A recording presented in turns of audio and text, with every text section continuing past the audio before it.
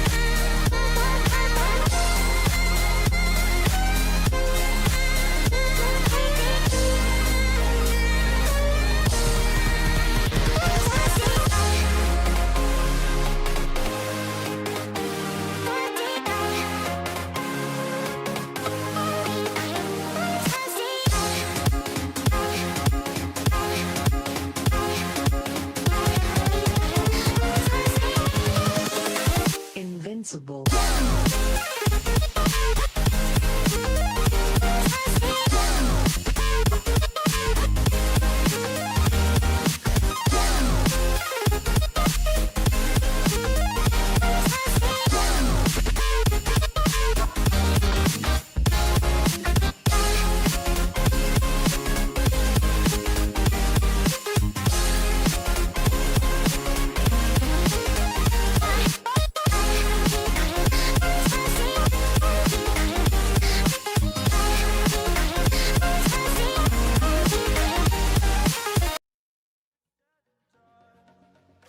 Ladies and gentlemen, welcome to the battleground. My name's Inferno along with Edge, and you're welcome to Asia Battleverse Chapter 2nd. And we are here back again with playoffs day number 4. And again, Edge, we all know that the air is electrifying and the matches are going to be super intense and amazing. Definitely. Final day of playoffs, and we've already seen these teams be really good on day 1, 2, and 3. So, fourth day, all hell breaks loose, of course. And some of the teams have already secure a spot in the top 8 qualifying to that grand finals, but the teams around 5th, 6th, 7th and 8th position, now they're still in that contention between those teams at 9th and 11th, 12th spot. So this day is going to be very crucial for some of the teams in these positions to confirm their slots to the grand finals directly from playoffs. If not, well, we all know what happens then. They will have to go through an intense last chance qualifier. Once again, that's for 2 days. So they will get 12 maps, but you kind of want to have that easy way out, right? You wanna get that early slot into the grand final, so you get enough rest and you also have enough time to strategize against the teams that are going to be playing off against you later on. Yes, exactly. That's the thing. But let's just talk about the event roadmap as well, shall we? So we know that we are on the playoffs stage right as of now, and we are having exactly 4 days, right? And then some of the teams which are not able to qualify to the finals are going to go into the last chance, and then we will be having the grand finals edge. The last final moment of this tournament. Again, this is going to be the playoffs day number 4, and teams need to step up, right? And as you were talking about that, only 8 teams are going to qualify, and only one favorite team will be able to qualify. So again, teams which are on #9, maybe on the second page, on the third page, they gotta step up now. They definitely have to. They have to, bring up their A game. It's high time for them to get themselves some more extra points, secure a spot in the grand finals. All I'm saying is the teams at the top also are not safe yet, right? I'm talking about Boom, Flash, Alter Ego. These teams, they have 100 points, something like that, but the teams at the 5th, 6th position, they're still not really far away. So anything can happen. Any changes can occur in that in the top 8, as a matter of fact. So you got to be careful. But for anyone who's still unfamiliar with the calendar date, today is the last day of playoffs. We started on 27th of October 2025. Day number 1 was fantastic, with Flash getting 2 chicken dinners, and then on 28th, EA with 2 chicken dinners, and then 29. Come on, yesterday it was a roller coaster of emotions. We've seen everything. As a matter of fact, a beautiful 1v2 from SkyForce. I see E Arena getting themselves the 3rd chicken dinner, and I believe teams like IC and 313 stepping up as well, especially ASI. I gotta say, this Pakistani team has impressed me. But then moving on, it's gonna be last chance qualifier for 2 days, and then the grand finals. 18 teams, 3rd to 6th of November 2025. On 6th, we will be crowning a champion of PUBG Mobile Asia Battleverse Chapter 2. Like we have seen day number 3, and which has been pretty exciting for us as well. And we know teams like SkyForce's ASI8, as you were talking about, these teams have great potential in them as well, and they were stepping up. And we have seen some of the amazing clutches on day number 3.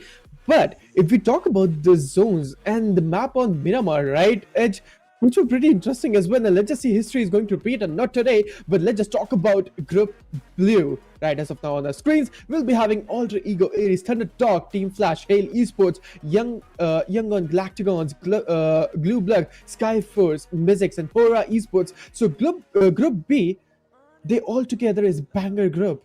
But are they the best one? But again, we have Group Green, Group Yellow as well.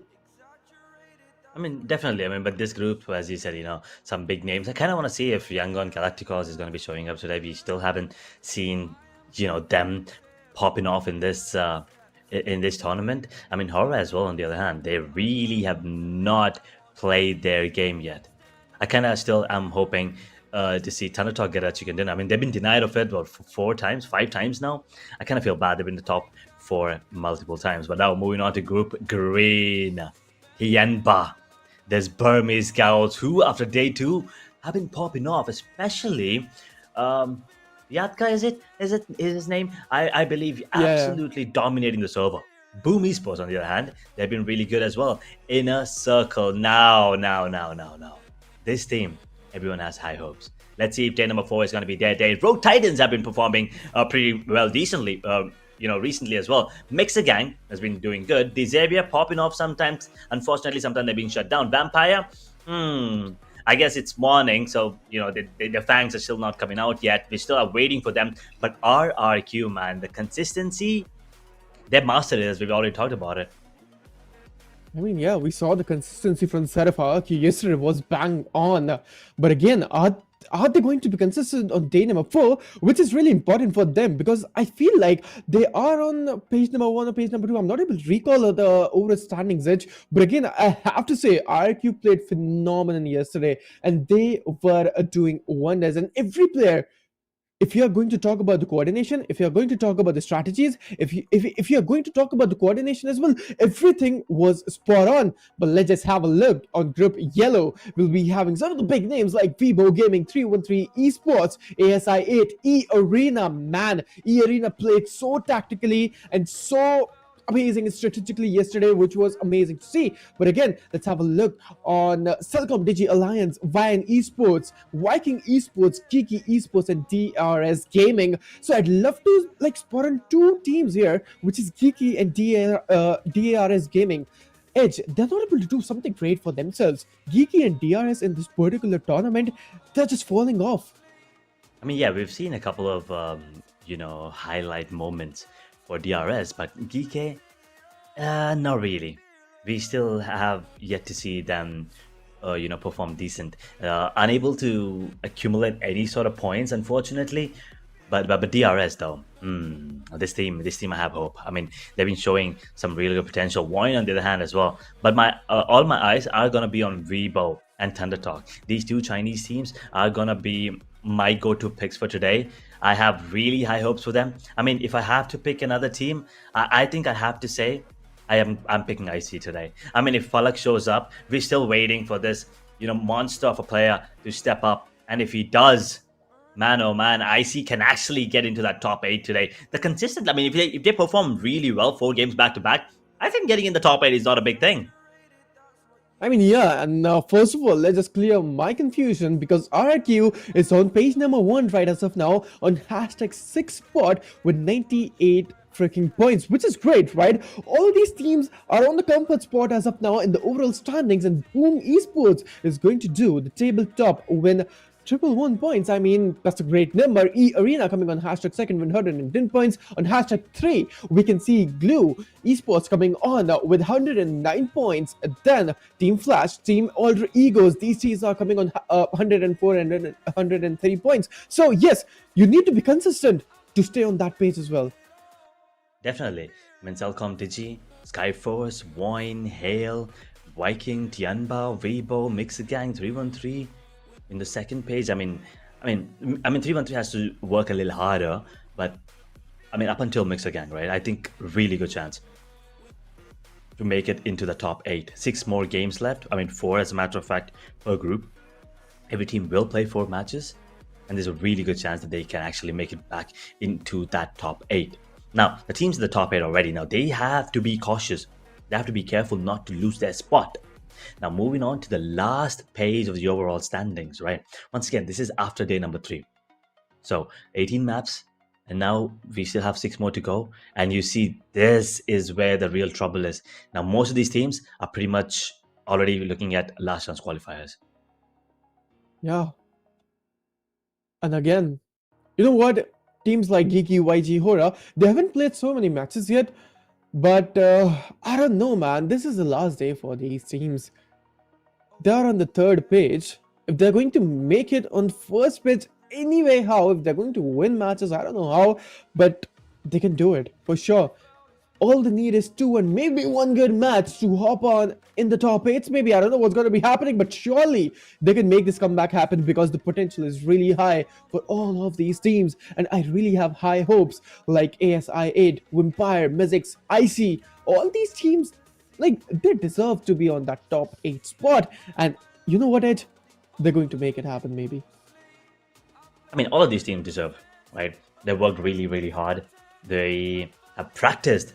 I don't even know how many hours, but I'm pretty sure they're ungodly. And yeah, I mean, all that hard work is definitely going to pay off, and it's about time that these teams bring out their A game and come out on top.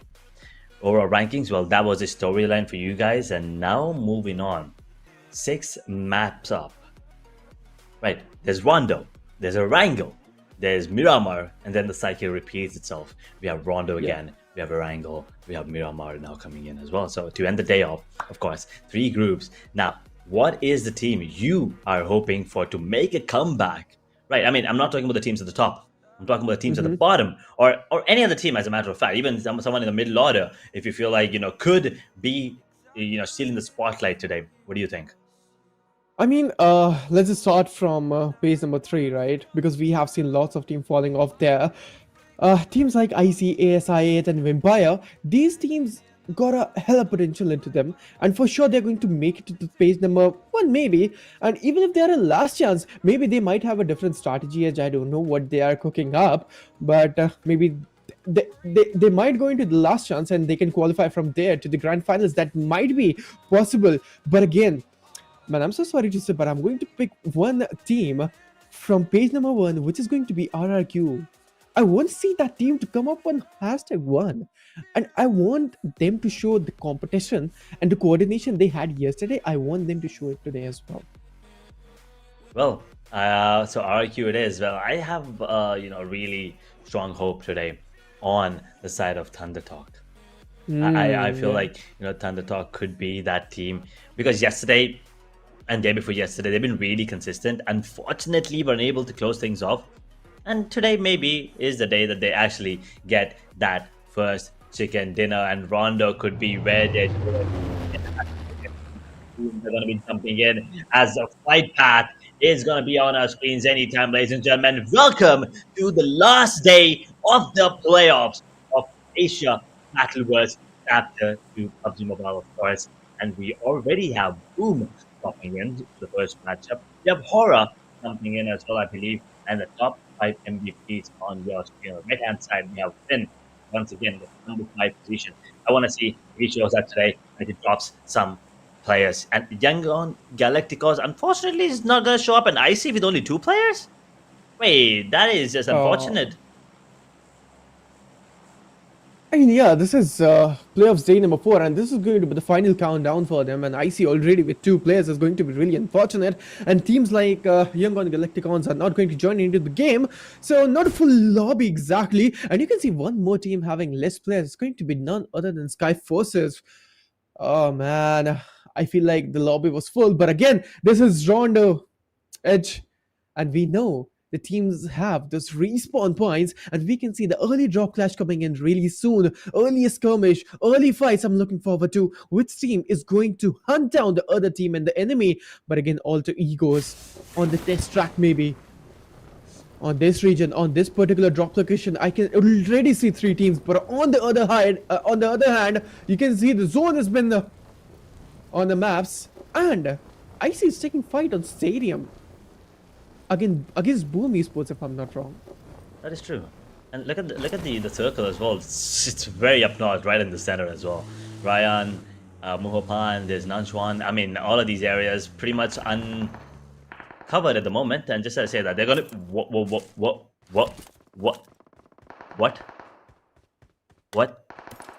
They're gone already? I see. Hello. Boom. What are you doing? They've already taken down IC, and now they're already, diverting their focus onto Tianbai. They eliminated one more player pretty early. I mean, here's the thing. Tianbai, at least they can get the player back, but IC is gone. There's just 2 players. Both of them are out of the server instantly. That is not a good start for them. Oh man, we have seen the first round mayhem already, and let's just see who's going to do that opening bloodbath from here. But again, you can see the Xaviers, 0 eliminations points, and I saw some of the players getting knocked out over there, and they have gone for the respawn point, which was a nice decision, and that was important to do so far. But again, I see, man, they already had a really big disadvantage having two players, and they're going to say bye-bye from the lobby and the server. Man, already very early heat into this game. But on the region of stadium, we can see already two teams coming into this fight. Tianba versus Boom, and there we have it. One knock coming in. And the finalization is also coming out. Tianba already lost one player. Boom. Looking really good, starting things off. I mean, they're sitting comfortably at the top of the table, and they're already starting with a bang. I mean, they want to make sure that the lead is going to be, kept on building. They don't want to stop whatsoever. They want to make sure that they show the other teams that they're here to play, and they want to, mark their dominance here at the moment, with just a couple of three, as a matter of fact. 3 elimination points. They're sitting comfortably, having already eliminated IC here. And I'm not talking about SkyForce IC, because he's still up. They do have a man disadvantage in terms of them jumping into the server. Just 3 players coming in. But apart from that, things are looking good for them as well. IC has been popping off. Sanchit has been once again picking up pace yesterday. Things could look good, but there's no stopping this team. Boom. They're picking players on the side of Tianba. And we can see some friendly rivalry as well. As you can see some of the players getting banned out. And we're already seeing some of the early clashes breaking out on stadium region. Right. But Boom Esports having already good 4 finishes from the start, Edge, which is a really good kickstart for them, and they're going for the spawn. They're going for the respawn. And they will be having the advantage from here. But again, are you going to lean towards any team from here? Because I feel like Boom Esports, they're feeling it, and now from here, if they're having 4 eliminations, they're not going to stop in. They're going to hunt more. They need more finishes. They need more eliminations. But Rock Titans will be taking fight against BG. And Burmese Girls, they lose a player there as well. I mean, they probably will be going for that recall system immediately. 16 teams still in. A lot of commotion already. A lot of fights, especially Boom just getting 4 immediately. Xavier will get that player back into the server, as well as Vampire on the other part of the map will be losing a couple. In the meanwhile, Xavier trying to see if they can find the players on the side of SkyForce here. Maybe go for a quick elimination. Maybe get a point or 2. I mean, it's a 3v4, so clearly advantage for the side of Xavier.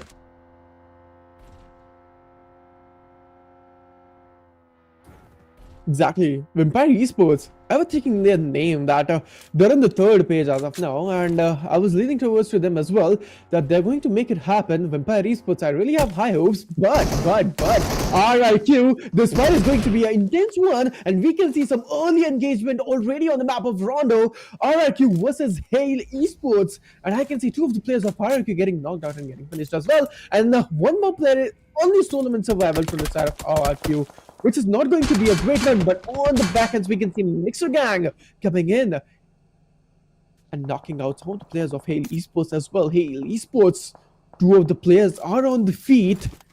The revival is going to be crucial.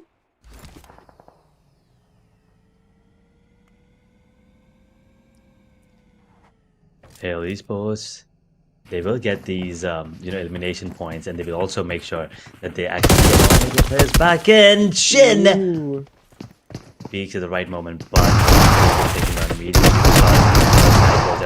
Ready for this one. ATI can he capitalize? No, he can't. He's gonna get taken down as well. Now SkyForce all of a sudden turning the table on the side of Xavier. Xavier, they're losing players. They're falling like dominoes. Now the only one standing is gonna be Lepers, is it? Yeah, it is. It's just him surviving right now, and he probably is just going to go for the recall system because he wants to play it safe. They can't afford to get taken out this early into the game. Hale Esports, on the other hand, they already have good 3 eliminations, and Tiger is the person who is going to get eliminated. I feel like, no, he's there. I'm so sorry. All the 4 mans of Hale Esports are still surviving, but again, Edge, Mixer Gang, the coordination and the gunpowder. is really spot on. And we have seen MEZIXS coming up with a great gun power. And this is what they are showing. This is what they're presenting to us right now. You can see Deadshot is going to get eliminated. MEZIXS is on the upper edge. They are on the higher ground. They have a pretty good advantage. And Tiger is also going to get knocked off. Edge. MEZIXS is on the roll. MEZIXS is definitely feeling confident coming in right now. And they could actually find one more hunt to hit. Ooh! Astromix is actually ready for this one, but he has, given away his position, so he's probably just gonna get taken out immediately. And MEZIXS, they have support, but wait a second, is that RIQ in the picture? RIQ is joining in the fight as well. Maybe go for a really quick finish here. Maybe get a point or two.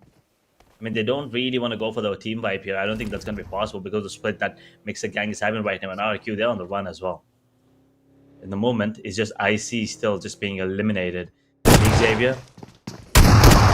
This fight is still happening. And SF, they are losing players now. And all of a sudden, Livis is in a 1v1. They do. But on the other hand, on the map, we can see Boom Esports coming in and taking fight against Flash. And the multiple fights happening on the same moment. But again, MEZIXS, I gotta say, that was a nice call decision. No hesitation at all taking fight against Hale Esports. But Hale Esports, they were ready for the respawn. Some of the players were just camping on the respawn, I feel like, and they have opted for that. And now Hale Esports standing with the players again. Ooh, but we can see Vampire Esports. They already have good 4 finishes, and I feel like they are hunting for more. And they're going to be taking one more fight at this skirmish. Who's going to win this one edge? Because this is going to be intense. Alter Egos and MEZIXS on the other hand. Their commotion has also started.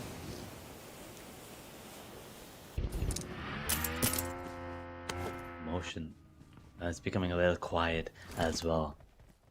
Alter Egos, on the other hand. This fight, this is what we were talking about, right? I mean, Alter Ego, a team that has been really confident. Wait a second, did Xavier get eliminated on the other hand? ThunderTalk. Now, putting the screws to the side of Alter Ego. Rosemary is on the run. He could get taken out. His car's burning. Has to be careful. He's out in the open and he's gonna get taken down. There you go. The star player on the side of Alter Ego is gonna be losing his health, and Alva gets taken down as well. ThunderTalk. They take down Alter Ego Ares, and all of a sudden, it's looking like a good day for them. 4 eliminations pretty early. 10 minutes into the game. I mean, 10 and a half to be exact. The stage 2 circle now coming in. ThunderTalk. 4 good points. I mean, it is. And Alter Egos. They had no clue that they got eliminated like that. That was pretty fast. They couldn't retaliate with that thing.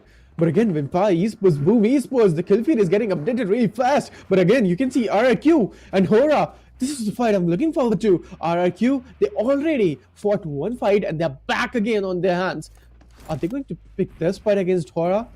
If yes, they might get good finishes because HORAA as of now they're not pretty confident and they've not been super good in this whole tournament. But Blue will be taking fight against Boom, and that's the fight I'm looking forward to. From the back end, you can see Edge. Vampire is taking shots and they're really they need the points and they need those elimination points. They do. Those elimination points, not just giving them, boost on the overall standings, but also a confidence boost. And that, I think that is what these teams are going to be needing at the moment right now. For them to make a jump on that overall standings, they need that confidence. They need to start believing that they can actually go into that top 8. Now this fight between Flash, Vampire, and Fire is going to get taken off there. Red Bull trying his best to go for this confirmation. He wants to make sure that he gets the point. Sun Jinbo is already getting taken down there. Unfortunately, Vampire with just 3 players standing right now. Recall system still available for them to go for this play. But other teams in the vicinity, that is Flash I'm talking about, confirms the frag on to Boom. Will be going and reviving his teammate Tops as well. I don't see VOIN again, GEEKAY, but yeah, hoping to see VOIN soon. They do, and they might do that as well. But again, 40 teams remaining into the server and 49 players are still there. maybe some of the players might get respawned. I'm not sure with that. But again, Team Flash, Burmese girls, look at these teams. They're just going to rotate into the zone, and there's there's a drop they can loot as well. But again, you can see the multiple teams, they're out of the zone and the rotations is happening on the same particular moment. And you can see RRQ, they're so diversified. All of the players are rotating so that it feels like. And Hale Esports is into the proximity, and they might pick a fight against Hale Esports. And if that is going to happen, Edge, it's going to be interesting.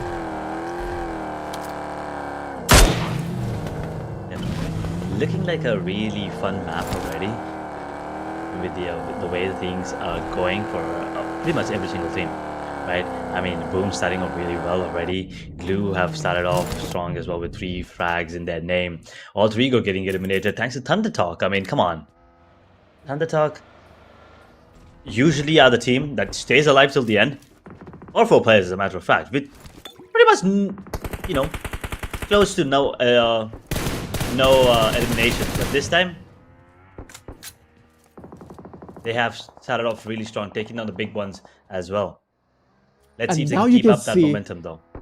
And now you can see that there is going to be multiple skirmishes going to happen on this particular moment, because this is going to be the stage 3 close in, and we are going to see stage 4 onto the screens. Smokes is the only thing which is going to give cover to them, or else RFU is just looking forward to them, and they're going to pick them off as well. Vampire is taking fight, and there we have it. MEZIXS is going to take fight against RFU in the seconds. Those sprays are coming, and there we have it. WWCOM coming up with the great spray and knockout, but on the retaliation, MEZIXS is going to knock out RQWWCOM, and he's going to get finalized and finished. This is appealing, this is thrilling, and we can see this match is going to heat up really soon. ThunderTalk, as you were talking about, this team is going to make a comeback happen. But again, are they going to make it or no? I don't know.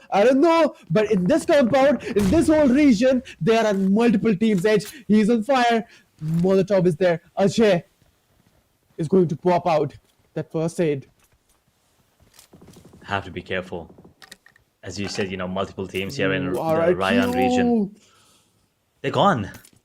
Ooh, the consistent team. Well, this time around, unfortunately, are going to be going out pretty early. But the circle is looking interesting.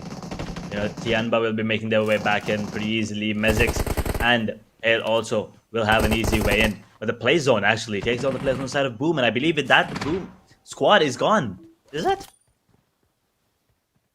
Yeah, I mean, no, there's just one more actually. The one more player still standing right now. But ThunderTalk now diverting their attention to the side of Vampire. Can they take this fight? Can they come out successful is the main question. It is, but HORAA on the other hand, you can see player 2 is going to get knocked off and finished off as well. Player 5 is the only Solomon survivor, Edge, and from here, I feel like going to go for that chicken dinner is going to be really easy. And HORAA, I feel like you guys are going for the last chance qualifiers. If you're going to perform like that, I have high hopes. But again, ThunderTalk is going to take some close range encounters. Vampire Esports, the Solomon survivor, and yes, he did take a one knockout. Nikodev on the other hand, TT is not looking in the great scenarios. TT is taking so much damage. ThunderTalk, they're going to get casualized from so many angles, and HORAA has been eliminated. Edge, this is exactly what I was talking about. This was point already. If they're going to perform like this, they are going to they're going for the last chance qualifier for sure. Ooh, you're right about that for sure. What a step up. But talking about stepping up, Lazarus on the side of you know, Vampire Esports. He's on a domination right now. He's absolutely popping, and I think that is a very good quality side of Vampire as well. And in the meanwhile, we talk about them. Boom gets taken out. I mean, they already have 7 eliminations sitting on top of the scoreboard. They don't really need to worry about, you know, how the game's prolonged from here on forward, but you still need to secure points. And the 7 eliminations, I think they've done enough for now at least. And the meanwhile, Hale gets eliminated in position number 11 with 26 players now still in the server. 17 and a half minutes into the game. Stage 4 circle coming in. We still have 10 teams. Keep in mind, Flash is still alive. There are multiple teams alive. We are down to top 10 teams and 26 players into the game, and we are not even 20 minutes into the game, and we can see how intense it is going. Dealing some of the damage, but this is going to be a regret for TT. That player is down. On the region of Ryan, there are multiple teams, and again, they need to be really careful. If they're not going to be careful, for sure they're going to get eliminated.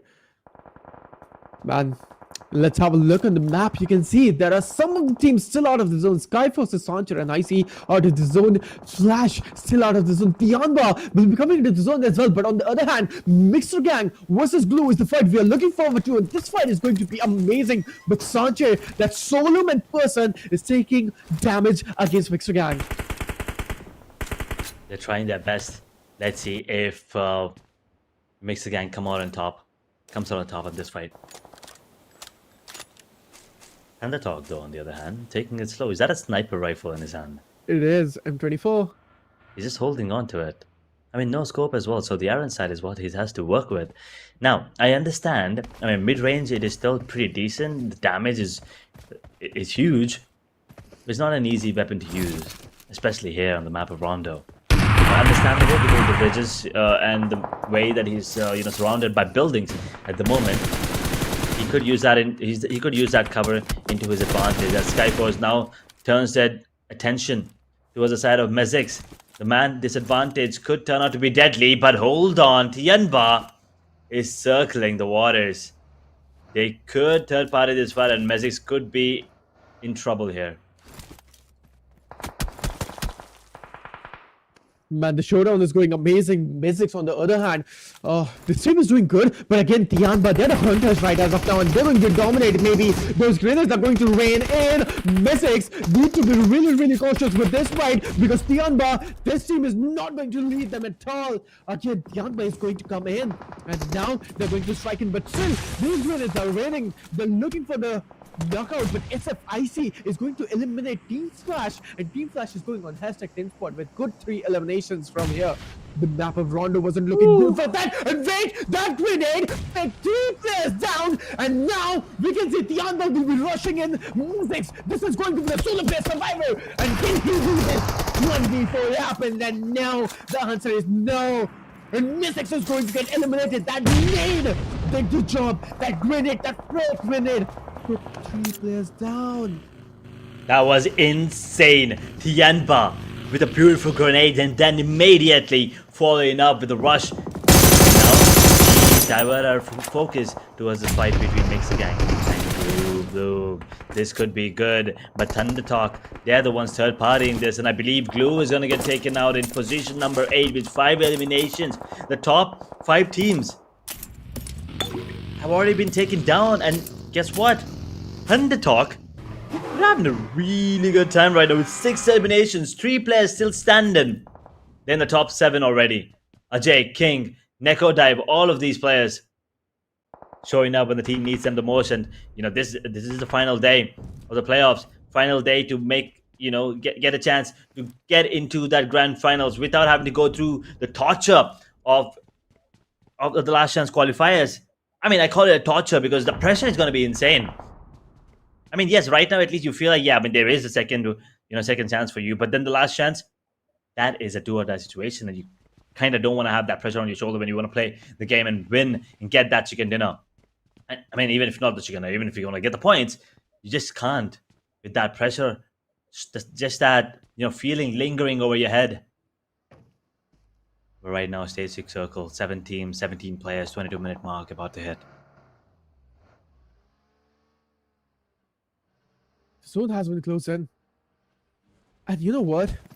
Army, Rock Titans are still surviving. I thought they got eliminated, but again, you can see SkyForce Sancher is going to be pushing in, and he's the one-man force, he's the one-man army right as of now. Tianba knows that one of the players is still not looking good, but IC is going to slam on the player, and this guy is going to be an amazing one. But again, this is skirmish. Who's going to win? Is it going to be SkyForce? Is it going to be Tianba? Because one of the players of Tianba has been already knocked out. That name was looking so promising, but Sancher is going to get knocked out in the fights. Again, oh no! No, Mixer Gang out of nowhere, out of the shadows.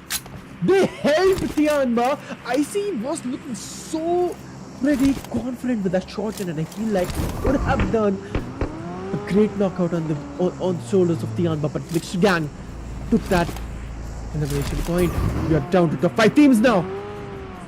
My God, I mean, as you said, I see his movement was promising there. He probably could have gotten that finish onto the player there, but then the Mixer Gang out of nowhere, as you said. Beautiful spot, beautiful timing, and positioning was obviously good. That's exactly why they have 10 eliminations already. And now look at this. VOIN, my ducks, is making his way back to his teammates. He understands the rotations are coming in from the different teams. He needs support. He needs to retreat. And Mixer Gang right now trying to fight the likes of Vampire as the grenades are going to be raining in. Lazarus, I believe, is the only one standing. And he's going to get taken down just as I say that. I mean, just as I say his name, he's going to get taken out. And Lilyatka, the most dangerous player for the side of Burmese Girls, if you ask me, for now, the most promising one.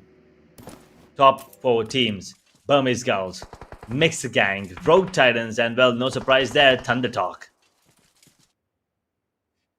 Indeed. Down to top 4 teams, and you can see BG Burmese Goals will be having 4 players surviving. Rock Titan, this solo man guy, I'm looking on the feed right now, and this guy, he's just surviving. The solo player took his team from hashtag 15 to hashtag 4, and maybe he's looking forward to that chicken dinner. But again, Edge, we can see Mixer Gang will be taking fight against TT, and this fight is going to be an amazing one. But again, who's going to be the victorious one? Who's going to take the glory to the home is the question. 20 seconds to the zone closing. Neither surviving at the moment. He has information on the team ThunderTalk, but I don't think he wants to pull the trigger. I mean, he could get a finish or two, but I think he's waiting for the right opportunity where he could actually get a finish or two plus a bit more position points. We've seen teams, we've seen players survive till the end, especially in situations like this, till the end. Maybe get 2-3 points extra just for surviving, and then get more points like this. But now Schneider in a 1v3, what are you doing? He's actually going for this, and Godspeed will actually be helping, but King immediately with the trade there coming in, and ThunderTalk, another unfortunate situation. 6th time that is. They have been denied the #1 spot yet again. I mean, yes, this time around they have decent number of eliminations, but my God, they were so close yet again. Top 4 with 3 players standing and plenty of elimination points, but they're gonna get taken down. Schneider getting 1 out of that fight, getting 2 as a matter of fact, because of the position point that they will be getting, because ThunderTalk has been eliminated. Now we're down to top 3 teams. Burmese Girls with 3, Mixer Gang with 3, Rogue Titans with 1. Actually, Burmese Girls can actually get their player back on his feet. He's bleeding, but not out yet. Indeed it is. And Burmese Goals is looking really strong as they are having 50%. They're having the chance to 50% win this game, which is really high. And Mixer Gang, on the other hand, I have been talking about this team lately a lot because I know this team, there's one more special mention, which is going to be Team RT, Rock Titans. Man, Rock Titans, I gotta say that team, that solo player, brought his team from hashtag 3 already. And he might take that chicken dinner solo.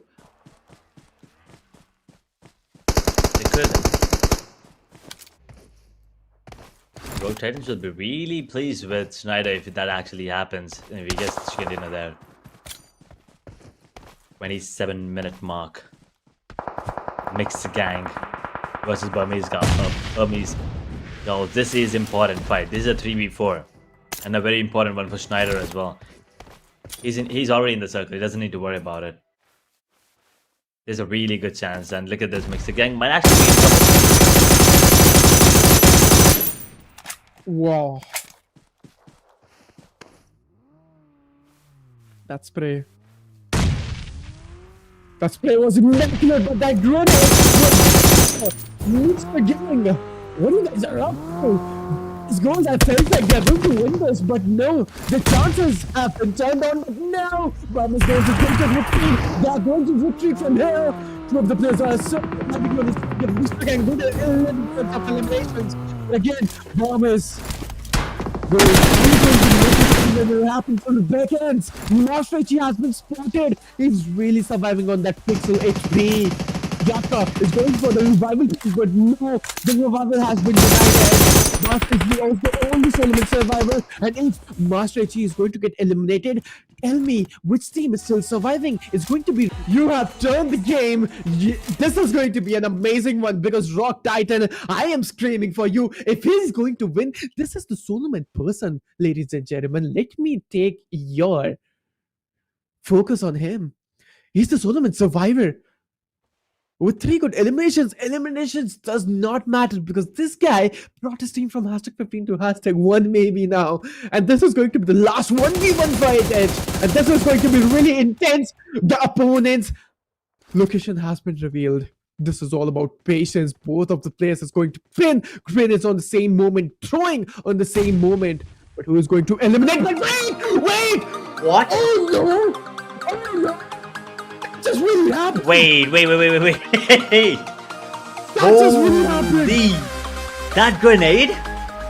And then he just walked out? And then he just walked out of there. He's like, yeah, I got that. Boom. Oh no. Oh, that was cool. no. That was aura farming. That was straight up aura farming by him. Man, oh my god.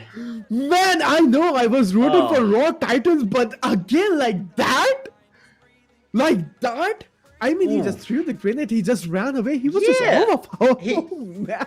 He was not even looking at it. He was like, you know those movie scenes where you know that the protagonist just comes in and then turns around, walks away, and then you see an explosion behind him. That is exactly how it looked. He just threw a grenade, Man. just walks back, runs back casually, and I'm like, oh wait, he's actually repositioning. And then, excuse me? You can't do that. That was Man. insane. I mean, how many points is that? Did he? I think he single-handedly got 10, 11 points for his team, maybe 12 actually. That is ridiculous. Oh man. And you know what? That grenade was in air. It did not touch the ground. And that's why there were no sound clues. Right? I mean, PUBG gods wanted him to win maybe. And that single minor second, I mean, the grenade was in the air and then it bursted on the head of the opponent player and he's just down. I mean, that's funny on the other hand, but still, win is a win. Win is a win. I need a minute. I am lost. I'm at loss of words. That Speechless. was something you don't usually see. I mean, yeah, we'll talk about the side indeed. Schneider with 2 eliminations. Yeah, he only has 2 eliminations, and both of them he got in the final 5 minutes of the game. Vietnam with 2 eliminations, and Lai Bang with none. Tokyo with none. Oh yeah, this team only has 4 eliminations, but guess what? They got the chicken dinner. I mean, those points are gonna help them for sure. Not just in terms of overall standings, but the way Schneider played, the discipline. I mean, this tells you why they are world-class players, right? This is exactly. No. He's not the MVP. No. I disagree with this. I think you have to put Schneider as the MVP. Those plays. I mean, fine. Statistically, you can't beat V6 My Ducks, but the way Schneider played, man. But we'll talk about him in a second. 1,019 damage dealt, 1 assist, and a survival time of 27 minutes, 11 seconds, 3 knocks, 185 heal, and 6 eliminations. This guy was, I mean, he was probably the favorite till the end, right? Until Schneider pulled out that amazing rabbit out of the hat. Kind of miracle there. But Mixer Gang, I mean, gotta feel bad for them. They were in a position they in and, just pulls out that move. Come on. Man.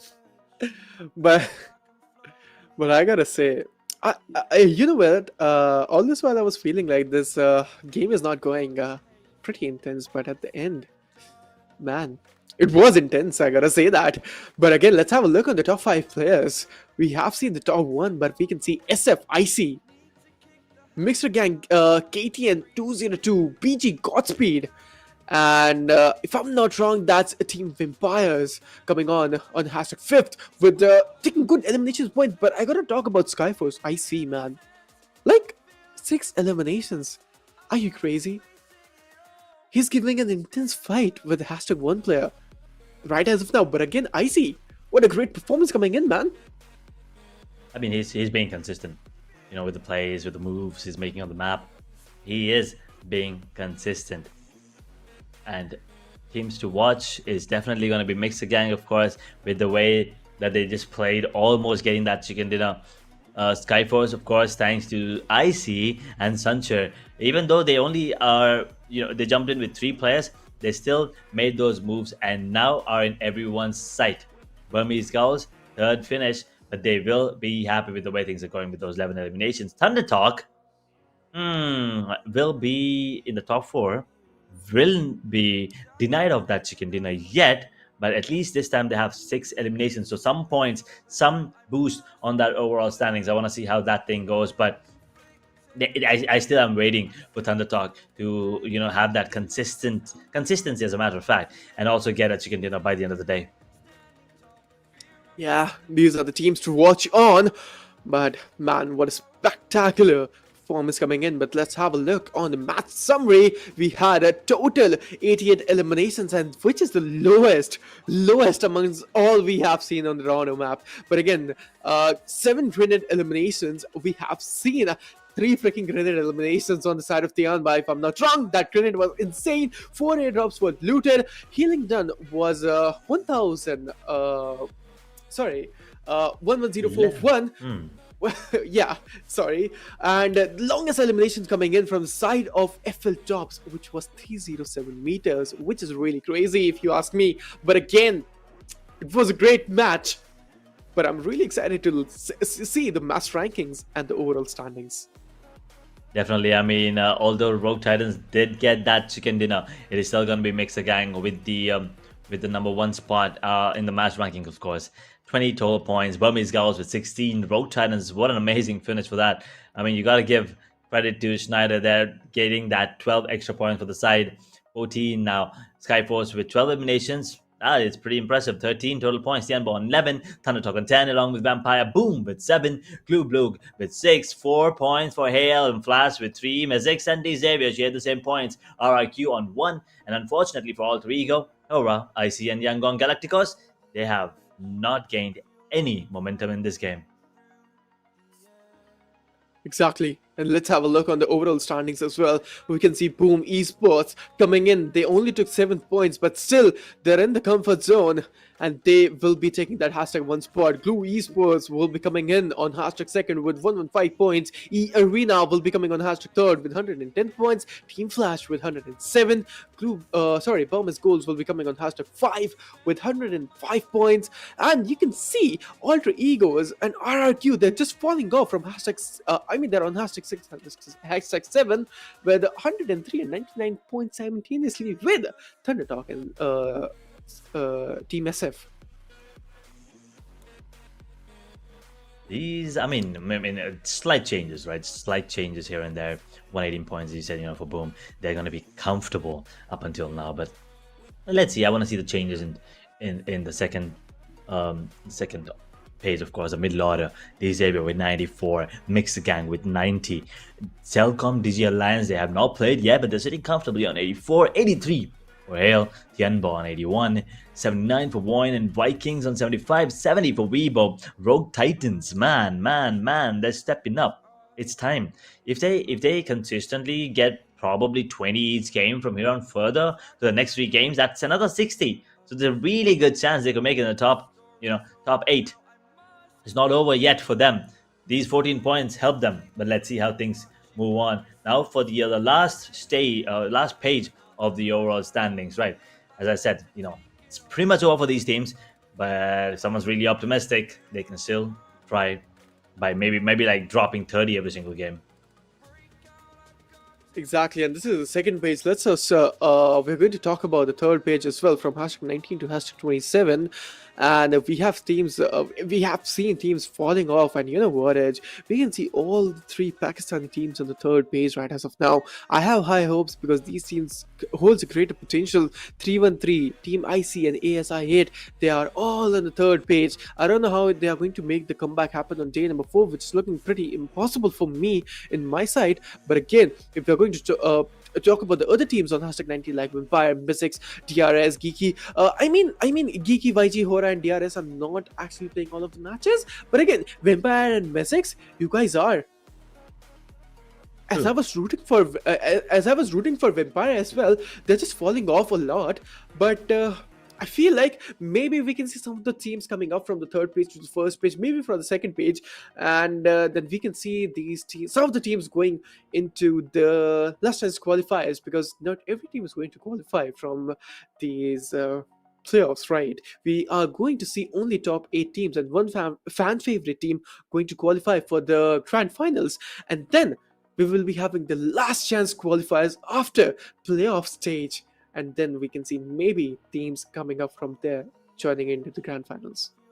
Definitely. And with the way things are going, I mean, now there's still so much, there's so many contenders still for that top 8 spot. So I think it's still too soon. Probably, maybe 2 more maps, maybe 2 more maps. I mean, by the time we are done with the first cycle of Rondo, Erangel, and Miramar, I think we will understand at least, few teams who are going to be making it through, right? Maybe top 2. They probably will not be knocked out below 8. I mean, if they do, well, then that is just unfortunate. But for now, we are done with 1 map. We still have 5 more to go in the final day of playoffs. And as you said, top 8 plus 1 fan favorite team will be moving forward directly to the grand finals. And Rogue Titans with that chicken dinner. Let's see. I mean, not a lot of elimination, so I'm still a little worried of how things might turn out to be for them. But it's time for the classic map. Erangel, as the flight path is going to be on our screen any second now. This is match number 20. I mean, this is probably one of the last times that we will be witnessing Erangel in the playoffs here. And I mean, we're starting a little west of Stalber and dropping towards Quarry. Let's just go. This is going to be a one-sided flight path route on our screens, but again, this is going to be the classic one. This is going to be the Erangel map, ladies and gentlemen, and YG is not going to join in. Pretty much a full lobby. All of the players are into the server, and you can see YG is not going to join in. That's pretty sad to me, because that team holds a greater potential as well. But again, you can see flight path. There are some people go on nowhere, drop on power. This flight path is not fruitful for them, because they have to make a greater rotation towards nowhere of no enemy military base. Yeah, I mean, it's pretty far away. Oof. I want to see if any team actually goes there. I mean, we've seen, a lot of teams yesterday actually make their way there, but today, the circle. Come on, man! I was expecting a different circle, like maybe towards military base. You were talking about it. Oh God. But yeah, I mean, looking at the circle right now, and looking at the way things are already going, right? Game number 1. What do you think? How do you think? Teams like, let's say the ones on our screen, ThunderTalk and RRQ. I mean, how do you think what do you think is a mindset right now that these teams are going to be coming in with? I mean, it's all about the consistency, as we are talking about, and patience, right? These teams know how to take the fight, and as you're talking about the mindset, again, they're dropping in, and they're going to make a drop clash locations. Again, both of the teams are going to take fight, right? They're not going to fall back, because they know that elimination points is really important, and if they're getting that early fight, they're going to encounter it for sure.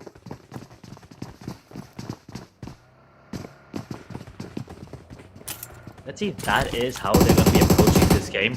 because I feel like they're already going in for this fight and they're not going to be avoiding it.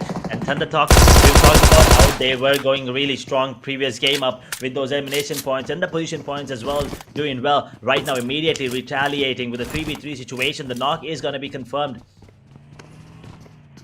Actually, at least they're trying to go for the confirmation, but I don't think it's going to be coming in time. RIQ immediately going for that revival, and now YouTube.com is in a good position there. RIQ still with the man advantage.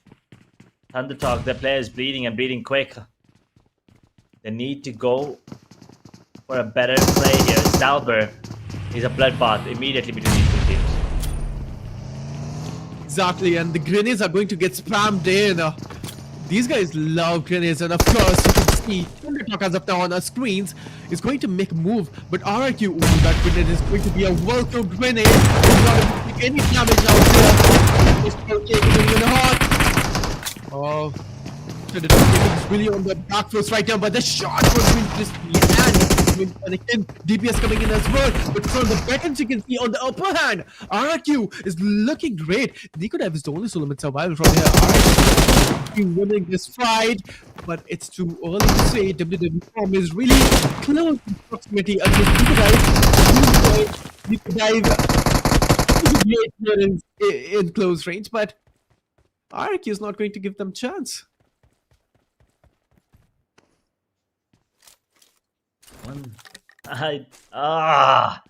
I am in agony right now.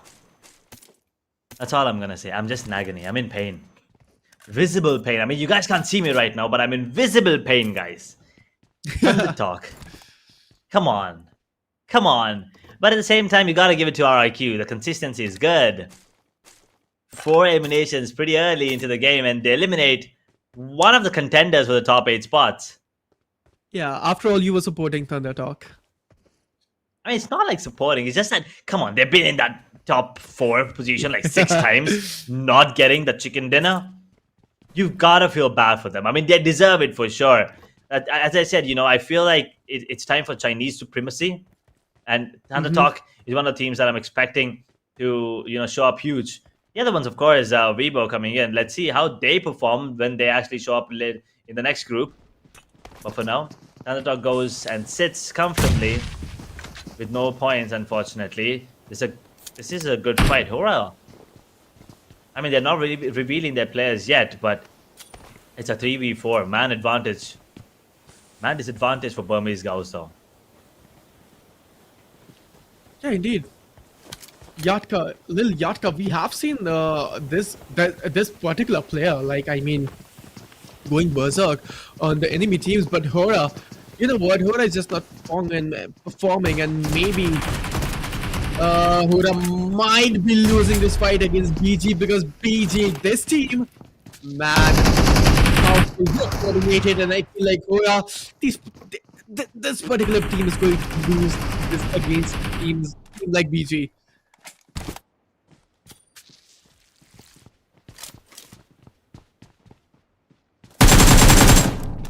This is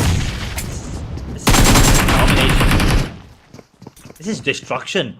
Even the man under the midfield. Well, look at this move. Both the blocking man, no plus. All of a sudden, absolutely destroyed. They get decimated. A man disadvantage. And I mean, yes, they lose another player in the course, but of course, they eliminate the entirety of the squad. 4 eliminations, and HORAA Esports, they are going to be out of the picture pretty early again. No points, just 1 actually, as a matter of fact. But that said, as we now divert our attention towards Tianba, they will be taking down the players on the side of Flash. The trades are there, and now... the trades are there, but there's just no more players alive. Tianba's gone as well. No eliminations. Erangel turning out to be a disappointment for some of the teams. It's looking like that, but Rock Titan is coming up close personal as well, and Rock Titan, one of the players, is going to get down as well. I mean, the starting fights, the early skirmish, we can see coming in. And the aura all over Erangel is going to be crazy. They're not going to stop in, and this is the early chaos. This is the early action we were looking forward to.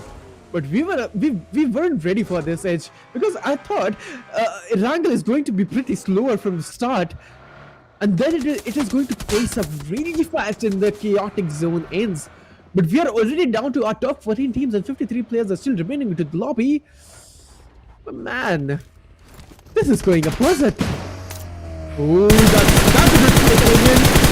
Esports and Rock Titans really close to each other.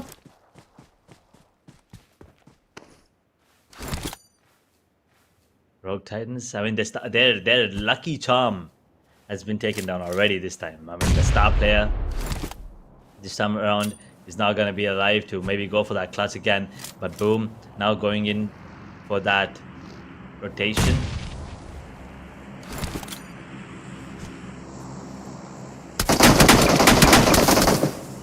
Tokyo in a bit of a mix here. Ruins could actually be ruining Rogue Titans, as they will get one trade immediately. Fire.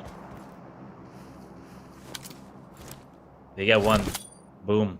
Now slowing things up. Tokyo is bleeding out quick, and boom with the support immediately. But wait a second. There's Xavier looking to join the party, but Libong. What a grenade they're coming in from Boom. He will be back, healing himself up, but now he's the only one standing as well, because Vietnam also is the deck. As Tokyo is confirmed and gone out of the server, things are not looking good. It was really close one, I gotta say that. Man, and you know what? LT Libang is the only someone survived from the back end. So you can see one more team is going to join in. This is going to be none other than the Xaviers and Boom Esports. Are you going to stay here? Because there's one more team going to join in, which is going to be MEZIXS, and MEZIXS is going to join in as well. Rock Titans, this is the elimination for you all. MEZIXS. This is what I was ready for. And this is exactly my point, was the climax of the storyline. We can see Edge, because we can join in the battlefield.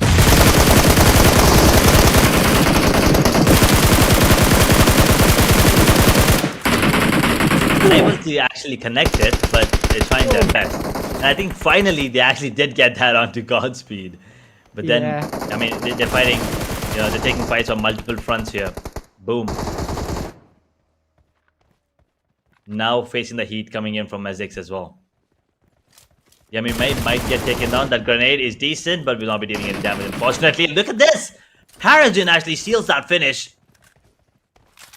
onto the player of Burmese Girls. Godspeed's gone, and now MEZIXS, they have to be careful as well, because Xavier might want to, join this fight. They might be coming in hot, and Lewis gets taken down. There it is. He drops out in the open. Now this is going to be scary for them, and the rotations are going to be coming in immediately. MEZIXS realize this, and they're going to be going for the rotation as Paragon Ripley going in for that trade. There's going to be a counter trade immediately, and now Xavier on the back foot as they lose two players already on their knees, bleeding out. Where's the support? There are only two more players, but I don't see them on the map. They're coming in. Shin and NTI. They're going for that rotation. They're going for Paragon first. Exactly, you can see RQ is actually fight against VOIN as well, and MEZIXS, two of the players have been knocked out as well. This is not looking good for them. They need to go for the revive point. Smoke in, guys. Smoke in, and you guys gotta revive as well, and gotta run away, because from the Peckins I can see coming in, which is going to be the Xaviers, and of course they are going to make a huge difference in this fight. But RIQ WWCom will be finishing off Mixed Gang Test, which is good. But again, the Xaviers from the backends, there's one more team approaching, which is going to be Boom Esports. This is, which is solo man survival, but again, he's enough. Smoking in, really close, still not spotted. 1 minute, all it takes to eliminate the whole mixed gang. Sorry, MEZIXS. But again, is this going to be happening or not? That's the question. MEZIXS. I mean, important fight. This is very important for them. Not just in terms of points, as we've all talked about it, right? The confidence is going to be building up if they take them down, and I believe, Boom are in a desperate spot right now. MEZIXS did lose 2 players in the meanwhile, but 6 eliminations already. Boom with just 1 more player standing. They're getting points, but at what cost? They're at the top. And so that is why I feel like they are actually just chilling and trying something different here. This is not the kind of boom that you see. This is not the boom you saw in day number 1, day number 2, and 3 as well. Deadly grenade.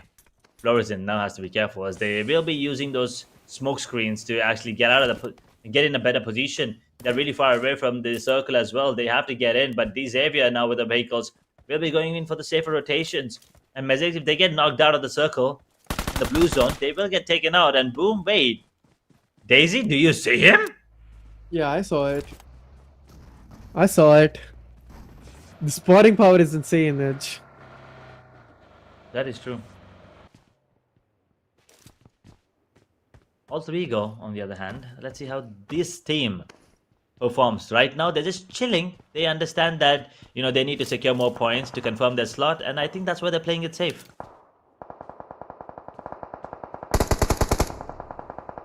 Alter egos. They already have one elimination into the points, but Vampire Esports really close into the proximity. But you can see Blue Blood Esports will take some of this praise into the open. But again, if he would have knocked out that player down, man, what a God's parade could have been. But again, that's really hard to do so far. But let's just see what they're going to do. Matic, oh man, that's really low into the HP. Some of the head conditions coming in. But again, on the other hand, you can see one more team approaching, which is going to be the Pakistani team, Team IC. Ooh. Intensity is rising.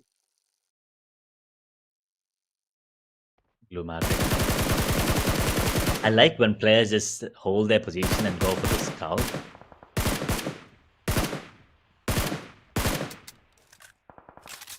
This is good information being gathered by Glue. They have no points at the moment, so they kind of want to play it safe.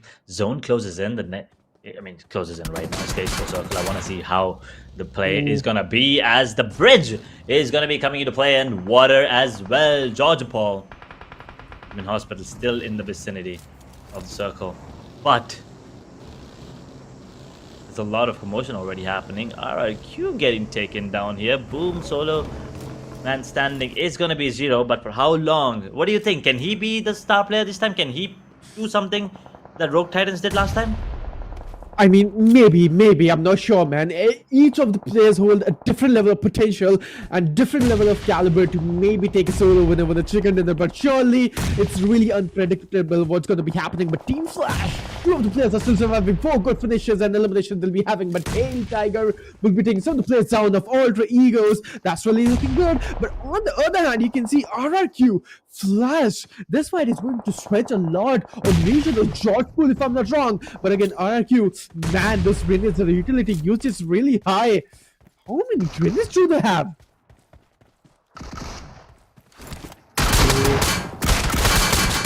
Oh! It was Alter Egos Rosemary from backend taking that knockout edge. It wasn't RRQ.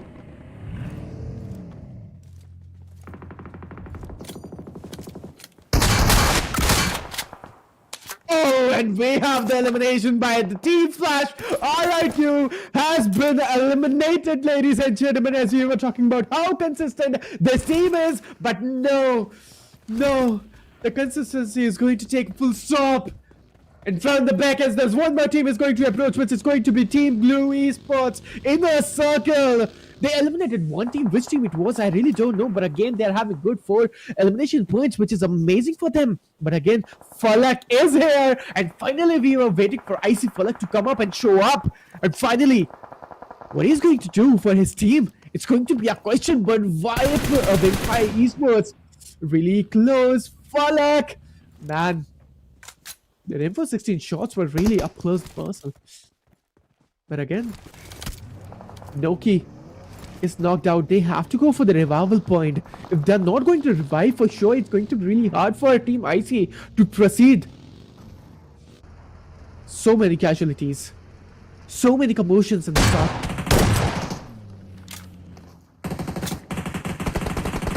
I see. Ooh. I mean, I'm just happy to see that they came in to this matchup with 4 players, and now Red Bull. Red Bull just saw his dead there, and T24 OP is gonna be dropping as well. I see this time with a better finish at least. I mean, with 5 eliminations, I'm kind of happy. I kind of am happy to see that one coming in, and also happy to see Palak joining the party finally. Expecting more maybe next time, but this is a good, a good move coming in from them, especially after game 1 that did not go out so well. But let's see how things go from here on. For the other teams now, 9 teams, 20 players still in the server. All right, again, alter egos. They're resting on #7 if I'm not wrong, but again, they're not in the better spot because only top 8 teams and one fan favorite team is going to going to get promoted in the grand finals. So alter egos, you guys maybe need to step up a little, or else you're going to get decimated into the last chance qualifiers, which is not a good news for them. The Xavius is really closer to the proximity. BG Unknown is the only Solomon survivor. Mixer Gang, so 2 of the players are still surviving, but again, alter egos, really powerful. Man, those head connections are looking promising. And again, the Xaviers, I mean, this is one of those kind of lobby that you cannot do anything without smokes. You need to do a smoke screen. And on the other hand, Boom Esports have been eliminated. That is surprising. I mean, yeah, even they are doing a tabletop, so they're in a really good and sweet spot. They're comfortable, even if they're going to get eliminated today in 2 matches, and if they're not having good day, still they're going to get promoted into the grand finals. And they're not going to get disqualified to the last chance qualifiers. So they're in a better spot, but Blue Blood Esports on the other hand having 3 good finishes. I mean, not so good, but a decent amount of finishes they're having. We are down to 8 team, ladies and gentlemen, and 20 minutes into the game, who is going to win this one? Because this match is going to turn out to be little pretty intense. Whew. Team Flash, Solomon Survivor, PG Solomon Survivor, TX Solomon Survivor, a lot of teams. They're solo surviving, and as I'm talking, they're getting eliminated. BG also has a Solomon survivor, so they need to be really cautious. But Team Flash is going to say bye-bye from the lobby, and they have been eliminated. Down to top 7 teams already. Mixer Gang is really close to a drop. They might enjoy that royalty of that drop. They might get level 3 helmet and vest, which is going to help them a lot in the further fights and the last zone fights as well. But yeah, pretty quiet now. Rosemary is going to destroy the vehicle. Is going to destroy and burst the tires of the Dacia.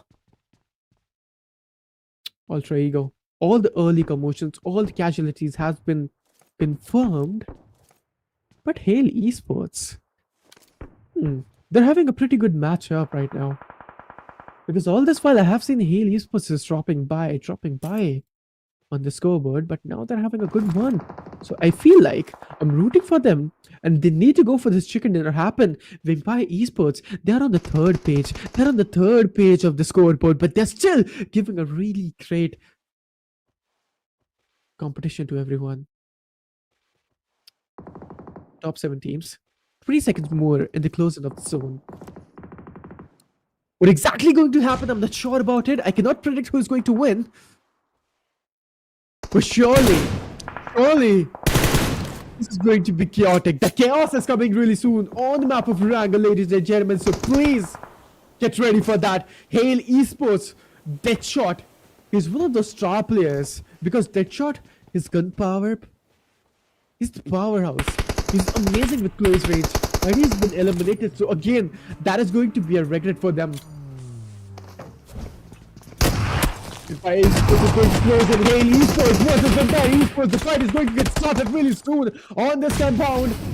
They're going to spam those grenades. They are going to spam those molotovs all over the compound. Hail Esports Tiger is going to knock out Hail Esports 7787 is going to get retaliated from the side of Alter Ego. Rosemary, man, this guy is just absolute beast when it comes to the 3rd party. I have seen Rosemary taking some of the players down from a larger distance, but man, what is happening in this match? This is going to be an amazing one. 2 of the players are still trying from the side of Hail Esports. 1 good elimination point by Esports. Hail Esports, they are really close in the same compound. Tiger Did he make it happen? Hail Esports, I was just talking about it was looking good for them, but no! Vampire Esports! They're Ooh. going to make the move! They're going to make it happen, Edge! And we are down to our top 7 teams! And this is going to be stage number 6 already. Hail. Solo man surviving. Azurix, can he pull out the impossible? Can he probably take down a few more teams? Probably take down a few more players. Get more points for the squad. It's looking unlikely, but it's still not over until it's over. We still have the water in the circle. And the good grenade. I can see that grenade being cooked. Ooh, barely. Azurix is going to be counting his lucky stars there. Barely just surviving. And good, the incendiary there as well. I mean, if they want to go for the move here, Sun Jinwoo and Lazarus, they can actually go for this play. They can actually take him down. He's the only one standing right now with a lot of teams circling the waters, as I said. Good grenade again, bit of damage, but it's not over yet. A good counter grenade actually. Sun Jinwoo will go for that revival immediately, and Azurix, if he can maybe land this grenade, it's gonna be over. Oh, that wall saved him. But no, that wall. Wait a second, it's not him. It's Burmese Gauss confirming that, and immediately he goes for the loot, and the grenade is gonna be cooked up. And now all of a sudden, Sun Jinwoo is the solo man surviving. Vampire Esports on the verge of getting eliminated here. And Hale, well, they could possibly be getting more points thanks to this, but the point will be stolen. Azurix takes advantage of the situation that Vampire is in, and they get eliminated in position number 7 as we move down to the top 6, and 11 players still surviving. Alter Egos could possibly be the one taking it all away with the 3-man standing along with Glue before eliminations already. For both of these teams, as a matter of fact, they're going against each other right now. So one of these teams could possibly be getting eliminated. Good grenades though, coming in, Snape. But Rosemary, wait a second, where is Unknown? Where is this player? How is he just stealing finishes? I mean, he is at this particular moment. And is he still surviving? Yeah, he is still surviving. But again, Alter Egos, the storyline for them wasn't looking great from the start either. But Alter Egos Snake is still surviving along with Moana. Are they going to make it happen or no? That's a question to arise. But again, Molly is going to connect there. Ooh, that Molly is going to give a huge damage. They're just barely surviving over there. He's going to pop out that first hit, which is really important. But no, he was popping that energy drink. And we are down to our top 5 teams, and Alter Egos is going to get eliminated on #6 with 4 eliminations. Gone. Top 5. The Xavier 1-man stand in Hale 1 man. Burmese Gauss 1 man. So there's a really good chance that Glue Blug could actually be the one coming out on top with the man advantage. Mixer gang. That's the second time they're in the top 5. Back to back as well. But we've seen what happened last time, right? Do not count these teams out yet. Do not count these players out yet. Azurix is lurking. The Xavier, I want to see who that player is. It is Nate TI. Just holding on. And the player on the side of Burmese Gauss as well. I believe it is Unknown. And he is in a situation that is kind of scary. And Netia do really want to take this fight. 3 players there, by the way, on the side of Glue Blue. And all of these players are already in the circle. 30 minutes before the circle collapses and go for another, stage 8, of course, coming in. For the grenades, 2 is all that he has. He does have a couple of smokes and a couple of Molotovs to work with as well. But Glue-matic, I want to see where the circle, advances to after this. How does it collapse? They're out in the open. The grenades are going to be cooking from both these teams. Deals a lot. That was good. Nate TI standing true to his name. Dealing good chunks of damage. And the circle still in his favor. The circle is into the favor. But again, the Xaviers, they've been really consistent amazingly. They play amazing. Glueblug really close into the proximity, and I feel like Glueblug will be taking this chicken dinner because they have been really crazy. And the coordination edge, if I talk about, they have shown a great presentation of the strategies as well throughout the match. But again, the obstacles are there. These enemies are not going to let them win that easily because they want to steal that winner with the chicken dinner. They need those points. Pretty much silent now. But I'm really going to talk about BG Unknown. Man, that guy, that player, particularly, he took so many finishes, all just because of third party. He took so many players down, and I feel like, I don't know, but I have seen 2 times his name. He knocks out the players and finalized one player. So yeah, he's doing great for his team. And there we have it. There you go. He just finalized one more player, and there we have it. He just eliminated Hale Esports, and he's been down as well. Oh yeah, he's gonna get taken down immediately. Well, now we're down to the top 3. Glue Bloke, Xavier, and MEZIXS. Well, Xavier, is it Netia's time? That's the only question I have in my mind.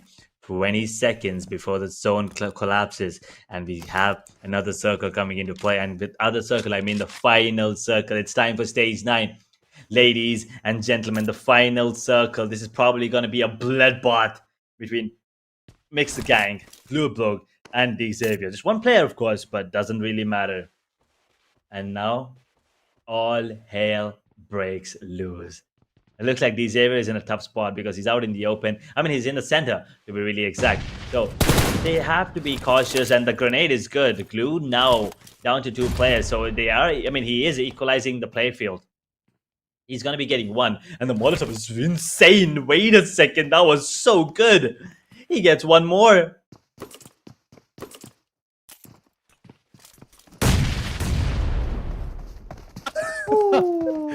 The grenades are so precise, but I'm gonna say that, and this is going to be the stage number 9 for you all, ladies and gentlemen. This is going to be a 2 versus 2 fight. Blue Blood versus MEZIXS. The fight it is. The fight has been initiated, and let's just see who's going to win this one. MEZIXS. Those grenades are already looking so promising, and again, they're going to spam those grenades again. MEZIXS. The shotgun is out already, but again, you gotta be so cautious because Blue Blood, those grenades are already so freaking precise. He already spotted 2 players. Is he going for the AR? Is he going for the shotgun? Which gun he is going to choose? And he's going to directly jump in. But wait, which was the team who won? Which team it is? And this is MEZIXS with big phenomenal chicken, and that was so close. Again, we saw a close match edge. Oh god, my heart is pounding already. What is happening on playoff day number 4, man? Everything is just so close. MEZIXS this time, they are not gonna be denied of that glory of the chicken dinner, and they finally get it in their favor. I mean, for a second, it was scary. It was scary. Don't get me wrong. It was scary. I was like, maybe MEZIXS, you know, for the second time in a row, back to back, they'll be denied of that chicken dinner. But now this time around, they're like, yeah, we are confident. And that move, as you said, you know, picking up the shotgun, jumping out. I mean, the timing and coordination was pretty darn good between those 2 players on the side of MEZIXS. Gotta give it to them. But yeah, I mean, everyone else as well. It was pretty intense in those those last few circles. Stage 9, stage 8, stage 7 is as well, if you ask me. And then everyone played their part beautifully. I think once again there are going to be some changes, some major changes on the overall standings. Those teams at the top, they have taken a hit yet again. ThunderTalk. After the previous game, I was expecting them to step up, but this time around they were not situation to do so. But moving on further, we still have 2 more games for all of these teams. We still have more games for other teams, of course. We still have not seen, 1 more group joining in. So we still have 4 more games left. But if this is how, games are going to be ending, I mean, we got to be cautious. We got to take care of our heart. These games are getting intense. I mean, nail-biting situations. If I tell you, and I'm just speechless, man. We have seen Rondo being so close, and again, this match was close as well. My heart is beating, my heart is pounding already, but you can, let's have a look on the team stats. The winning team stat, which is going to be MEZIXS. They're having just 3 finishes.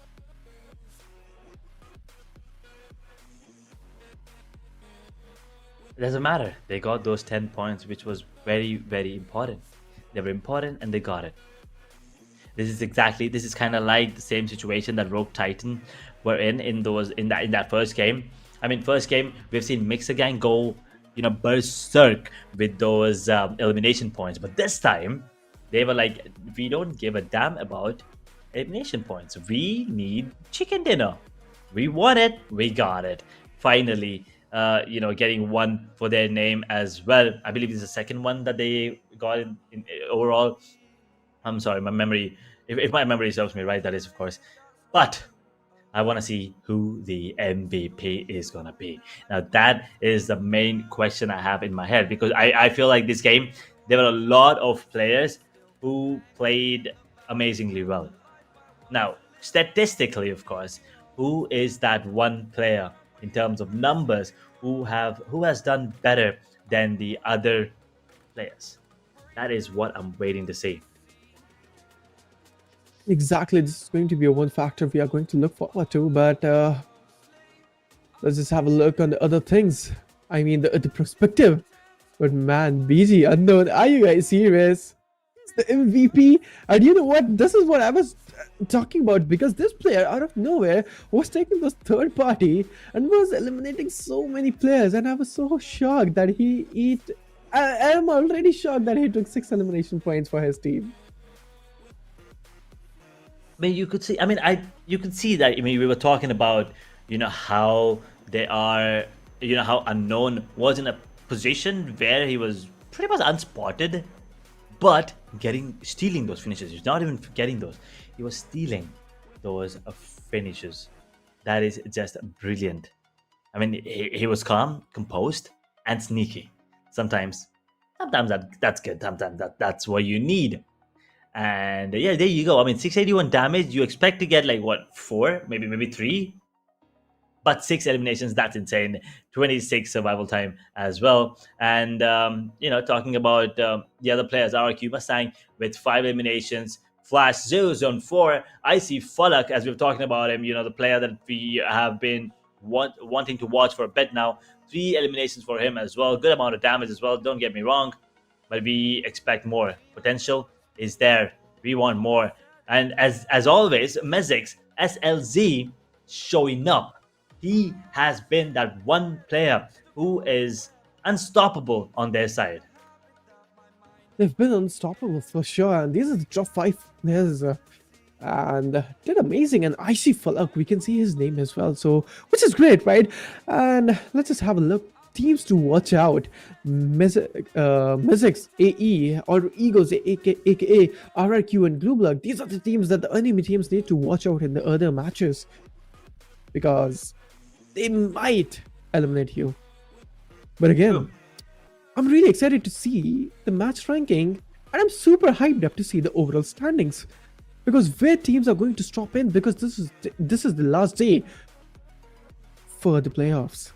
This is definitely the most important day for a lot of these teams, because they kind of want to make their way into that grand finals that we've already talked about it, right? And talking about the match summary, it is going to be 66 eliminations in total, 3 grenade eliminations, 1 A drop looted, 6,589 total healing done, 1 vehicle eliminated. I believe we did this, witness that, the player just watched the vehicle run over him. That was kind of sad there. And longest elimination, once again, it is Falak himself, 376 meters coming in from IC Falak there.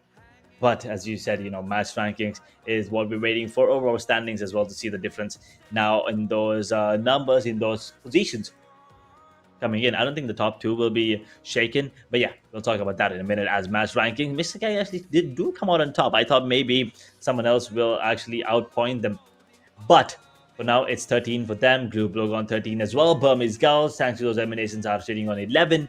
Xavier almost got that chicken in at the end in 9. Team Flash on 9 as well, along with RRQ. Vampire with 7. Alter Ego and MEZIXS sit comfortably with 6. Hale with 5. Icy, good to see some numbers. 5 as well. Boom with 4. Pretty early into the game again, getting eliminated. Unfortunate. HORAA with 1.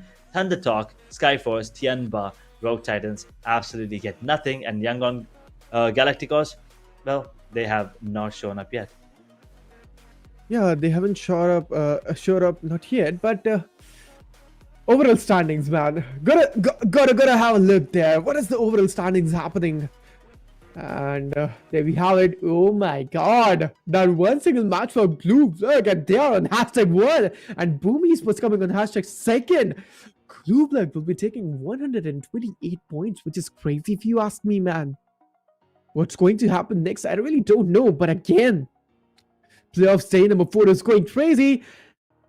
Team Flash, BG, Arena, Alter Egos, RQ, Mixer Gangs, and Team The Saviors.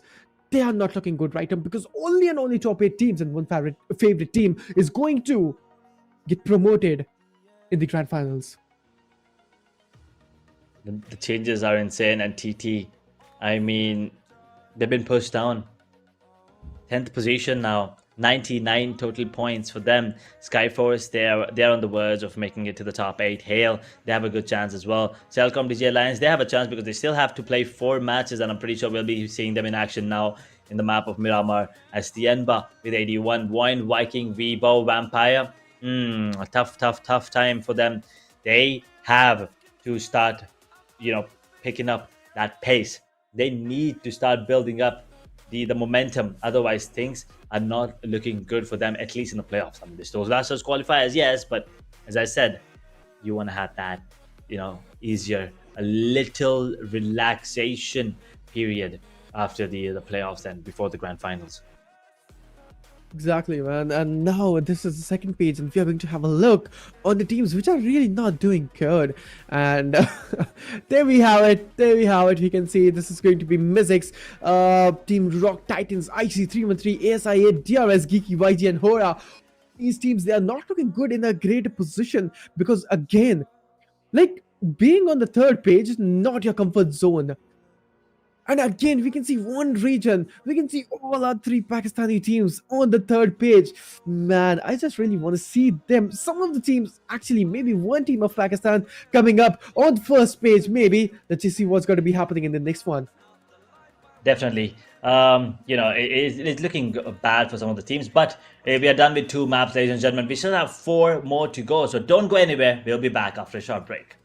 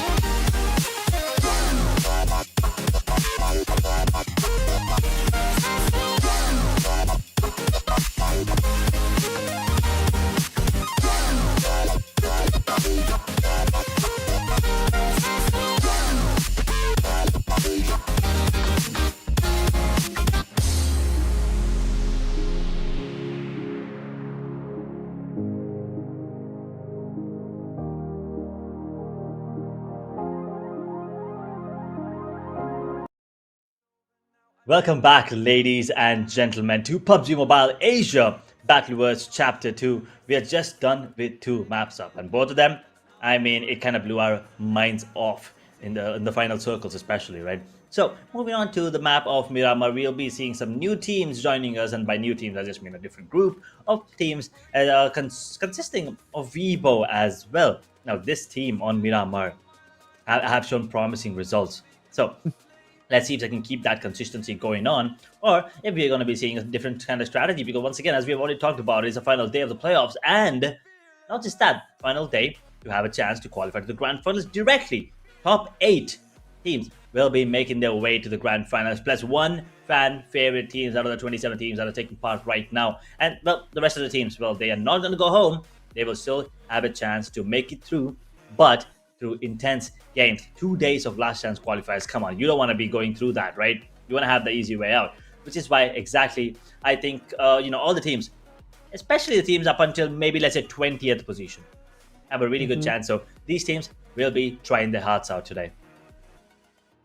I mean, it depends on them as well, right? If they are going to give their best or no, because that's about morale and confidence as well. If you guys are on hashtag 20, maybe that might be really hard for you to mentally prepare yourself and be that optimistic that you're going to come up on the first page and you're going to directly jump into the grand finals. But for sure, that might be the case for some of the teams to be that optimistic, which are on hashtag 9, maybe on the hashtag 10, on the hashtag 11.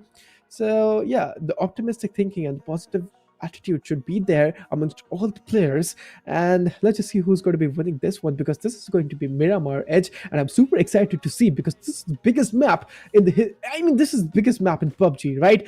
And we love to see Miramar. We love to see that bolt rifle action coming in and those DMR rifle actions as well. But in the playoffs, we haven't seen a single player using that DMR and bolt rifle actions, because, man, the shotgun meta, as we always talk about, I'm really sick of that. But again, I wish and I hope we see some of that bolt rifle actions coming in. I mean, I do believe we did see some DMR. Some. Maybe like a couple times in like 3 days though. So yeah, I can understand, but once again, don't fix something if it's not broken. And the shotgun meta, it works for everyone. Pick it. I mean, once again, it only works in close range, right? And close range proximity, you probably don't want to be, standing next to someone who has a shotgun. So having all of these, in mind, it's not gonna be easy, especially on Miramar. I mean, shotgun, you probably will still have it because there are still compounds in Miramar. There's still buildings that you could, have access to. You could go in. So Miramar is definitely going to be one of those maps where you will not see as much shotgun action. But shotgun, once again, is there everywhere. So I'm guessing, unfortunately, you will be seeing that shotgun come into play once again. But as I said, we have new teams joining us. And I already see Weibo K1 in the plane, ready to jump in.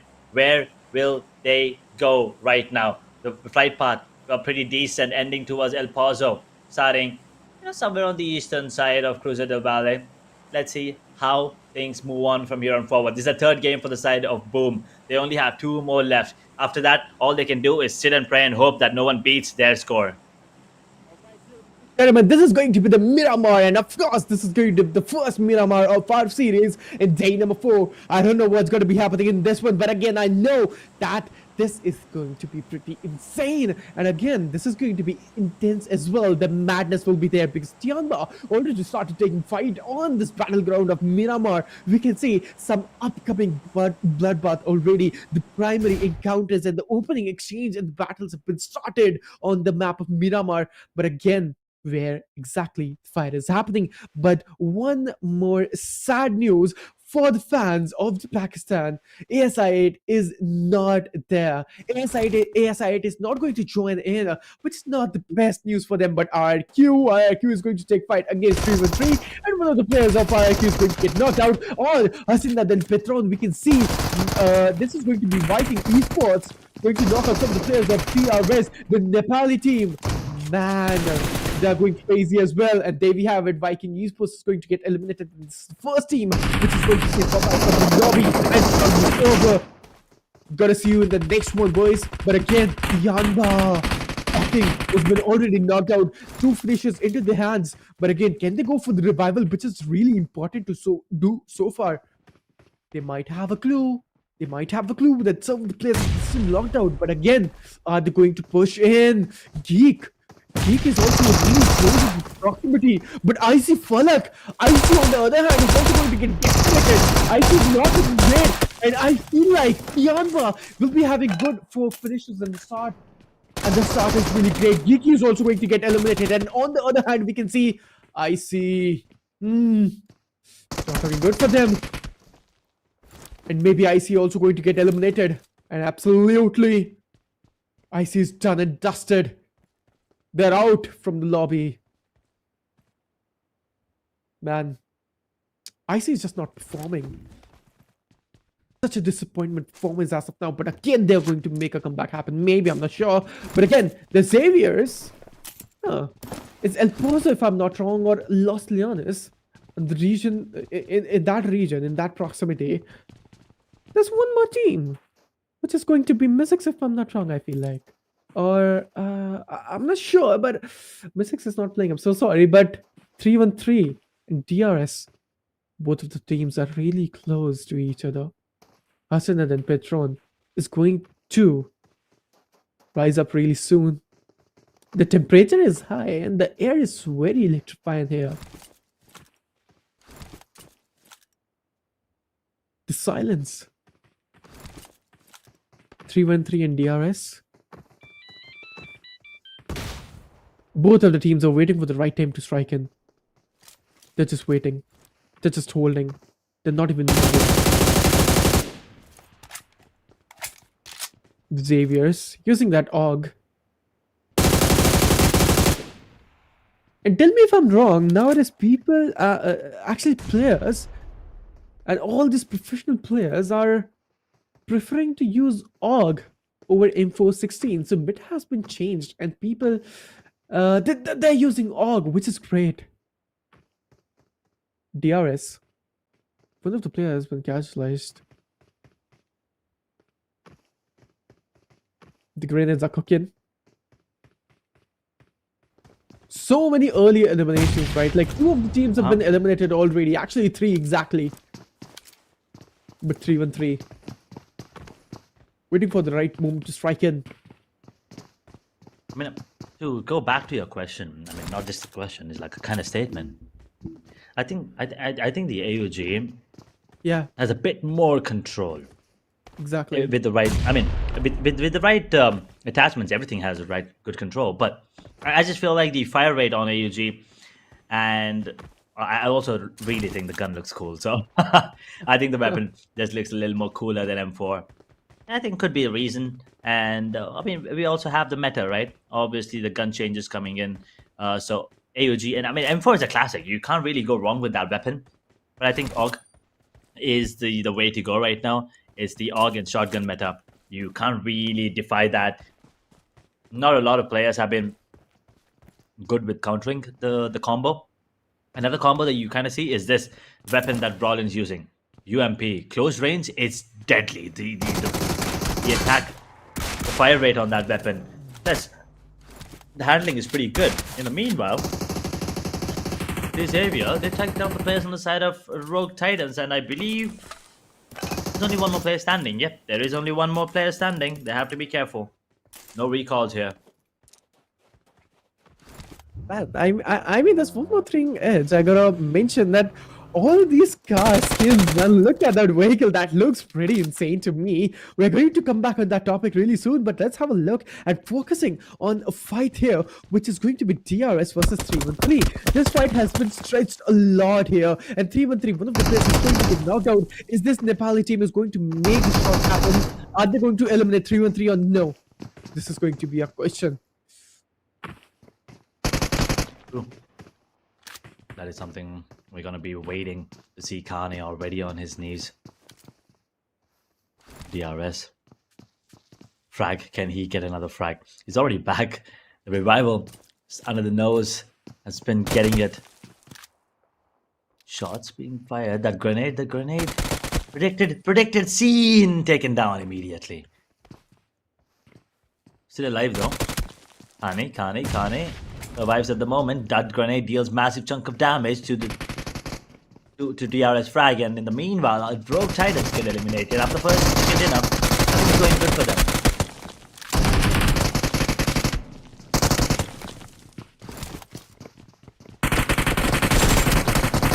Oh man, I felt like he would be winning this one, but again, DRS was giving a tough fight to them. And again, 3-1-3 will be eliminating DRS. The Nepali team has been down, but RRQ, man, these guys are just a hunter team, man. I just gotta say that if they're if in their radar, if in their proximity, if any fight is happening, they're just going to going to join in. They're like, man, party without us is just incomplete. We need a piece of cake there. We need some finishes. We need some points. We need some eliminations. And of course, that's going to be the thing. RRQ Rio is going to join in. But YouTube.com is going to get knocked out. And from the beckons, I can see E Arena going to fetch in as well. Okay. RRQ, they're really into the open proximity, so they need to find covers and maybe some better ridges. And exactly that thing happened. WW.com dealt a really massive chunk of damage. Is going to apply some bandages. But again, Edge, I was talking about the vehicle skins, but look at those pretty vehicles, man. I mean, even I need some of them in my account. You know, I wish I had them in real life, but okay. I mean, yeah, I mean, better at least in game. You're right about that. At least in PUBG, maybe I roll around in swag, in style, chilling. Side of RRQ at the moment. 3-1-3 as well. Looking really confident right now with 4 eliminations already. 4 players still standing. Stays through circle still. We're just hitting that 10-minute mark into the game. So there's still a lot to go. And you gotta keep an eye out for Godspeed and Lil Yatka. Star players for the side of Burmese Scouts. They immediately go for the retreat. Go for a rotation here. They kind of understand. But yeah, it's not easy. Based on the players on the Vampire, but it's not impossible either. Sungjin Wu will get one. But the trade is unfortunately not there. Liliatka now has to go for the run. Will be going in a different direction as NC2. Wait a second. Yavina joins the party. Takes on both the player on the side of Burmese and also the player on the side of Empire.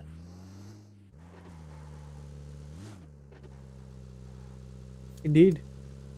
Empire already having 5 great finishes. And these elimination points are going to give them a great advantage.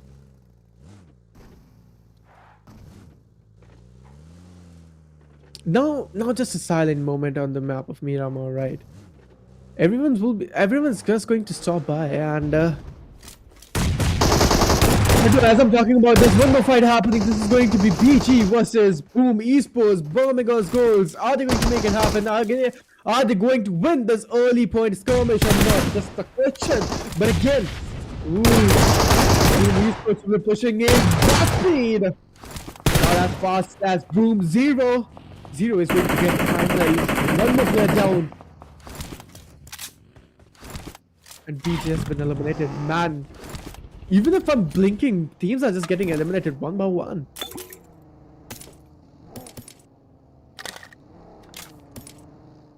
Unfortunate for Burmese Girls. I mean, we were just talking about them.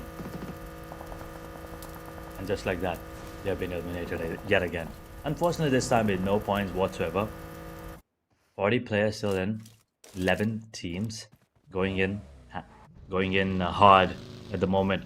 Geek, DRS, ASI8, IC, Rogue Titans, Viking, Burmese Scouts, all of these teams have already gone, unfortunately.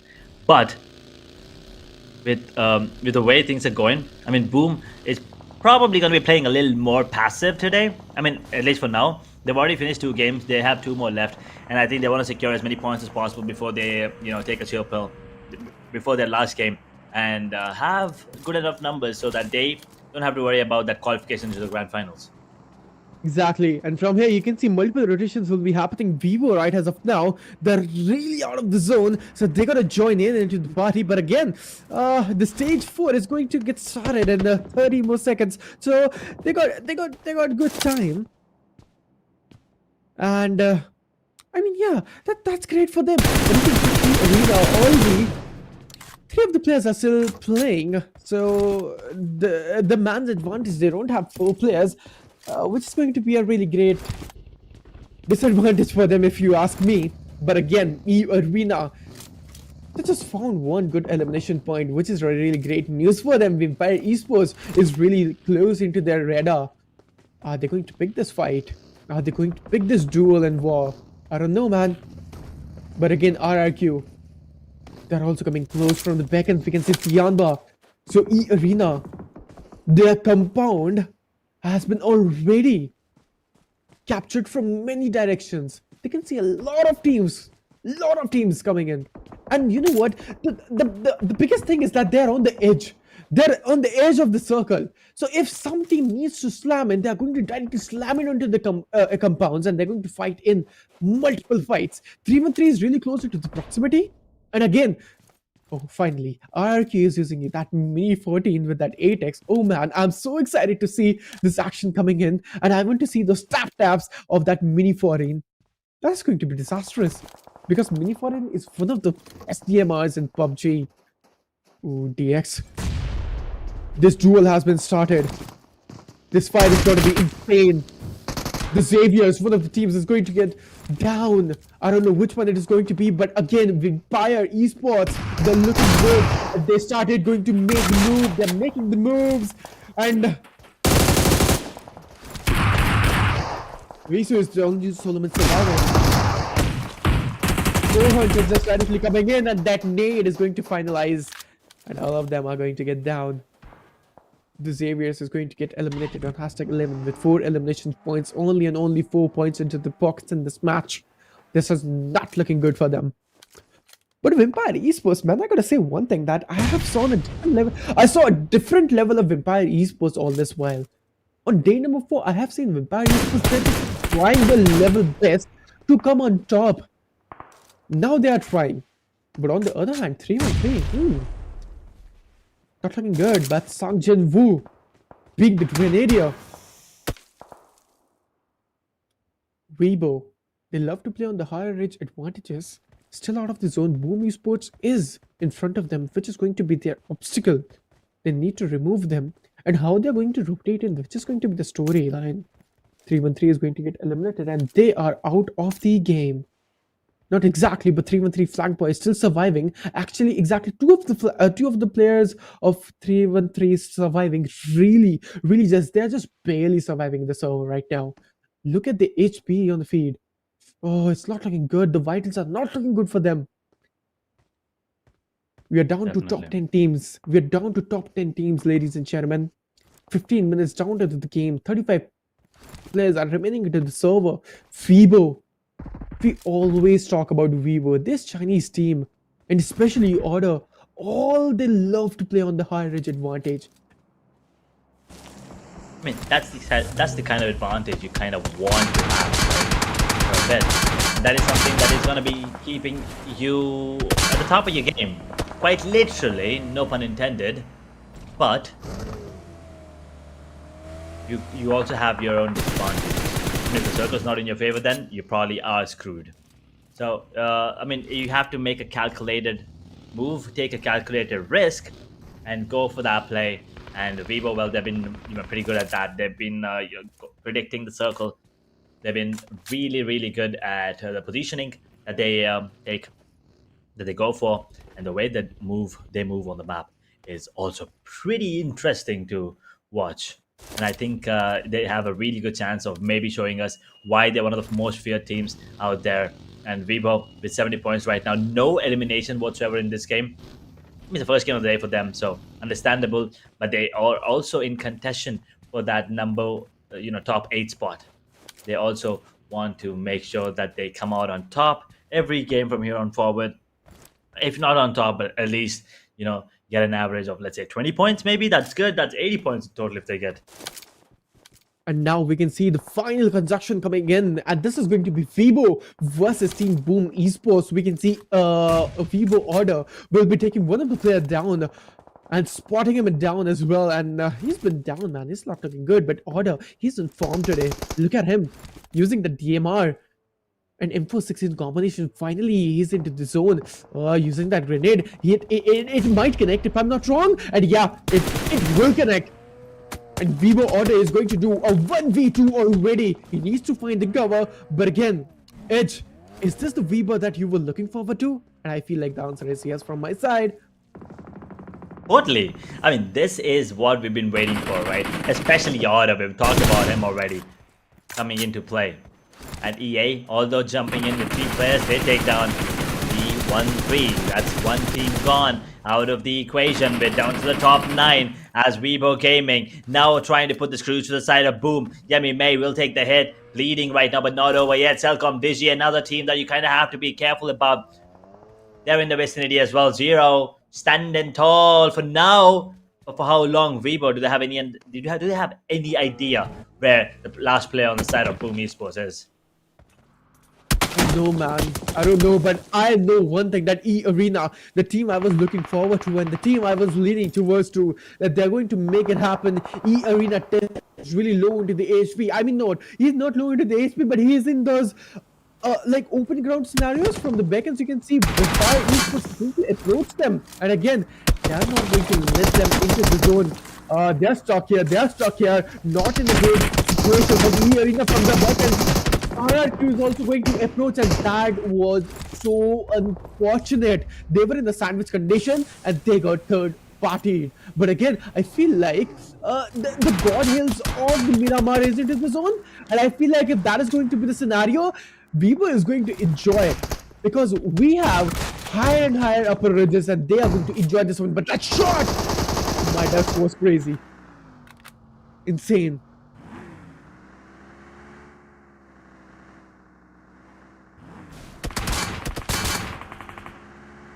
Barely surviving, trying to escape, not out of danger yet. Mustang and Rose Pecco.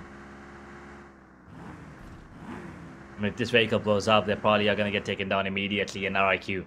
They can't risk losing that consistency we were talking about. It's not been showcased on day number 4. Zero, the only one standing in this fight against them. I mean, against Boom and Weibo. Really tagged up. He's burning as well. Has to be careful. Those Molotovs are putting the screws to him. He'll be healing himself up to some points of health at least. But now Weibo, they direct their attention. Wait a second. He was the side of Vampire, but in the meanwhile, Zero gets taken out. Boom Esports is out of the equation. Yet again, not a great performance. Day number 4 has not been that good for them. But they'll take it. Doesn't really matter right now. Weibo, oh no. They're getting taken down in Celcom Digi Alliance at the right place, at the right time. Take 2. Haaland, what are you doing? But oh no, they actually didn't get the main player there. Order still surviving, but can he pull off the impossible? K1 there in the equation as well. But in a 1v4 situation, Order could be, you know, in a tough spot. Celcom Digi Alliance, the rotation is already here. The rotation is already here. We can see Weibo is going so up close personal against Celcom Digi Alliance. And from here, are they going to make it happen or not? Just let's see. But again, oh my god, that grenade from the side of Key 99 was so precise. And Order is going to get down. Weibo Kevin is the only solo surviving from here on the back ends. The situation is really dicey for them. Kevin, in a really shady performance, and you know what? Right now, he's not looking good. He's the only solo performer, and you know what? He's in the open scenario. He needs to run away. He's out of the zone, and he gotta make that move happen. Going with that Pagani in his own side. Is he going to win this? That is a question. We're all holding for that answer as Order gets taken down. Now K1, the only one standing for the side of Weibo. He's giving them time. He's giving Celcom Digi a lot of time. Grenade cooked perfectly. Oh my god, that was good. Not only does he get the knock, but he also got the confirmation onto one more. So now all of a sudden, from a 1v4 to a 1v1 as Celcom, they're bleeding. Confirmation will be there immediately. But now VOIN, they want a piece of this. They want they want a piece of this action, but wait a second, Vampire's there as well. They steal a finish. VOIN comes in, closes off Celcom Digi Alliance.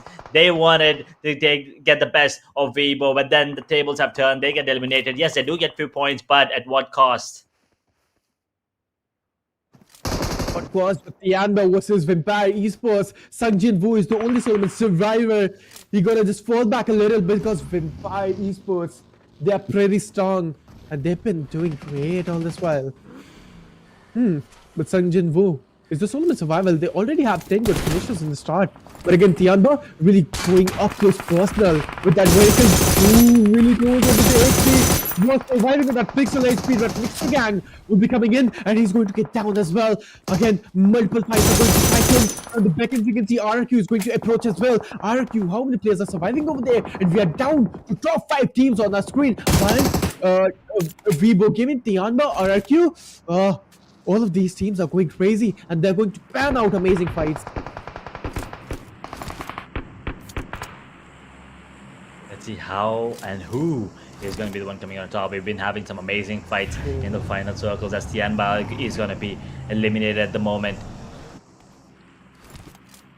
The man advantage is clearly for VOIN and MEZIXS. This is great performance from them. 3 games now back-to-back in the top 4. Back-to-back once again. Pretty important word. Keyword there. They can also go for another chicken dinner here. They could have made it 3, but you know, thanks to Rogue Titans Schneider, they were denied of the first one, but the second one they got it. Now K1 out in the open. Weibo, they're gonna be, you know, bidding farewell here. The top 4 now down to 3 as Weibo with 7 eliminations get taken down. MEZIXS, RQ, VOIN.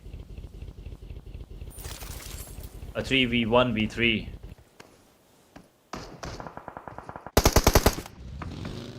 v1v3 indeed it is, Edge. VOIN versus MEZIXS and RQ, the Solomon survivor. Can we see the history getting repeated on the map of Miramar?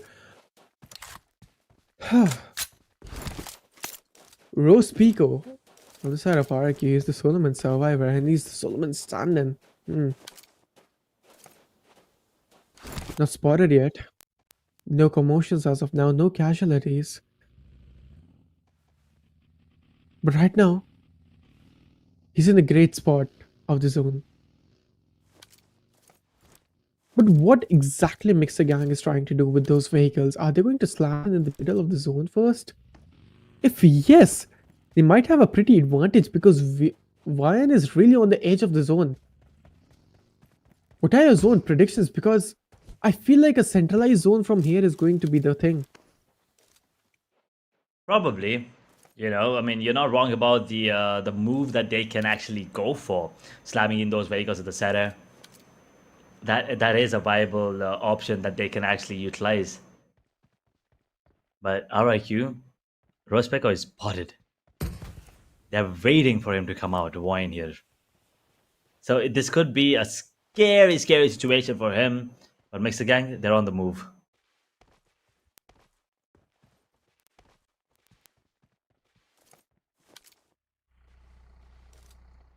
They're on the move. But can they make it happen? Man, everything is so... I feel like MEZIXS gang... They do have the information that some of the players is just hiding there. And there we have it. The commotion is finally started and I feel like R2 Pico, it's done for you. The spot was good, but again, both of the teams were looking forward to that spot, right? They were looking forward to hunt that shack in between the zone. And they're going to have a really fine zonal advantage from there. We gotta wait and watch how these 2 teams face off against each other. And now, a 3v3 situation with no grenades on MEZIXS. This is looking like it's going to be a little harder for them when in terms of, you know, positioning or like trying to pull out the players. VOIN have the upper hand for now.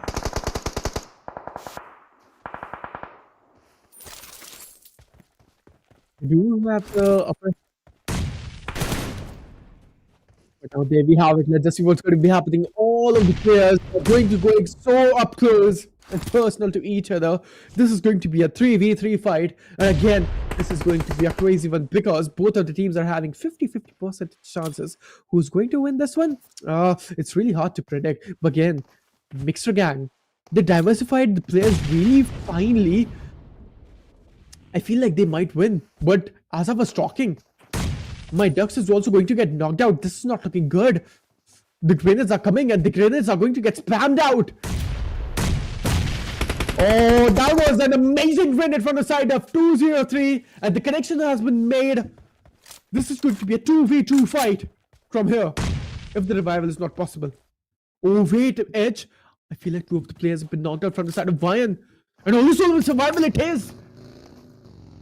Mixer Gang on the verge of getting themselves a double chicken dinner back-to-back, that is as well. And now Mixer Gang, they want to make sure that they get the points immediately. They're getting the confirmation of the players on the side of VOIN, and now the only one standing is going to be Potato 5. He's out in the open. He has given away his position. Molotov will be coming in. He will be on the run. He will be cooking up another grenade. No grenades on the hands of Mixer Gang, as the Molotovs are the only thing that they can actually throw right now. V6 My Ducks is going to get taken down as well. And now Bright trying to put the submarine play on the side of VOIN. Potato 5 out in the open. So basically, he's fighting for his life right now, trying to connect anything he can. Nothing works in his favor. Mixer Gang, it could have been 3, but unfortunately, they'll have to settle for 2. That's 2 back-to-back chicken dinners for them. Exactly, it is. It is going to be the case for them, and what an amazing chicken dinner it has been for them. And again, man, the consistency is coming there. Miramar, it was pretty intense for all the teams, but again, they were the glorious, and they took the victory to the home, right? And again, we are not only talking about that you are going to win this tournament, we are talking about the bragging rights. You are here to represent your country as well. This is an international lobby. If you're going to win, you're going to have one more bragging rights in the portfolio that we won this tournament, right? So of course you're going to take the win for yourself as well, for your country as well, right? So that's the biggest bragging right. But again, Edge, I'm going to talk about the overall standings. Where exactly VOIN is, because they did amazing. The performance is phenomenal. I mean, VOIN. I think they're stepping up. Yeah, for sure. But you gotta talk about Mixer Gang first, right? Yeah, I mean, exactly. with that chicken dinner, now they just look unstoppable. I mean, what did they eat this morning is what I am, focused on. Like I need to have that for breakfast, lunch, and dinner. Probably a couple of snacks in between as well. Like they started off the day with almost, getting themselves a chicken dinner, and then boom, they come back with a chicken dinner, and then well, guess what? Game 3, hello there again, chicken dinner. I mean, can we like? Do you guys hate vegetables? Like, do you need like? They're just eating right now. They're eating all of the competitions. They're getting so much chicken. I mean, they're probably gonna be laying eggs soon. But like, damn, this team is so good right now. I mean, see, here's the thing. We've been talking about teams not popping off, right? This team is not popping off. This team is just sitting there at the top and then absolutely, just destroying everyone from up above. They're not even letting anyone come close. These 3 games, they looked very different. I mean, first game, elimination points. Second game, they were smart to go for that, chicken dinner. Third game, it's a mixture of both. I mean, they're standing true to their name, Mixer Gang indeed.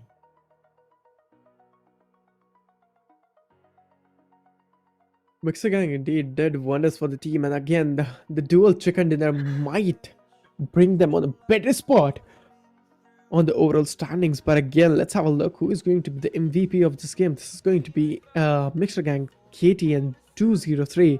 Man, this guy, you saw that grenade coming in? He has the golden hand, right? Whenever he's throwing grenades, he's just making the confirmations happen. 6 good eliminations is into his pockets with 525 damage and 3 knockouts in 26 minutes of survival time. Pretty insane. I mean, we've seen the way that he's been playing in the previous matches as well, right? I mean, KTN 203. He has been one of the important players, key factors for the side. And well, it's finally time that these players, this team, get some points, some amazing points on the board, some amazing plays as well. MEZIXS, what more do they have in store? Can they actually make it 4?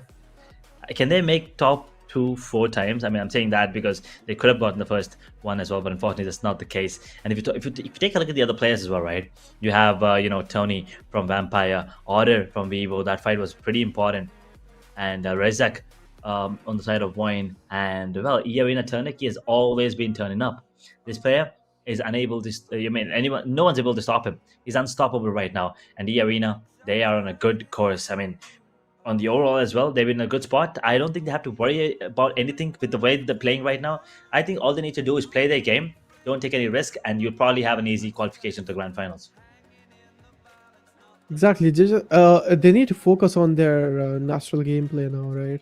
They don't need to experiment something new. But again, teams to watch out: Vampire Esports, MEZIXS, E-Arena, and Vivo Gaming. These are the teams that the other teams need to watch out. And Edge, we just completed the first series, right? This is the first cycle of our map rotation, and now we are going to rotate again with Rondo, Erangel, and Miramar. Yeah, I mean, first cycle, sorry. I mean, Yeah. you could call it a circle because we're going back again. But regardless, it is just amazing to see. 3 games, and well, guess what? 3 games, it's MEZIXS. No one else. I mean, it's MEZIXS all the way. I mean, yes, I mean, Schneider did steal that game number 1 away from them. We saw IC have a really good highlight moment there in between. And this game, that fight between Weibo and Celcom Digi, come on, that was impressive. Celcom Digi alliance, that was great timing and positioning for them. I mean, unfortunate, they did get eliminated there, but I believe that was one of the highlight moments for this game up. But now, moving on to the match summary. 65 total eliminations, 4 grenade eliminations, 1 airdrops looted, 7,730 healing done. Vehicle eliminations, 2. Longest elimination, 331 on EANC2. That's E-Arena NC2. I mean, we have seen him, be in positions that you don't really expect players to be in and be that sneaky beaky player sometimes. But at the same time, he has been, one of the players that is more like a pillar for the side. He is not just the one entry, going in for those first duels. He's also the one going for that cover. The utility is really good from him, and he has also been one of those players who's going to be going for that scout. Talking about match rankings, why don't you take us through it, Inferno? Exactly, man. Let's just have a look on the match rankings. What exactly happened in the last game? This is going to be a summarized action here. But MEZIXS will be taking 20 points. Vampire Esports coming on #2nd will be taking 13 points. Weibo Gaming on the 3rd spot of the table and will be taking 11 points. VOIN will be taking #1st spot with 10 points. Yangon will be taking 5th spot with 9th. Then RQ with 7 points. Celcom Digi Alliance with 5. Followed by E-Arena with 5, and then 313 taking 4 points. DRS will be taking 4, and the Saviors will be taking 4 points as well, with being on #11, and from #12 to #18 is on your screen. Yeah, no points once again for Geek, Burmese Gals. There's IC there as well. Come on. This game, IC did not once again perform well. ASI 8 didn't show up at all, so still waiting for these teams to kind of actually make a difference in that overall standings, which we are going to be looking up now. Glue, 128. Boom, 125. 123 for MEZIXS. I mean, that 53 points they got today. Let me once again say it. 53. They were sitting on 70 before today. And all of a sudden, they're in the top 3. They not only made it into top 8, they have pretty much almost secured a slot. They have 1 more game to go. And if they somehow manage to get 20 more points, I don't think any other team is going to be beating that score line. I mean, at least knocking them down below the top 8. So they should be happy about it. Team Flash, Burmese Gals, E-Arena, RIQ, Alter Ego. These are the teams, for now, are going to be the ones going for that qualification. But moving on further, these Xavier, they're not far away. They have one more game left, so could be scary, but still doable. ThunderTalk, on the other hand, 1 point away from 100 points here. Exactly, they're going to make the century happen here, but if we are going to see more into the second page from hashtag 11 to hashtag 18, these teams are looking in a bad position, but yes, making a comeback on the first page is going to be easier. I mean, it's not hard. They still have one more cycle to go forward with map rotation, but SF, Tianba, VOIN, Celcom Digi Alliance, and especially Hale Esports and Weibo Gaming, I have seen these teams playing on day number one with a phenomenal performance, and they have been doing really good tabletop. Especially Hale Esports, they were top three, but now on top 15. That's really sad for them. It is indeed. And, teams at the bottom, come on.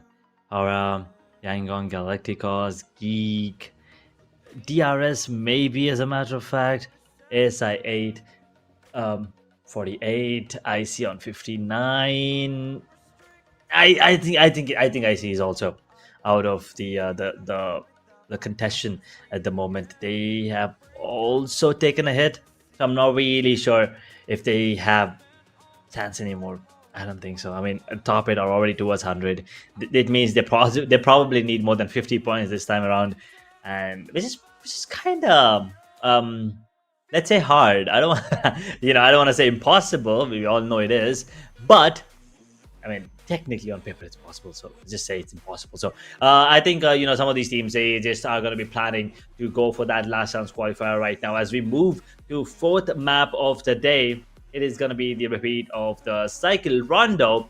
Do you think Mixer Gang is going to be, the one coming out on top again? Because now there's a really good chance that they actually, write history by being, a team that gets 3 back-to-back chicken dinners. Just like that. I mean, could have been four, but 3 is still very, very impressive. Yeah, it's going to be a hat trick one, right? Then if they're going to win, but Mixer Gang, I mean, high hopes. I'm always talking about the potential and the caliber these teams hold because this is an international lobby edge, if I'm going to remind you. But again, man, maybe they can take the win over the chicken dinner. If that is going to happen, oh man, they're just going to confirm their slots for the grand finals, right? But again, I just want to talk about some of the teams which were on hashtag first page, right? I mean, teams like Alter Ego, right? They're on 8th spot on the chart right now, which is just the pinnacle edge right now. If they are not going to perform in the next match, they're for sure going to fall down. And they won't be able to make it into the grand finals because only and only top 8 teams are going to qualify, right? But again, man, Alter Egos, teams like Hale Esports, man, they gotta do something. I think they still have a really good chance of qualifying into the top 8 to the grand finals, right from the playoffs as well. But look at that screen. Look at that. Mix the gang. I wanna see if they can actually do it again. I mean, after all, it was Rondo where they were, denied of that chicken dinner. They did come in with really good number of elimination points, but moving on, they were stolen. I mean, they were robbed by Snyder from the side of Rogue Titans. But for now, the flight path is a single flight path again. No multi-flight path here. For the last time in the playoffs, Thin Long Garden ends somewhere between Minho and Nanchuan. So, ASI8 not showing up. IC is back with full players. 313, everyone's here with full players, so it's good to see. Just one team not showing up, but apart from that, everyone is ready to, accumulate some points. Exactly, indeed, they are really ready for this one. But again, you can, that on the map of Rondo, we can see exactly 2 slide paths coming in, right? But right now, we have only one, starting from Thin Long Garden and passing by from Stadium and ending. But again, Edge, we will be looking forward for some of those early drop clashes. And look at that, how many teams are exactly going to drop on the same location? But again, the Mixer Gangs, They did amazing. But again, Weibo.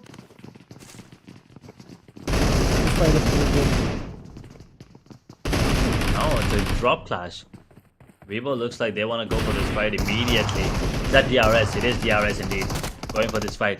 They have to be cautious. DRS out in the open as well. And now K1 standing tall with a UMP in his hand. There are a lot of other players getting taken down on the other parts of the map. Burmese Girls taking a hit at the moment. But now Weibo, they're taking the damage. Here K1 immediately goes for the trade, as the play is going to be that he's going to be the one trying to stall them at the moment. Once again, keep in mind, recall system is available, so you got to be careful. The DBS will not be coming in at the moment. It's just a UMP, I'm sorry. And Weibo, K1 surviving at the moment, but I think the trades are going to be there, left, right, and center, and killer right. He will be getting the frag on to K1 immediately confirms it, and the movement in the same time. Vampire, good movement there coming in. Great performance there. That was insane from Lazarus. Waiting for his teammate, but at the same time, juking the bullets, debating the player there. Celcom Digi Alliance, they will lose one. Indeed, they're going to lose one. But again, 3-1-3, you can see Kuru is going to get down. Arena started taking fight for the start as well. The multiple teams going to take in this early skirmish, and this is going to be the primary fight and drop the locations. And you can see Arena, all of the players have been just going to diversify themselves and multiple angles they are going to cover up. But 3-1-3, man, they're not looking in the greatest situation. And if I'm not wrong, this is the region of Stadium. But Celcom Digi Alliance versus VOIN is one more fight which has been started.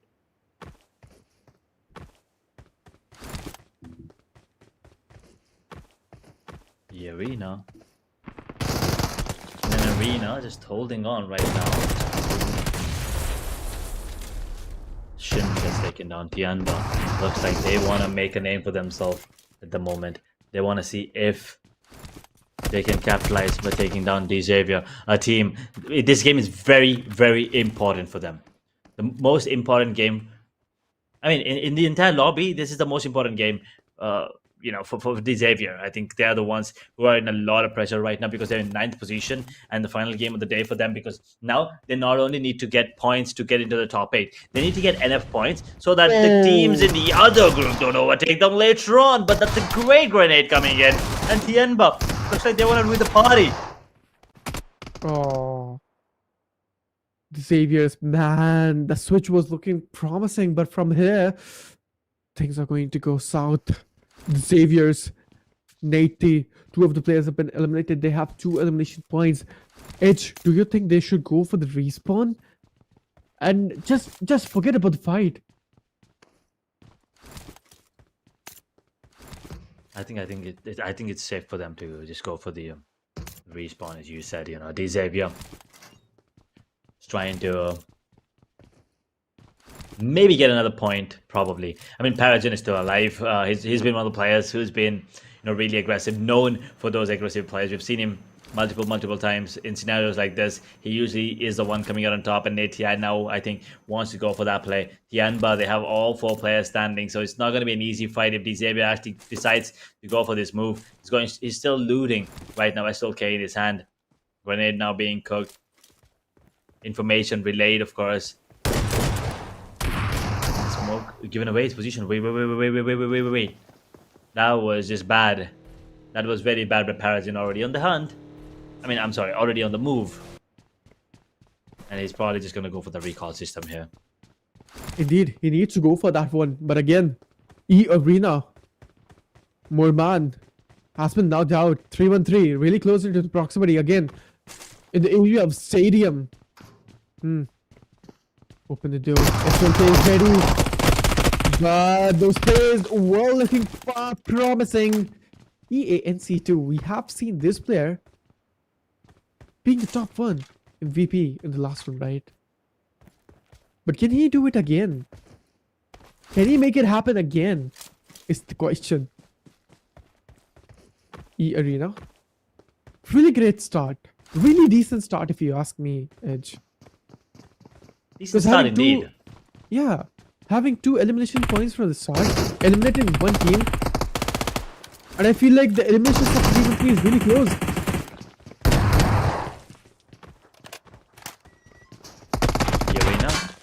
Let's see if 3-1-3 can put the screws to them. But he pulled him out in the open. Good move by Mormon there, being Exactly. the bait.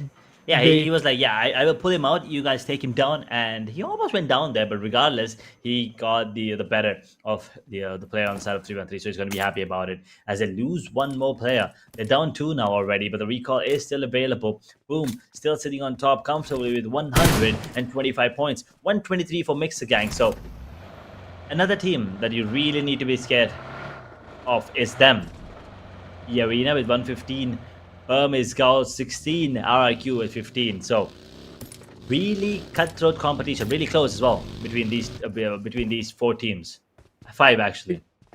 Exactly. And now, you know what? We started with 17 teams and we still have 17 teams only. Actually, 18, my bad. ASI, or wait, I guess there was one team got eliminated. No, there's no team got eliminated. Yeah, we started with 17 teams and we are down to 17 teams only. So no eliminations of teams have been happened so far yet. But Celcom Digi Alliance, they're playing with some of the casualties happening. But again, that's the beauty of Rondo. You have that respawn system, and there we have it. The rotation flashes and the fights are coming in handy. Celcom Digi Alliance will be taking fight against Vampire Esports, really close and personal.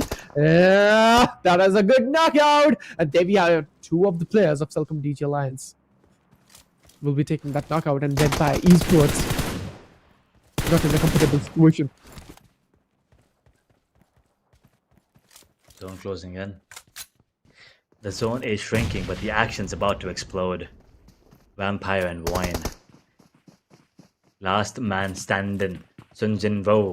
What do you want to do? He's out in the open. He needs this frag. He needs that frag.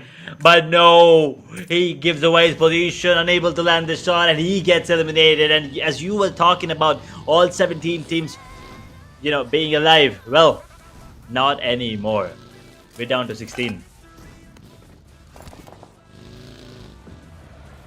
3-1-3. Look at that. They're really far from the zone. VOIN Esports. Really close to Tianba. And you know what, Edge? Tianba is really looking so far strong because this team, they're just being so coordinative.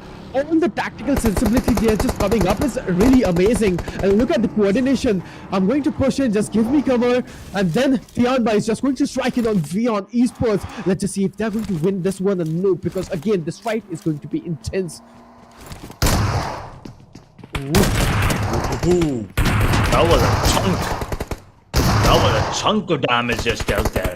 And VOIN, looks like they're going to be paying the price. They have lost a couple more players. One player bleeding on the side of Tianba, and they finally realize that they probably have to go and revive their teammate. Yes, they are going to be doing the same. In the meanwhile, VOIN, they will have to retaliate. Otherwise, things can go south. MEZIXS, wait a second. On the kill feed, I see them getting decimated. They lost 1. They lost 2. They lost 3. RIQ. They want to deny this fight. But at the moment, I see taking on the players on the side of Celcom Digi Alliance.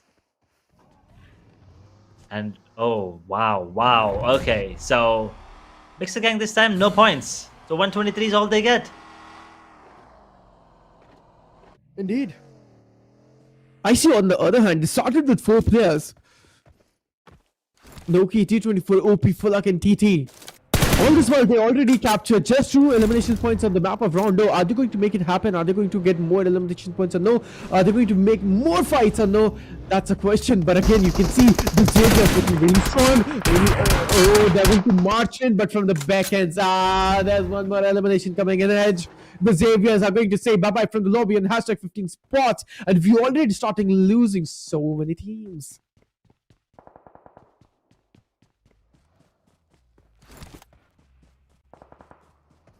14. We're down to 50 players. A lot of players obviously being recalled here, coming in back. DRS with 4 eliminations. Geek, kinda am excited to see that they also have 4. I see they got 2 pretty early into the game, so let's see if they can step up. I mean, they probably are just going to be using this as a warm-up right now before they go into the last chance qualifiers. Because, as I said, as we mentioned, I mean, there's absolutely no way that they can actually qualify anymore. I mean, even if they want to get 50 points, they don't have 50 players left in the server.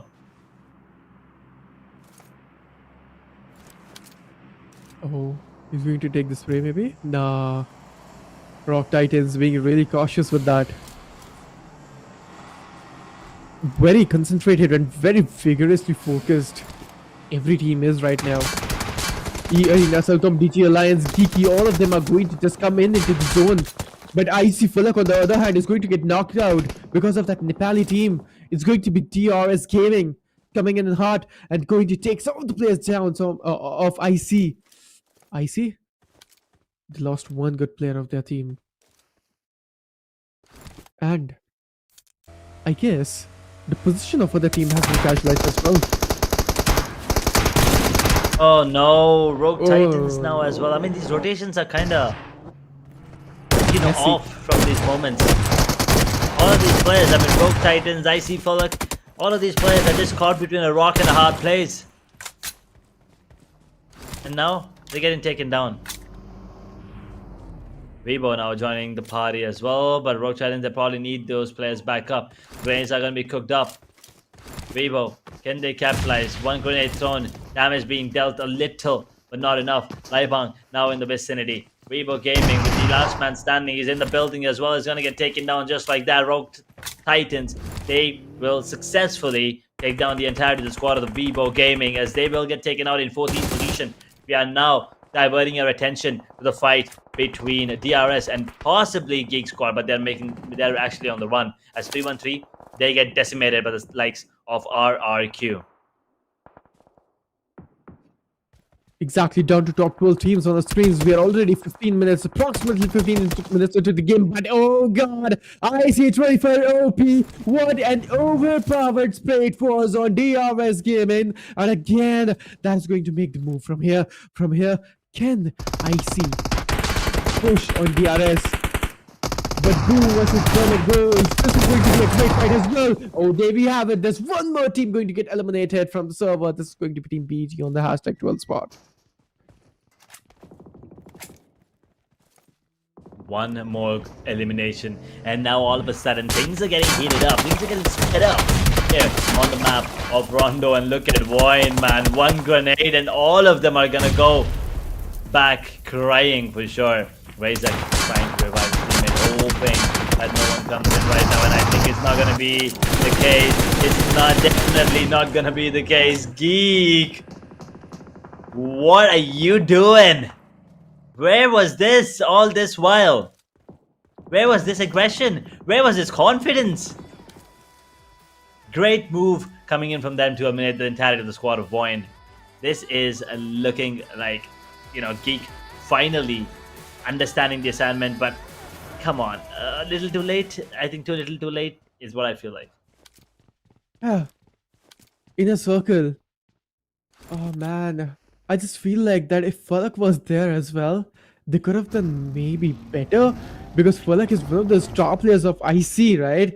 Again, IC, can you guys go for that respawn anyhow? If yes, then again, that is going to be great for you all. But the Yanba, one of the players of them, are going to get knocked off. The Yanba, they need to go for the revival point, but which team is the obstacle? Eking really low to the HP, and look at that edge. Two of the players of Tianba is already low. Man, and one of the players is already going to get finished off. This is going to boom Esports, but that spray, oh damn it. That was one crispy spray.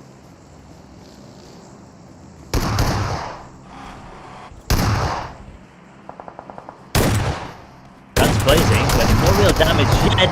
Just as I say that, there's a trade back and forth. Tianba looking good to take down the side of Boom. And Boom, is this the end? Is 132 all they get? I say 132 because they're sitting on 125 plus 7 eliminations right now. This is a good number, to be honest. It's not very easy to beat because there's only 2 more games after this. And for them to be pushed down, it's not going to be, really easy for any team to do so. But Tianba, last man standing, is going to be fire on the side of Boom. He's out in the open. He's going to get destroyed. QZZ. We're in the final nail in the coffin, but has to be careful now. Wait, there's another squad trying to take him down. Tianba, the last man standing, he's probably just gonna let his teammate get out, is it? Yeah. Feels like, I think so. I think so, he's gonna let him get eliminated here. I don't know. He might have a plan. There might be some calls from the IGL, right? I don't know about the team conversation, but again, Rock Titans, Lebang, 4 good eliminations. Vietnam is the person which has been eliminated from the game. RQ YouTube.com. Ooh, that nade was looking good, and of course it is good. In a circle, 3 of the players are still surviving, and they're standing over there. DRS. This fight has been stretched a lot, Edge. We have seen DRS versus team lot, and again the spray is looking good, but no whipped a little. Oh no, that was a huge blunder coming in from the side of Noki. T24 and TT are the only team with survival. DRS, they're looking better, but again, GEEKAY has been eliminated on the other hand of the maps. But again, is it E Arena approaching in this battle? Yes, they are.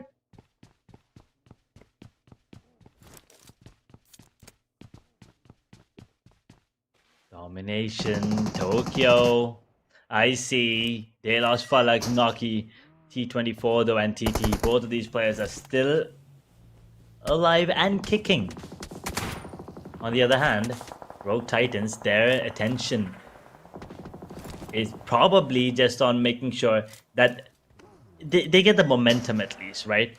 I mean, they're not in a spot where they could probably get points and, you know, make it into the top 8 right now. That they're unfortunately in a situation where they also can not really do anything.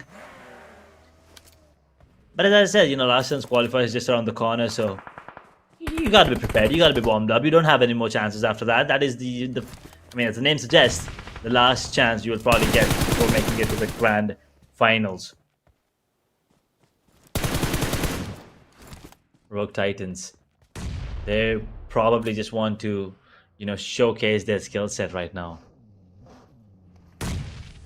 Hooking up grenades, throwing it out.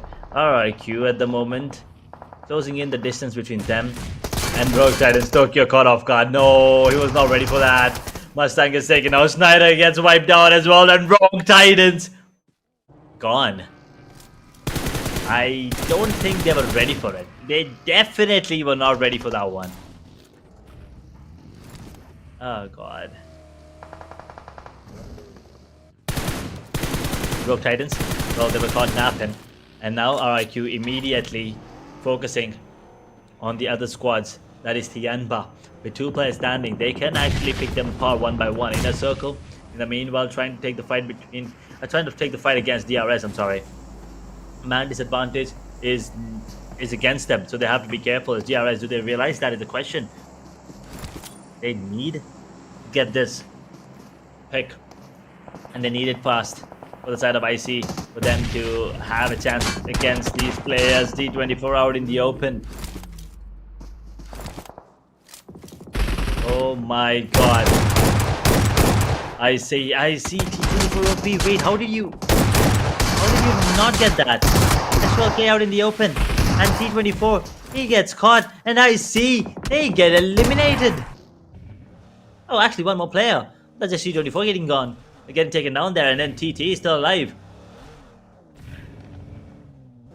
The hopes and dreams of IC now is carried by one man, that is TT, as RRQ is playing towards the edge of the circle, trying to, you know, go for those early rotations, trying to see if they can find anyone making their way back in the circle. As Celcom Digi lands, they're gonna get eliminated by E Arena, who immediately divert their attention to the side, to a different side, that is, and Yangon gets eliminated immediately thanks to E Arena. But RIQ, they're taking fights on multiple fronts here. They want to fight the Arena. They also want to fight Vikings and YouTube.com, and thanks to WWE.com as well.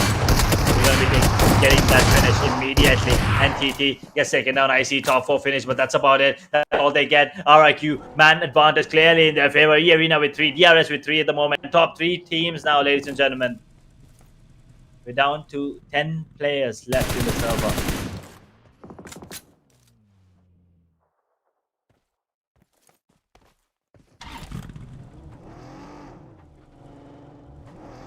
Zone closing, which means stage 6.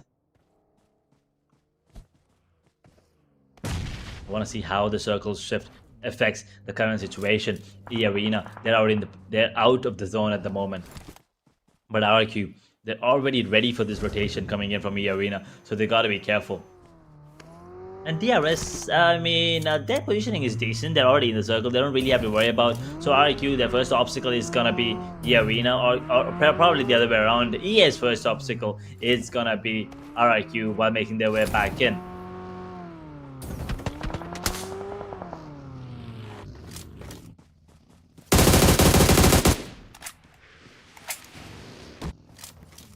Beautiful weapon. Sorry, beautiful vehicles there. Exactly.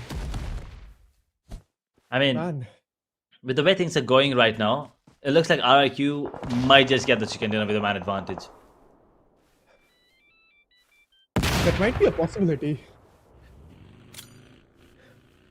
But again, we are down to top 3 teams already, Edge. This is going to be a 4v3v3 scenario. IC has been eliminated already. But again, who's going to take the victory to the home? Yeah. Oh, E Arena DRS frag has been casualized and he's been down. That knockout was really crucial. He shouldn't have been down at that particular moment, but again, DRS. Oh, one more player has been down as well. There's only single solo best survivor from the DRS is coming in, and I feel like Edge, DRS is in the dangerous hands right now. And I feel like from the back end, RIQ will be stealing the finishes as well. Man, RIQ, you guys just don't stop. They usually don't. I mean, once they apply pressure, they keep kicking you until you drop dead. And that's exactly what they're doing right now. They have the advantage over both of these teams, and they want to kind of keep it that way. The circle now collapsing in a minute, just over a minute. And the arena now just entering back into the circle. So RIQ, they will probably see this rotation happening. They're right next to them, but they have their eyes set on the side of DRS right now, who are going to be coming out in the open as well with the vehicle. They're going to be coming out. XMP is going to get taken down. One more gone. The arena now, will they be going for the fight against RIQ, or will they let them take the fight against DRS right now? 15 eliminations for RIQ, man. That is a ridiculous number. It is, man. The consistency is finally here, and we can see RQ just popping off, man. E Arena is really closer to the proximity, but again, are they going to get eliminated or no? That's a question to arise. But again, those grenades, oh man, that was a really close one. But again, E Arena, 3-man standing, 4 players off. RRQ looking strong. DRS, they made a comeback with 2 people. They're going to have 4-1, but again, oh, he was really opening the scenario. E Arena is going to march in against RRQ.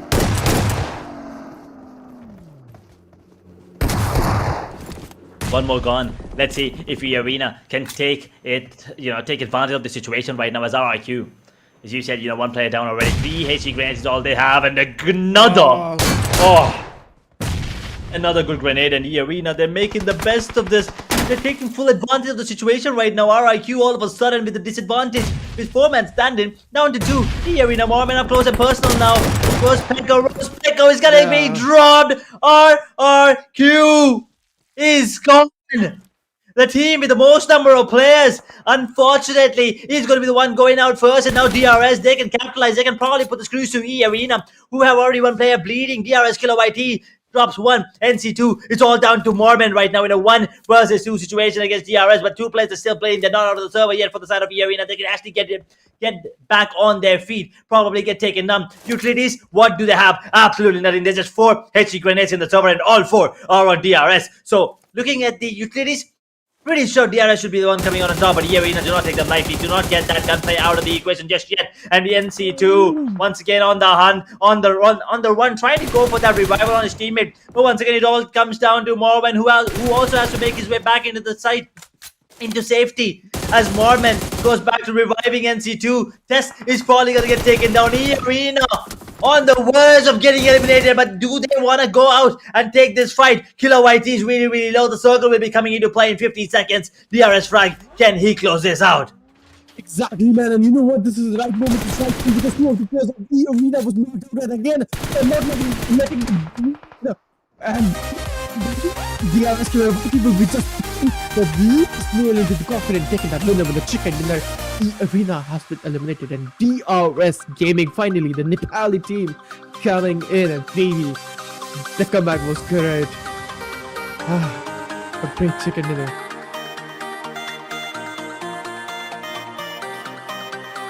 Oh my god, that was something different.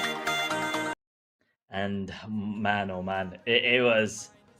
I mean, it was kind of expected at the end to see Yeah. Yevin in a situation like that, with the way that things, with the way the teams were moving. With RQ getting eliminated with the man advantage there, with Mixer Gang getting taken off pretty early. You kind of understood how these teams were going in with the kind of mindset that these teams were coming in, especially on the map of Rondo for the last time here in the playoffs.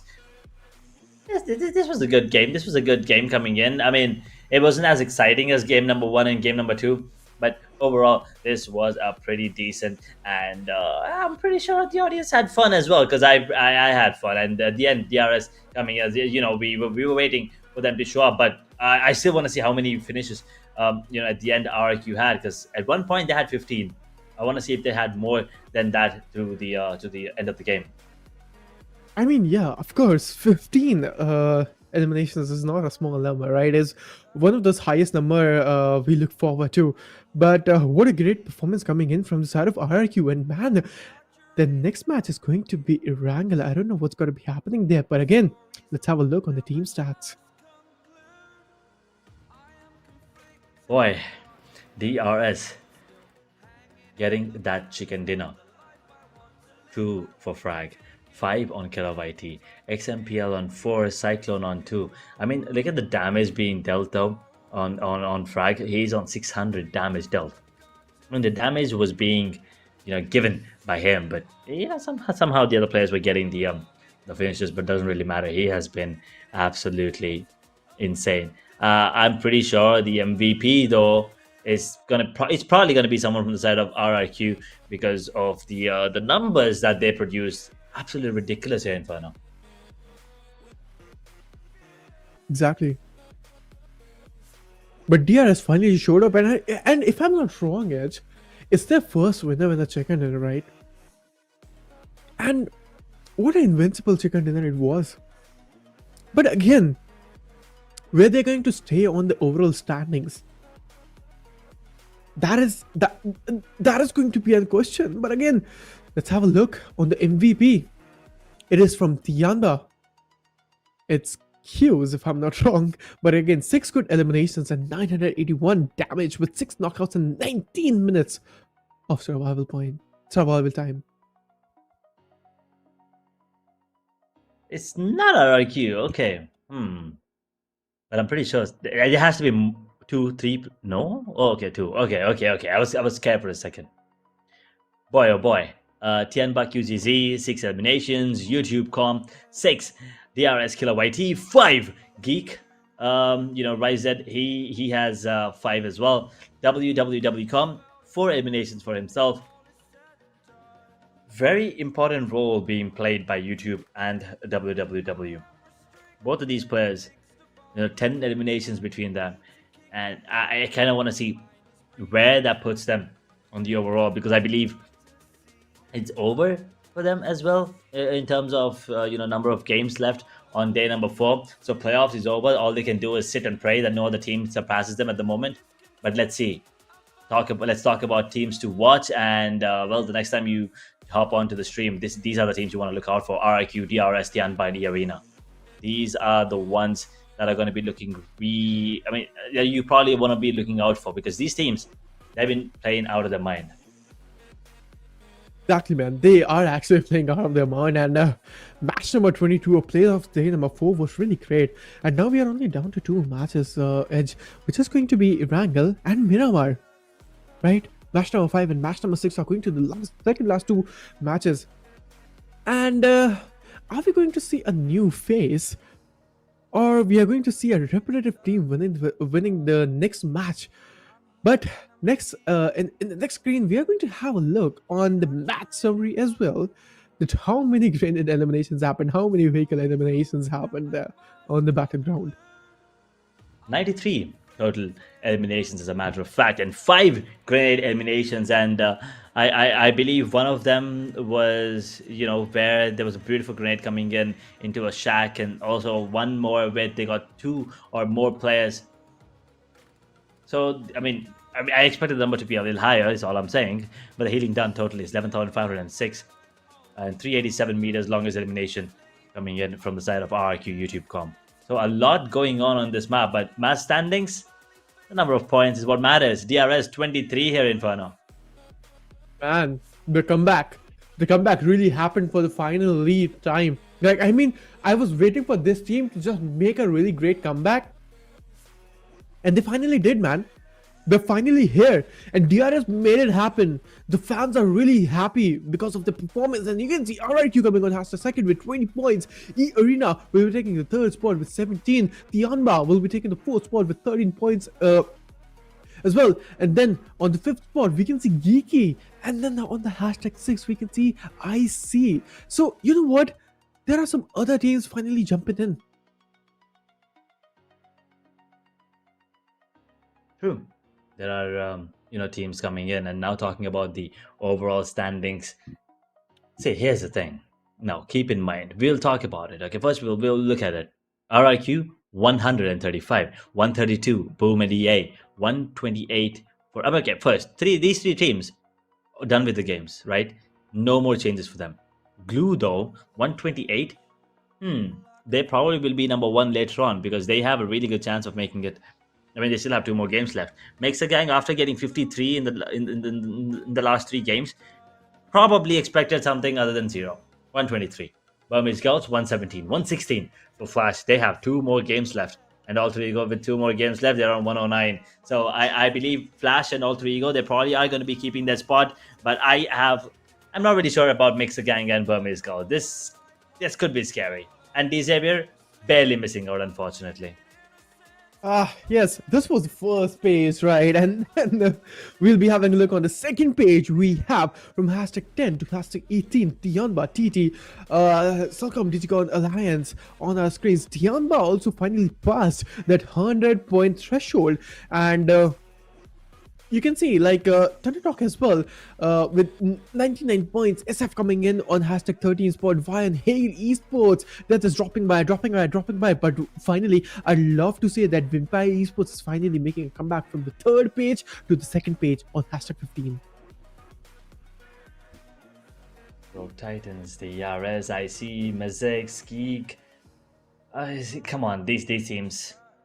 That is not. Unfortunately, they probably are done for the playoff stage. But don't worry, they have last chance qualifiers. But we still are not locked in with the top 8. We're going to be taking a short break, and then we'll be back with the last 2 maps of the day.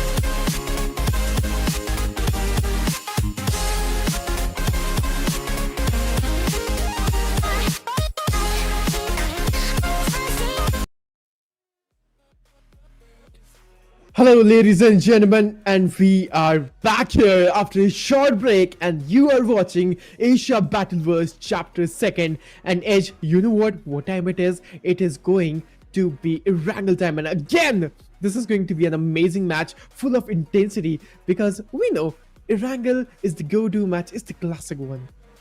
It is definitely 2 more maps left, and what a day it has already been up until now. So now moving on to the last 2 maps, as some of the teams have already been done with the 4 games, and a few teams are still have 2 more maps left. So there's going to Yeah. be some changes in that top 8, of course. But I think probably the one sitting comfortably in the top 3 right now, they probably won't be knocked 8 positions, right? Maybe. Yeah. So hopefully they will still be making their way to the grand finals directly from the playoffs, being in the top 8. But you cannot say for sure until the day is done. So we still have to wait and watch how things are going to go through from here on forward. We have seen some amazing players coming in. MEZIXS 3 great games. As a matter of fact, 2 of those were converted into a chicken dinner, 1 stolen by Rogue Titans, and now DRS coming in and getting 1 for themselves as well. So a lot of the teams that have not performed very well on day number 1 and day number 2, but now they're stepping up. They're stepping up huge. They're coming out on top. So coming in, once again, we all know where I'm going with this, guys. I'm focusing again on ThunderTalk. Exactly, man. I mean, you're just leaning towards ThunderTalk a lot. That's great, right? That's great because that Chinese team is great. I mean, the performance is great, and they're going to adapt really soon as well. But again, I mean, now we are just down to 2 matches. The playoffs are just going to get finished really soon, and I feel like some of the teams which are on the 3rd page are going to stay there as well, right? Teams like GEEKAY, I really don't know where actually. I'm just not able to recall where DRS is right now because they took the winner and the chicken dinner. But again, teams like GEEKAY, teams like HORAA, they're just on the 3rd page, and from there making a jump to #8 in top 8 is going to be really hard, man. If they are going to make that comeback, that is going to be a historical comeback for this tournament. But again, just 2 more matches for the playoffs. 2 more left, and we will know what 8 teams will be making to the grand finals directly from playoffs. Plus, I mean, later on we'll also know which is that one fan favorite team who will also get let's say a free pass to the grand finals there. But for now, it's time for Erangel, ladies and gentlemen. We have done with Rondo, Rogue Titans. Erangel makes the gang. Miramar makes the gang. That's the first cycle. Now going to the second cycle, we have DRS getting their first chicken dinner. 2 more maps, Erangel and Miramar. We don't have MEZIXS gang, so let's see which team is going to be the one that's going in bang bang, getting themselves the chicken dinner on this one, as we are heading to the end of the playoffs here in Asia Battleverse Chapter 2 PUBG Mobile. The flight path is going to be up on our screen any second. I kind of want to see how this one looks. Yeah, starting off towards military base, ending a little western of hospital. So a lot of the area up towards north, let's say Jarki, shooting range, Severny, Stalber, Kamishki, Yesnaya, as well, as a matter of fact, Lipovka as well. It's pretty much impossible to just go in immediately, but if some team actually wants to go there, they have to go for a run. And this, I don't know, I have a gut feeling this one's going to be interesting. Yeah, finally, of course, this is going to be an interesting one because Edge, we are in the classic map of Erangel, but again, man, we have some of the teams not joining. It's exactly 2 teams not joining. It's going to be ASI8 and YG. So I haven't seen Yangon Galacticos in any game. I feel like YG haven't joined any game yet. But again, now I'm super duper energetic with Erangel. This is going to be our second last match of the day, of day number 4. And let's just see on Nova Up exactly can see 2 of the teams coming in. And they are going to make this happen. They are going to take that fight. An early skirmish, early encounters coming in, early casualties. GEEKAY versus Team SkyForce it is going to be. But Weibo, on the other hand, might take a fight. But oh man, Edge, are you looking at what I'm looking at right now? That zone, that hard shift is so brutal to the players. It is indeed, but at least it's early.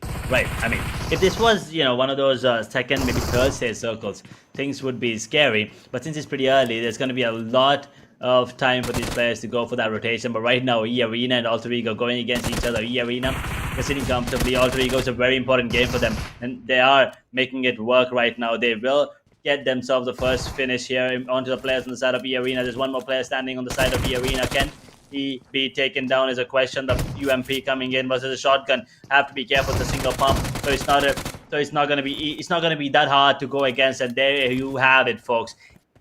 He is gonna get taken. Arena, unfortunately, will not be able to do anything going into this one. But Arena is the first team, man. Yeah, but Alter Egos, that's 4 eliminations pretty early. Yeah, I mean, and you know what, Edge? Even if Arena is going to get knocked off and finally get finished off, I feel like they're in a comfortable spot. If they're actually not having greater game in this one, if they're able to play a decent game in Miramar, the last map of the day, they just confirm themselves into the grand finals. That is true. I mean, but they still kind of have to, make sure that other teams don't surpass them. Right, I mean, it looks like they're comfortably sitting, but things can go either way. And Glue, I believe, is going to be taking a lot of damage. Lost one. Will they be able to do any more damage here? As Viking, they're going to be happy with the start. Will they? Will they is the question, right?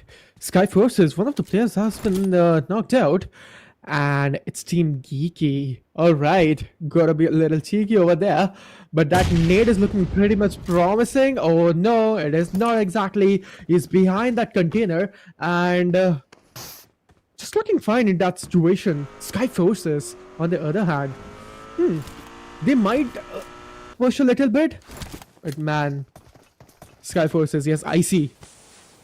Just closing in into the distance. GEEKAY, the grenades are going to spammed in. And finally the finish has been prioritized. Oh, really low into the HP, and finally the players are going to push in. But again, SkyForces, the backend players are going to give a great cover. SkyForce icy. Taking some of the random sprays. No connection here.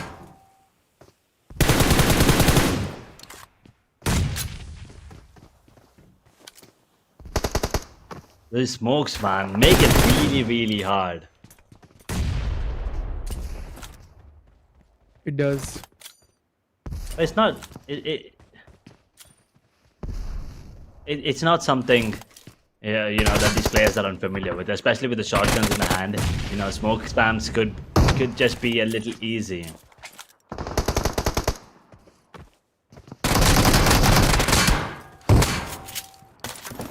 There we go. One more elimination, Edge. One more indeed. Another team vibe coming in. Geek is gone. Arena is gone.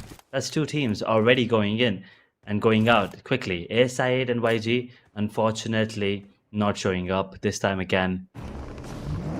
So something we have to wait and watch. Let's see how things go. Weibo Gaming is having fun with the vehicles right now. They do, I believe, see 313 in the vicinity. Maybe they want to go for the fight here.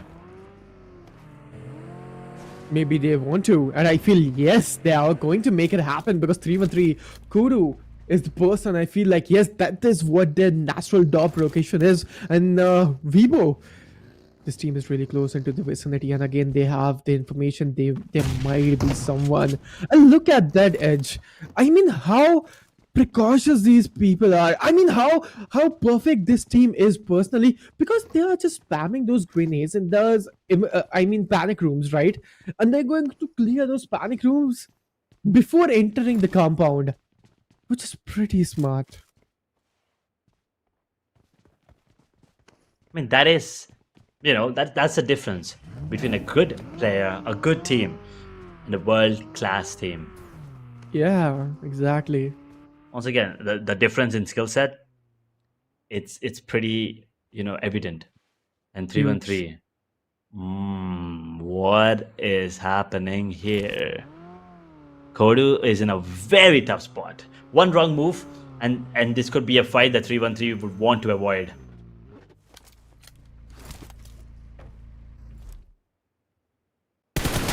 Big Park is pretty vehicle over there, and will be taking some of the shots on 313 order. On the other hand, such a great player he is, but VOIN Pereiro will be taking fight against Hale Esports, and you can see Deadshot is going to get knocked out. But from the back end, there's one more team which is going to come in and join in. Which team exactly it is? It is actually Team Blue. And again, in the vicinity, we can see Weibo, Blue, and 313. 3 teams in this triangle. But Deadshot, oh, that's a really bad scenario for Hale, losing one player in the starting encounter. And Glue and DRS, wait, Edge, wait, this is going interesting now, because you can see multiple teams in a single vicinity.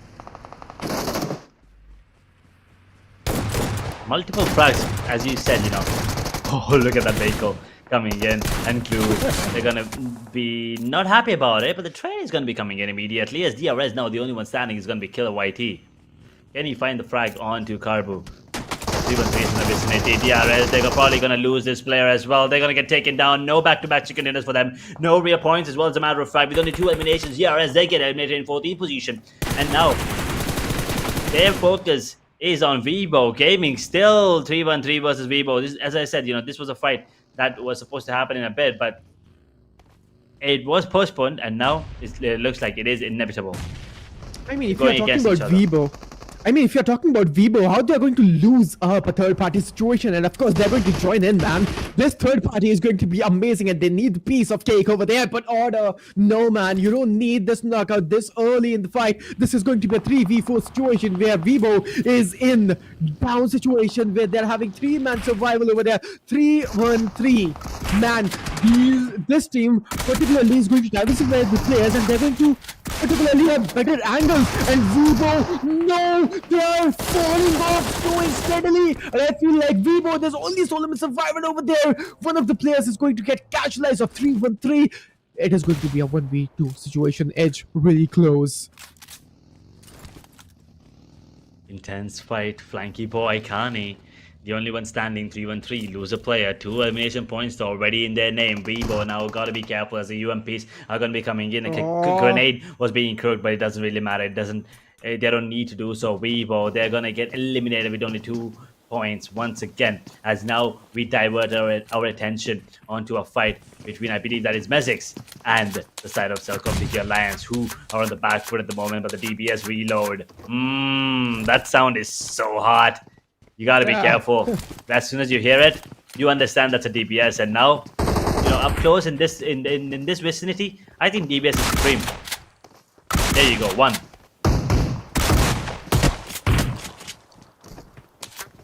There you go, man. As you're talking, the shotguns are actually pumping in, and there we go. One more knockout coming in, and Celcom Digi Alliance is not going in a great situation because we have only soulmate survival, and there we have it. The 2-pump shotgun coming into the action, and Celcom Digi Alliance is going to get eliminated on #12 spot with only 2 eliminations. But again, MEZIXS, you guys won, but at what cost? Lost 2 players exactly, but Glue really close into the vicinity and proximity. There's one more team coming in. This is going to be 3-1-3. 3-1-3 is looking really great. Edge, now they're performing, man. Now they're performing. They are. It's about time. But Glue Carbu is still standing. He's probably gonna be bleeding. Yeah, he's probably just gonna, go down there. I mean, he was bleeding already, thanks to the blue zone there coming into play, and the heal now coming in. Flanky boy is probably just gonna survive this. Stage 2 circle, not gonna be dealing a lot of damage, as Kane will be back on his feet. 3-1-3 with 3 players still surviving. He needs to heal himself up really quick. Exactly. 3-1-3 Kudo. Now they're actually doing a great job, right? And now they're going to just directly prioritize the zone, and they will get a comfortable compound for themselves into the zone, because having 6 great elimination points in the start of Erangel personally is really great, man. That's amazing. But again, Hale Esports, 2 of the players has been casualized, and 2 of the players are still surviving. Tiger and Deadshot, they're down. which is not great for them. And look at the zone. We have seen this particular level of zone in one of the matches in playoffs, day number 3, if I'm not wrong. But SkyForces, look at that rotation. They have to make a huge rotation into the zone, but there are a lot of obstacles for them. Edge, you can see if SkyForce is going to make that rotation happen, there are exactly 3 teams waiting on the edge of the zone. So they need to fight them. And they need to make their opening into the zone. Waiting for the perfect opportunity, trying to find an opening is Indeed. probably what these teams are looking out to do. VOIN holding on right now. He scouts out a player here, Potato, but I don't think they want to pull the trigger just yet. We're down to top 10 teams, 35 players still in the server, 12.5 minutes into the game, stage 3 circle collapsing in just over a minute and a half. Vikings, they're facing the likes of 313.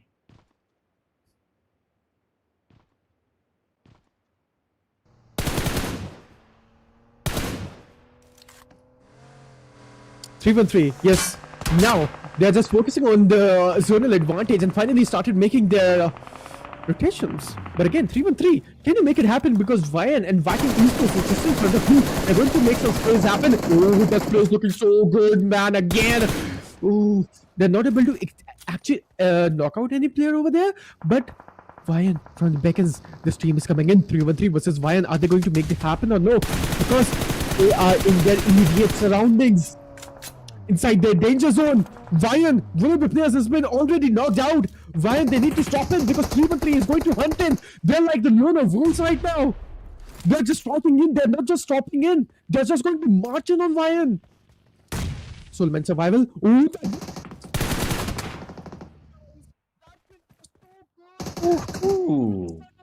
I mean, all of this happening outside the safe zone as well. Keep that in mind. Yes, 3-1-3. exactly. 3-1-3, 3-1-3. After a really good fight, after a long and persistent duration in the server, they finally get eliminated. And so, I mean, the same could be said for the side of MEZIXS. They get taken out as well, unfortunately. Man, I gotta talk about that grenade. That grenade was so damn precise and so well killed that it directly burst on the face of the enemy face, right? So this is what the precision we are talking about in this international lobby. Exactly. Yeah, I mean, that was right on the money. Yeah. That grenade. And HORAA, I forgot this team even was playing. Okay, Yeah, I have not seen them at all. Like this map, this is the first time I'm actually watching them make a move. They're sitting. Oh, that's a pretty garage right there. yeah, that is true. But I'm still waiting to see. HORAA is supposed to show us what they got. With 5 points, they have 5 points, ladies and gentlemen. We're about to hit. This is 23rd game, is it? Yeah, 23rd game. Probably like 10th game for HORAA Esports, and they have not shown up for maybe 4 of them. And getting 5, come on, man. I mean, we're expecting more. Maybe they're just taking this as a warm-up games for now before they enter, the last chance qualifier where they go absolutely berserk and take down the entirety of the server. But give us something to hold on to. That's what I'm hoping for. I mean, we know you have potential, but show it. Give us a little, give us something to just hold on to. I mean, yeah, as long as you're talking about HORAA Esports, they already lost 2 players. As we saw last time, HORAA Esports were with 4 players. Now already they lost 2 players. Man, that is so sad for that team. We are already down to top 8 teams. We are into the match, somewhere around 16-17 minutes and down to top 25 players as well. But again, all for egos. 4 good finishes. I have high hopes from this team because I have seen in playoffs day number 1, playoffs day number 2, they started dominating each of the team. But again, they started falling off from day number 3. And even not day number 3, not exactly first and the second match. But from Miramar, they started falling on day number 3. But let's just see what's going to be happening over here. Top 8 teams already. VOIN is really close. They are in the visual range of VOIN Esports. VOIN exactly know that there's a team in front of them, but SkyForce on the other hand will be initiating this fight.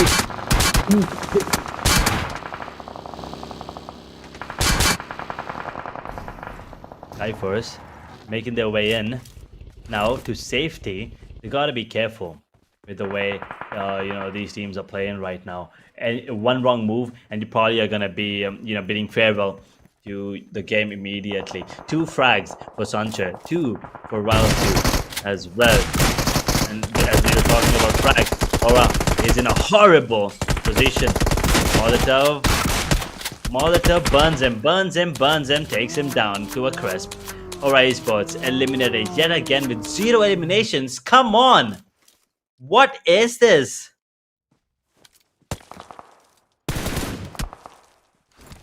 I really don't know what they are doing. It's the worst possible.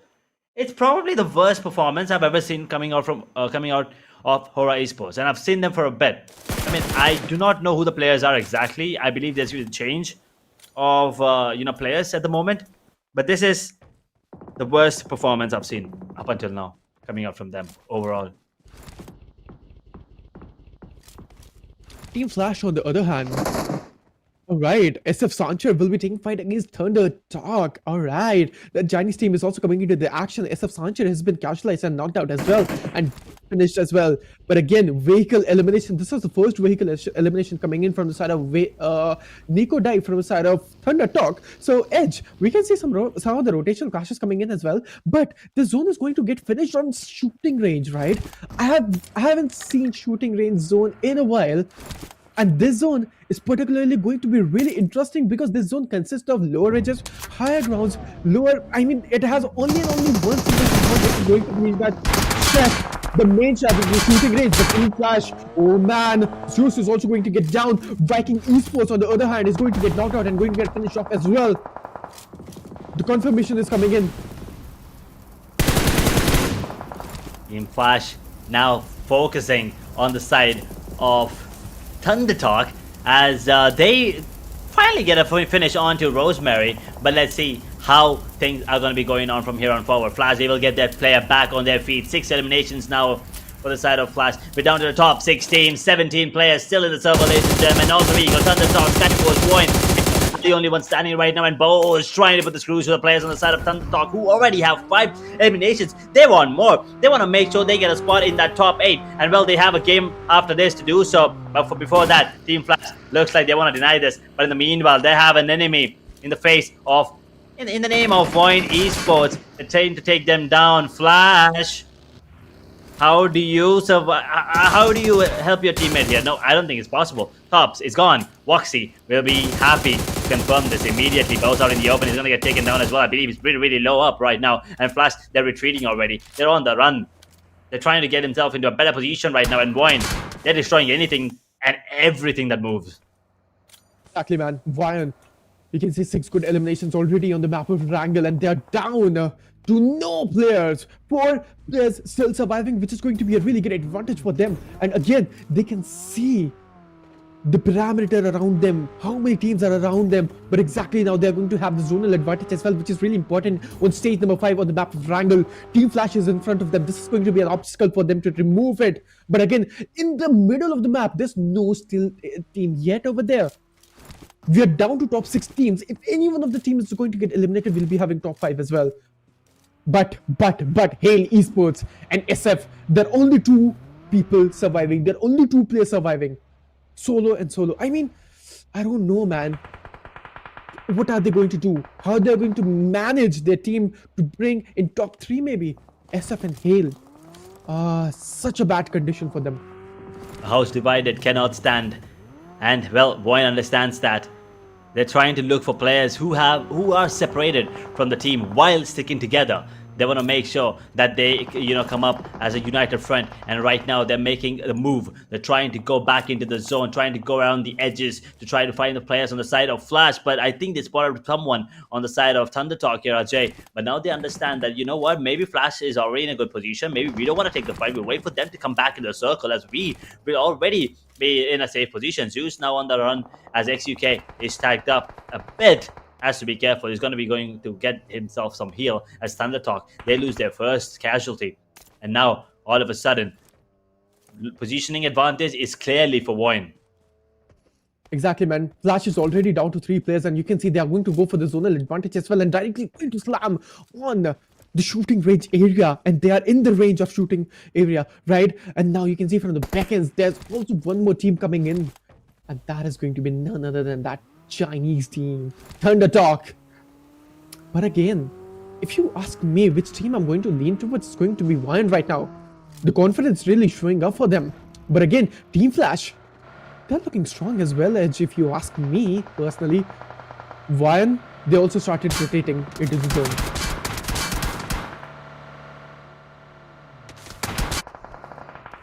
VOIN now with a reposition already into the circle. They have to be cautious. Potato tagged up a bit. Woxy 5 in a good position there as well. Flash, they understand the risk that they are going to be taking as soon as they pop out here. Alter Ego now with 3 men standing as well. ThunderTalk 3, SkyForce 1, Hail 1. Where are these players though? I don't see them on the map. I mean, is SkyForce looking to do something similar like they did last time with IC?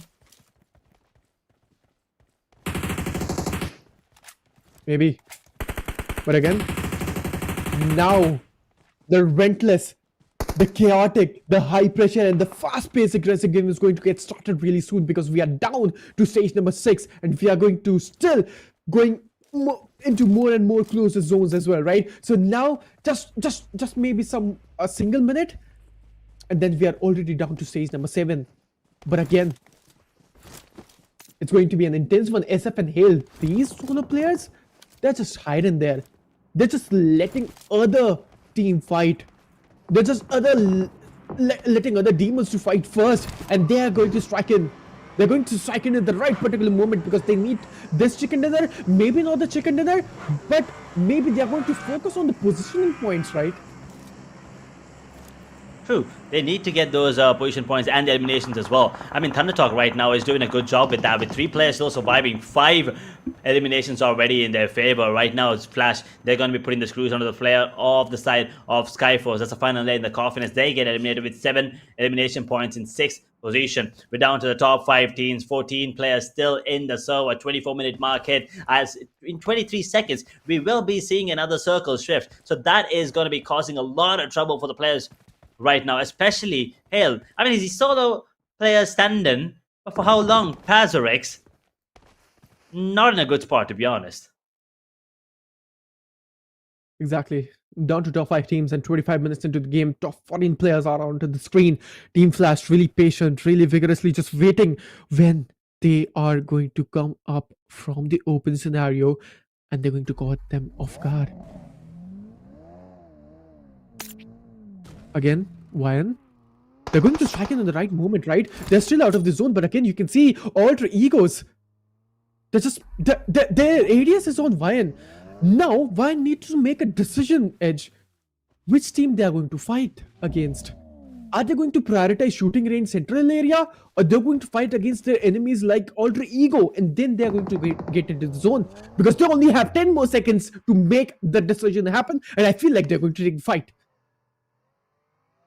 Probably that is looking like the case here. VOIN clearly has the advantage, right? With 4 players standing, the man advantage is in their favor. ThunderTalk, Flash, and Alter Ego, they have to be standing. Aziz's out in the open, takes a bit of damage, but Zeus, position compromised immediately. They have to make their way back into the circle. VOIN is just at the edge, and they are probably just going to be using those smokes to get back into a better position. That's it. I mean, yeah, they took the zonal area and advantage really easily, man.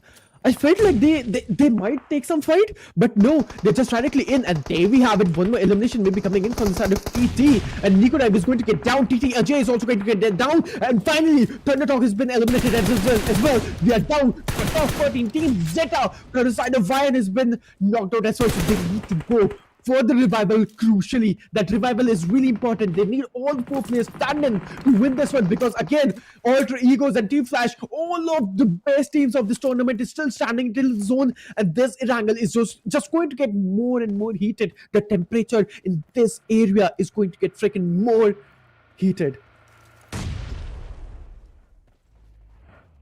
It is definitely getting hot in here. VOIN lost one player now. It's an even Stevens game. 3 versus 3 versus 3. Flash, all three go. VOIN, 3 teams. All of them. Very important matchup for them. And Razak is really far away right now. And Purata is going to go for that revival, I believe. But the grenades are going to be cooked.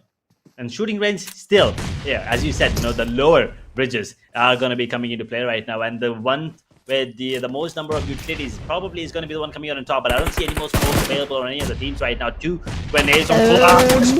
Oh my god! Forget about shooting range. This is grenade practice. That was amazing. Gets 2 with a single grenade, and all of a sudden, all 3 go. They only have 1 man standing. It all comes down to Moen out in the open right now. We'll go for the revival immediately, but 1 more grenade can actually take him down. And Flash and VOIN, they could actually capitalize here, but Bows and Zeus, they're closing in on this. Good grenade again. Could deal. Oh, no. Just missed out on it. But the revival will come in. Snape's back on his feet. But the grenade is good. And that's the elimination coming in. Moana comes out in the open. The M4 puts the screws to him, and Alter Ego, they get taken down in 3rd position. It all comes down to VOIN and Flash in a 3v3 classic situation.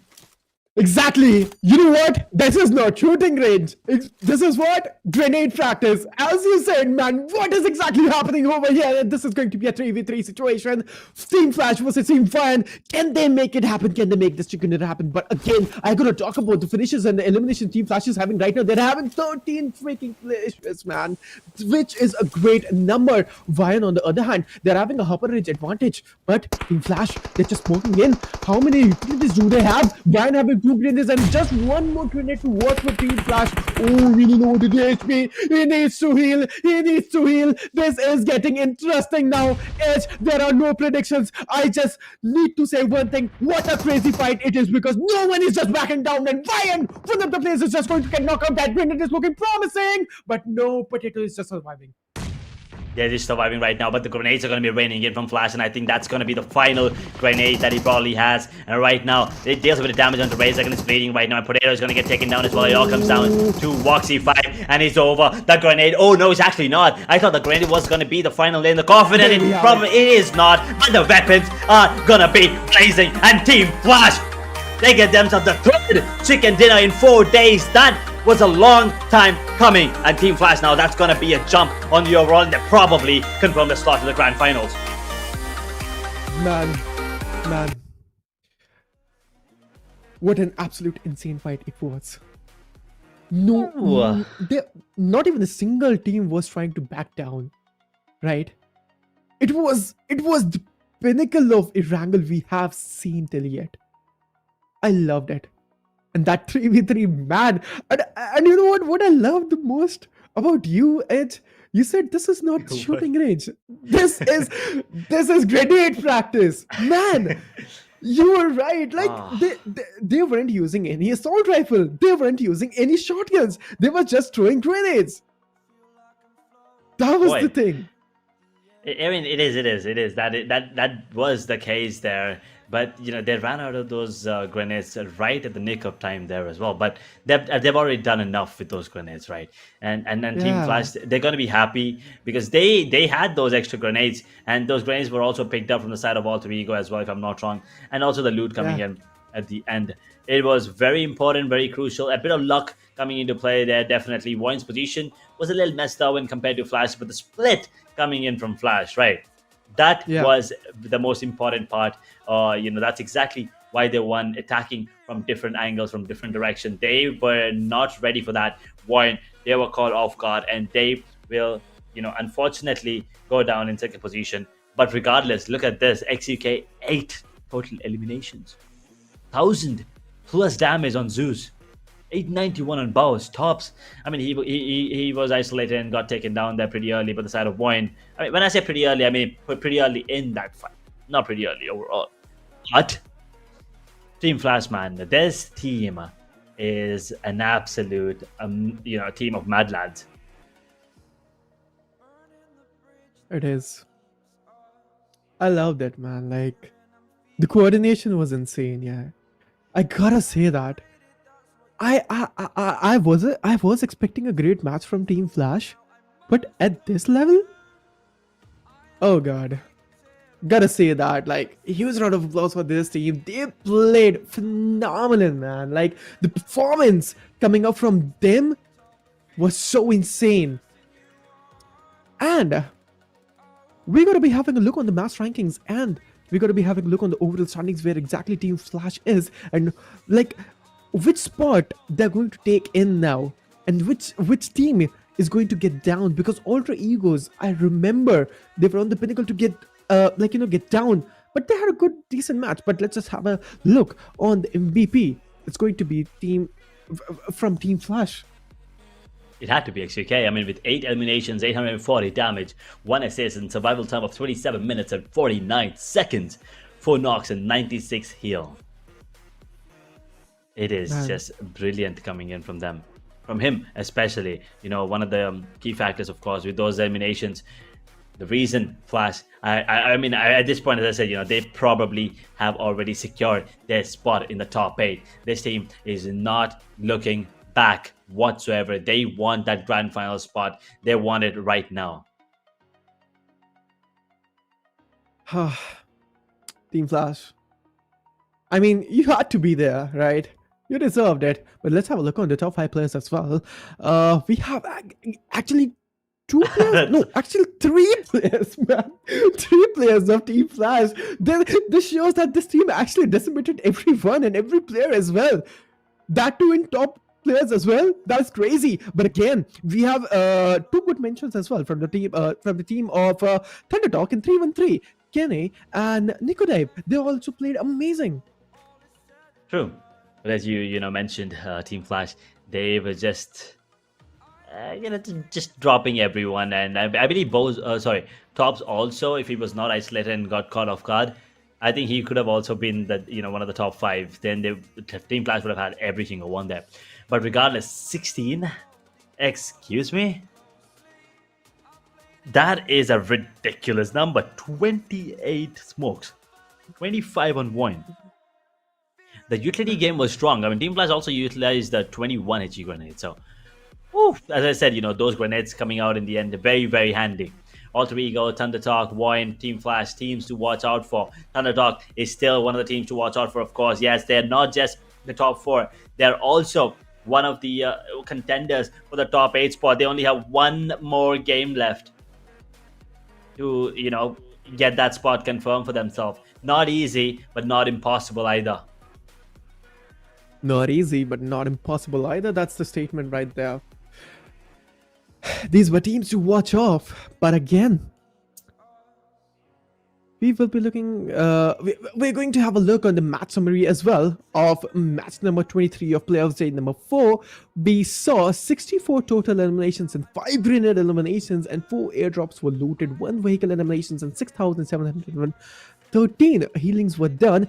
And we can see the longest elimination was coming up with 378 meters by the team of 313 Kenny. And he was, I mean, in the entire squad, as a matter of fact, 313, they're showing promise. They're showing promising results, and they also are showing us what they're capable of. The potential is visible right now, but that number is unfazed. 26 total points. Let that sink in. The next highest is 12, by the way, folks. That's 14-point difference between them and VOIN. As Alter Ego also have 12.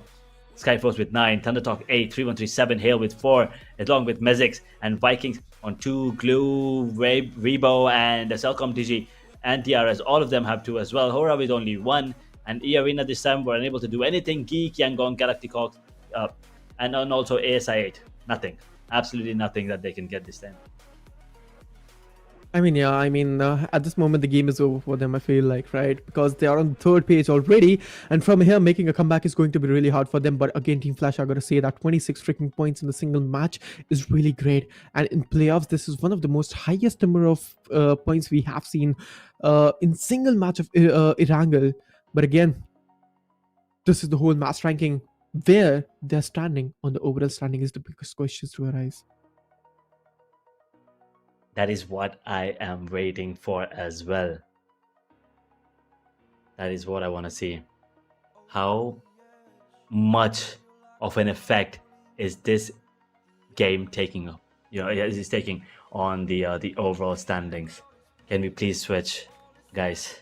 Give it to all of us. We want to see who or which team is in that top 8 right now. Flash is definitely going to be there. Boom is going to be there. Alter Ego is still going to be there. But the numbers. Flash with 142. That is, he also crossed 100 eliminations overall. That is insane. 3 chicken dinners, RQ 135, E Arena 132, 132 on Boom as well. Drew 130, 123 on Mixer Gang. And now, so I think top 5 is pretty much hard to beat, right? Because they still have games to go. But Mixer Gang and Alter Ego, Burmese Girls. I mean, D-Saber is already out of the equation. They're not making it because they don't have any more games left. And Burmese Girls, they don't have any more games left as well. But any other team in the second place that could probably take them down, that's what I want to see. 117 is what they're sitting on right now. Let's just talk about Alter Egos as well. They were on hashtag 8 and now they're on hashtag 7, which is really, which is great performance coming in. They just need to perform one more game decently, and they can easily just outperform everyone, and we will be looking at them in the grand finals. But let's just see on the second page from hashtag 10 to hashtag 18, as you were talking about, is there any team which can come up? Yes, there is. Team ThunderTalk, Tianba, SF, they still have and hold the potential as well, because if we are going to look from hashtag 13 to hashtag 18, all these teams from here making a comeback is going to be really hard, man. Just gotta say that. So you just have only one more game to work with. There's one more matchup before we, understand which 8 teams are going to be making to the grand finals. The ones at the bottom, they're pretty much going to be staying in the bottom. These teams, the 9 teams you're watching right now on your screen are probably the ones that are going to be looking out for the last chance qualifiers, because they're pretty much done for in the playoffs right now. 313, they need like a 50 bombers to even surpass Burmese Girls. They need 50 points to surpass Burmese Girls. 48 to be exact, but still impossible. So if they need 48, the other teams, they're not even going to be in contention anymore. Everyone's just going to be playing this as warm up as of now, trying to see if they can, pump up their numbers, get the confidence. But let's see. You said it already. Making a comeback from there is going to be really hard, but I love it, man. The Erangel, the intensity was amazing. I really loved it, how teams were actually performing over there in the whole battleground, and the way, like, the aura of the whole battleground was so electrifying, and I really loved it. The energy of the whole battleground was so high, and I loved it, man. Like, the grenades throwing here and there, everything was so pretty insane. We are just down to one single match of playoffs, right? And we know that how that one single match goes if some stage is getting to an end, right? So this is playoffs last match, and we know that how teams are going to play. We will be looking at so many fights from the start, because teams needs those elimination points. Like of course, the teams which are on the top 5 spot, right? They know they don't need chicken dinner anymore. They're just qualified. They're just confirmed. They're 100% guaranteed they are going to play in the grand finals, right? But that's where the interesting thing comes. They'll just directly do some of those drop clashes, taking fights, and just getting eliminated fast. Or maybe they're going to ruin other teams' game. Definitely, that is something.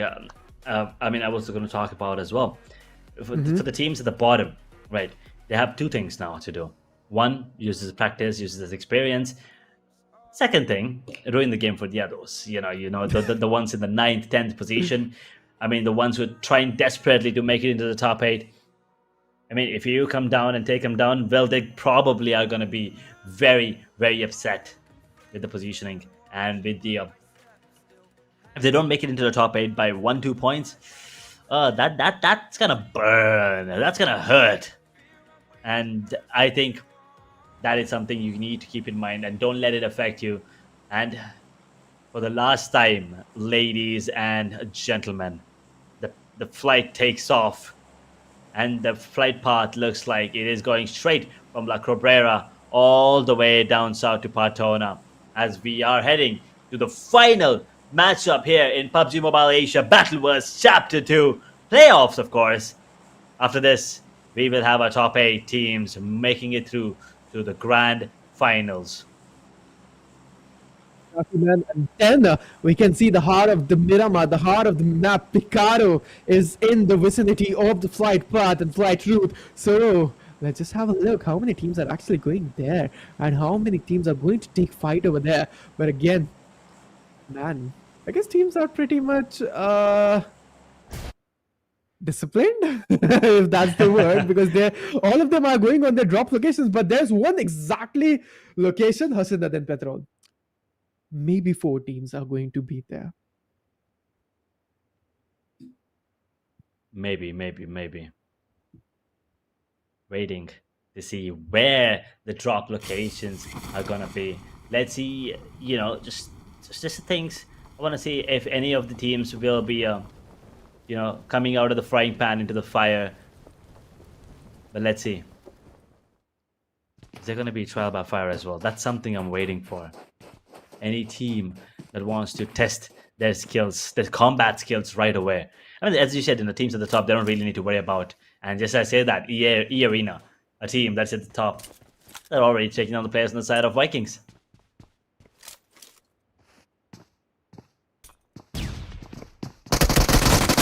And when it's coming into the actions, HORAA, all right. You try to take a fight against CT, and I feel like this is not going to be an easy one from here. Team HORAA, player 1, player 2, and player 5 are the only survivors here. But on the other hand, we can see GEEKAY coming in and taking fight against vicinity of Team Flash, if I'm not wrong. And where exactly this fight is happening on map, we gotta be having a look over there. We're already losing another player here. This is just unfortunate yet again. But as we've already talked about it, there has been new information coming into light, just from our admins right now. It's not going to be top 8 teams. It's going to be top 9 qualifying. Ooh. So right now, it means D Xavier has a good chance of qualifying. I mean, they're in the top 9. So they're going to be praying that the teams at the bottom don't perform well to surpass them. I mean, D Xavier is on 109, right? Which means ThunderTalk needs 2 points to qualify. That's it. They already got 1. I mean, 3 actually, as a matter of fact, which means they need 2 more to qualify to the grand finals, by the way. ThunderTalk. Now, that opens a lot of opportunities for them. And especially taking the fight towards HORAA Esports, who are having a horrible time right now. All right, stop poking them already now, Okay, because I'm sorry. It was right there. It was right there. Yeah, but let's just have a look on Team Flash. But again, as you were talking about, which is an interesting topic, we will be having top 9 teams now, Edge. But on the faces, we can see GEEKAY is going to get eliminated against Team Flash. But again, let's just bring back the topic again. Top 9 teams and opening opportunities for Team TT. Yes, I'm looking forward to that. If they're going to have at least 3 points here, welcome to the action. Welcome to the action indeed. VOIN, Weibo Gaming.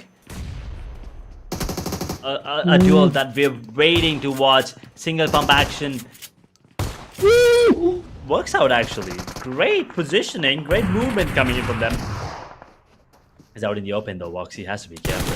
There's no support whatsoever for him, unfortunately. VOIN, they have their players a little far away. K1's going to get taken down as well. VOIN Esports, all of a sudden now the players are rushing in to try and support them, try and support the players. And now Weibo on the back foot. I believe there's only going to be one more player standing right now. He's in a tough spot with just very barely any points of health. It's not looking good for him. H12K in the hand, yes. But I think it's all over. Weibo, they're going to be eliminated pretty early into the game and no points as well. So, yeah, I guess we will see them in the last chance qualifiers as of now, as ThunderTalk, on the other hand, 1 more point for qualification. One more indeed. One more point for the qualification. But you can see Alter Egos Rosemary 911 will be joining in the fight. And again, they need the piece of the cake as you always talk about, man. Because, oh, wait. I guess it's MEZIXS getting eliminated as well. So one more team going to get eliminated. And this is Hail Esports. So they are also showing some of the actions, which is great. But again, Alter Ego. 0 eliminations points. VOIN is in the proximity. Are they going to make this fight happen? Are they going to take this 4v4 fight, or they're just going to fall back into the safety?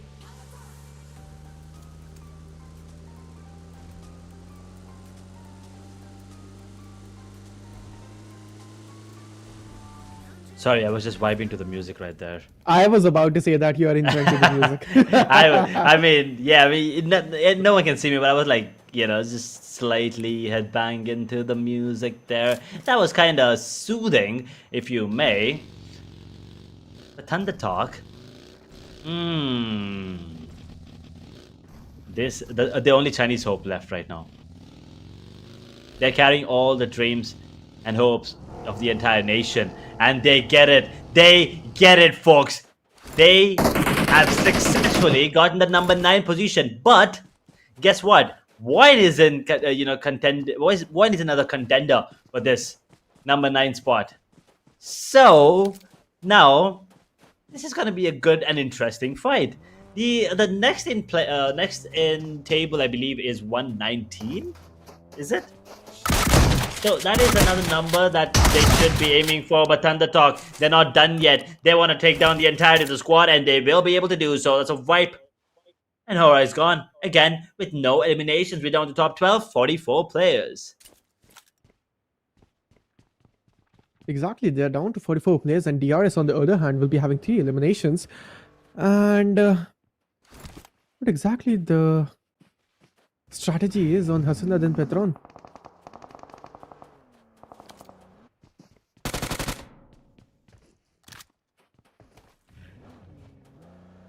That is a very important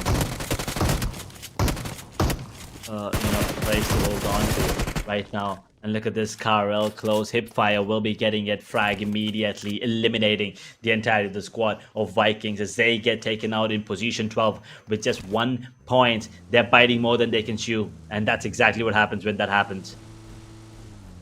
Oh, wow, I just said something stupid, but it made sense. Okay. Well, anyway, DRS Gaming. Can they get another chicken here?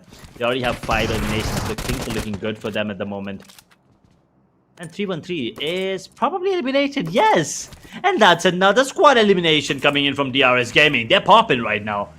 Today, looking like it is a very good day for them. 7 eliminations already, 2 team wipes. The recent one is 313. E-Arena is still here. E-Arena sitting, chilling. Cyclone, domination. DRS, last chance qualifier for you as well. Hail for you too. Celcom, Digi, probably last chance as well. But SkyForce, VOIN, ThunderTalk, all of these have a really good chance. I mean, if ThunderTalk just survives longer than VOIN right now with no change in elimination points, ThunderTalk will probably get, you know, that qualification over VOIN. But Xavier, they're going to be really upset. They're going to be kicking themselves. They are not going to be... They pushed down to 10th position right now. They're not going to be making it to the side of... To the grand finals, especially. At least from playoffs. I mean, they still have last chance qualifiers. But they would have loved to have, easy way into that grand finals. But for now, teams making their way back into the circle is going to be Glub taking their way in. Slowly but steadily. Lumatic already in the zone. Play area that is safe zone. It's not exactly a safe zone. I mean, I remember back in the day it used to be different. So I might as well just call it play area. But regardless, things are looking quiet at the moment. We're about to hit that 10-minute mark here on the map of Miramar. Stage 2 circle about to close in the next 90 seconds. as the rotations are going to be coming in. A lot of these teams are just going to be focusing on surviving right now, especially as I said, VOIN and ThunderTalk. SkyForce also needs a bit more points, and if they get the chicken dinner, they might think it's going to be easy for them, but no. VOIN and ThunderTalk, these two teams are going to be making it that much hard for SkyForce. So they kind of have to make sure that these other teams don't make it through. And now the teams at the bottom, how are they playing? DRS looks like they're having fun right now with 7 eliminations, 4 players actually still standing. And just talk about SkyForce, they're getting taken down on the other part of the map by Team Flash. I mean, we are already down to top 10 teams, Edge, and down. Like we are just like 10 minutes into the game and 39 players are still remaining. So getting down to top 10 is really crazy. But on the other hand, we'll be having a look on Team Flash. Oh, already having 5 great finishes, which is nice for them. Alter Egos, TT, they already qualified as you were talking about. And this is the last match. So again, congratulations for them, and they are finally back into the action for grand finals, which is gonna be crazy, right? But again, Team Flash, do you have any like more predictions? Like I think now the points gap is really far away for any other team to just hop in and surpass Team ThunderTalk. Team Flash holding on. All they need to do is just chill. They don't really need to work at all this game. Yeah. Like, take a chill pill. But they're still, getting that lead. They want to make a mark for themselves. They want to show other teams that they are a force to be reckoned with. 142 points, man. Plus 5, that's 147 now. And still climbing. They're not done yet. They still have 4 players standing. In the meanwhile, Blue, they will be in a tough spot here as they're out in the open. Bluematic. One more bullet and he'll get taken down there. Yeah.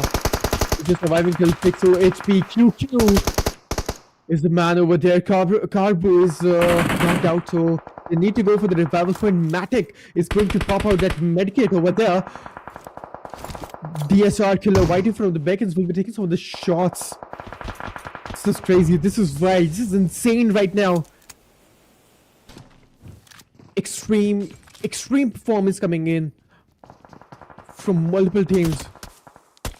SkyForce says, oh no, he was caught in off guard. 2 of the only players surviving from the side of SkyForces. And you know what, Edge? E-Arena is going to take this close range encounter. In E-Arena, we know that how hungry they are for finishes, for eliminations, and how hungry they are to hunt down their enemies. That is true. They have this instinct that they want to fight. That is that killer instinct that you need in a situation like this. In a game where getting those flags coming on top is everything. Oh. That is what you need. And right now, great movements coming in from DRS, and all of a sudden they are popping like never before. They got 11 finishes, and that's the 3rd squad they eliminate. Glug, gone.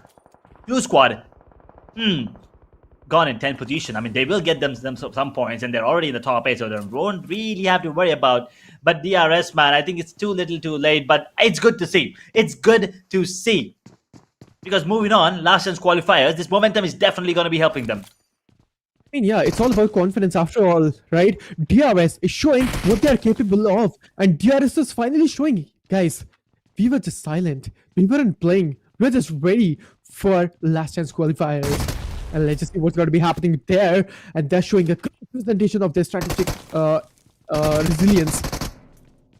But SF, oh no, that is not a great one. And SF is going to say bye-bye from the lobby.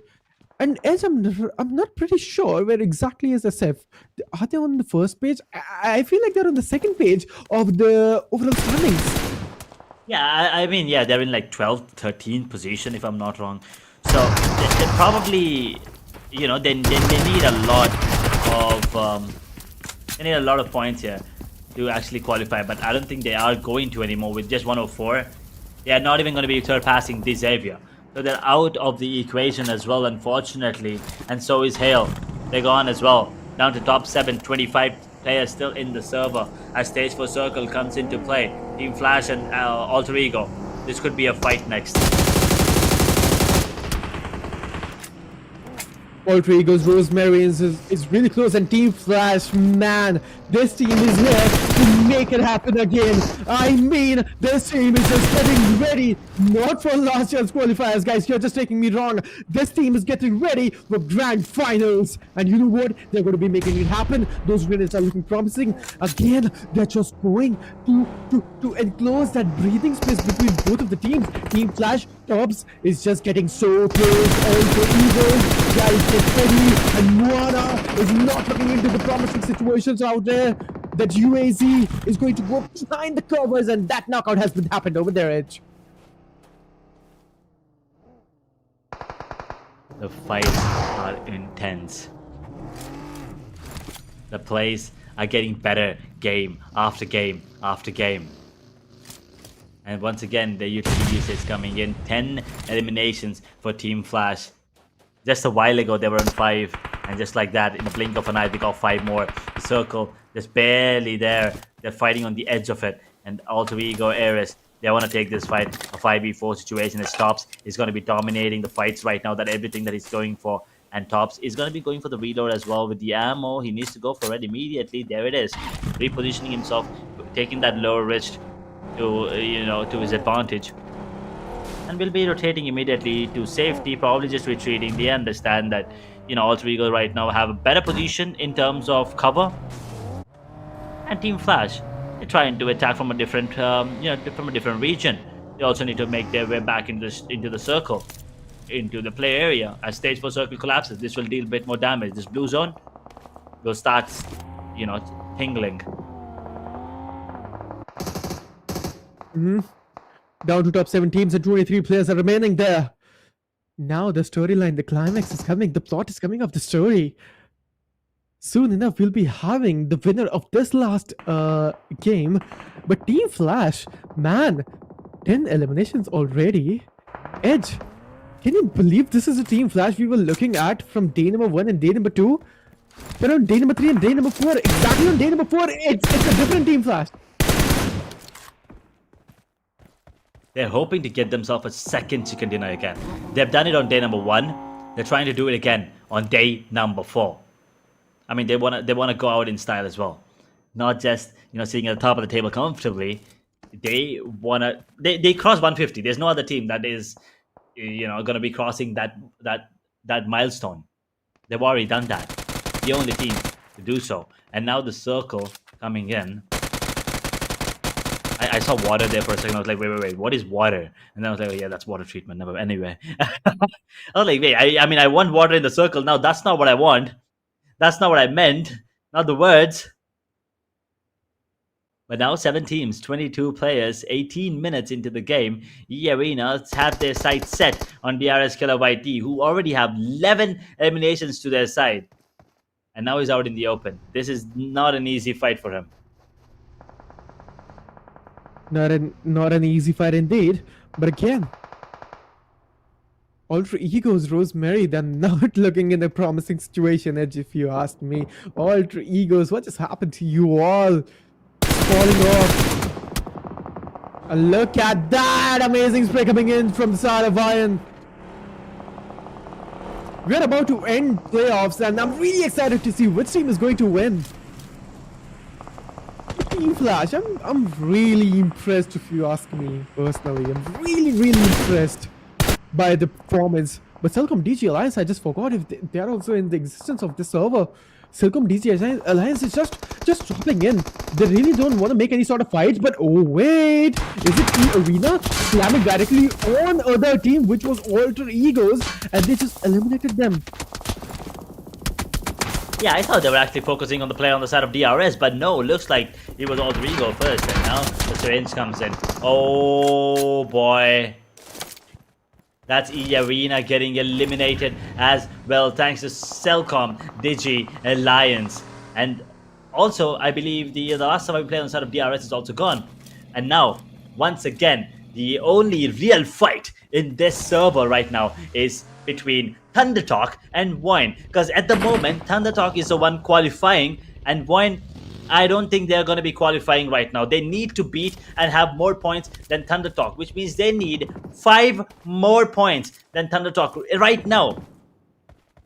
And VOIN, they need more finishes, and also probably the chicken dinner if they wanna make this work. And if VOIN can take down ThunderTalk, like the entire squad, then ThunderTalk will be eliminated. That is going to be heartbreaking for sure. It's certainly not this, right? I mean, they've already been heartbroken enough. How much more these folks got to suffer? That is true. Celcom Digi Alliance. 5 eliminations points. He's going out of the zone, maybe just looking for some of the grace, and he need utility. He need some of the healings, and yes, he'll get them. Top 4 teams. And what situation we are in. Finally, we can see 4v4v4.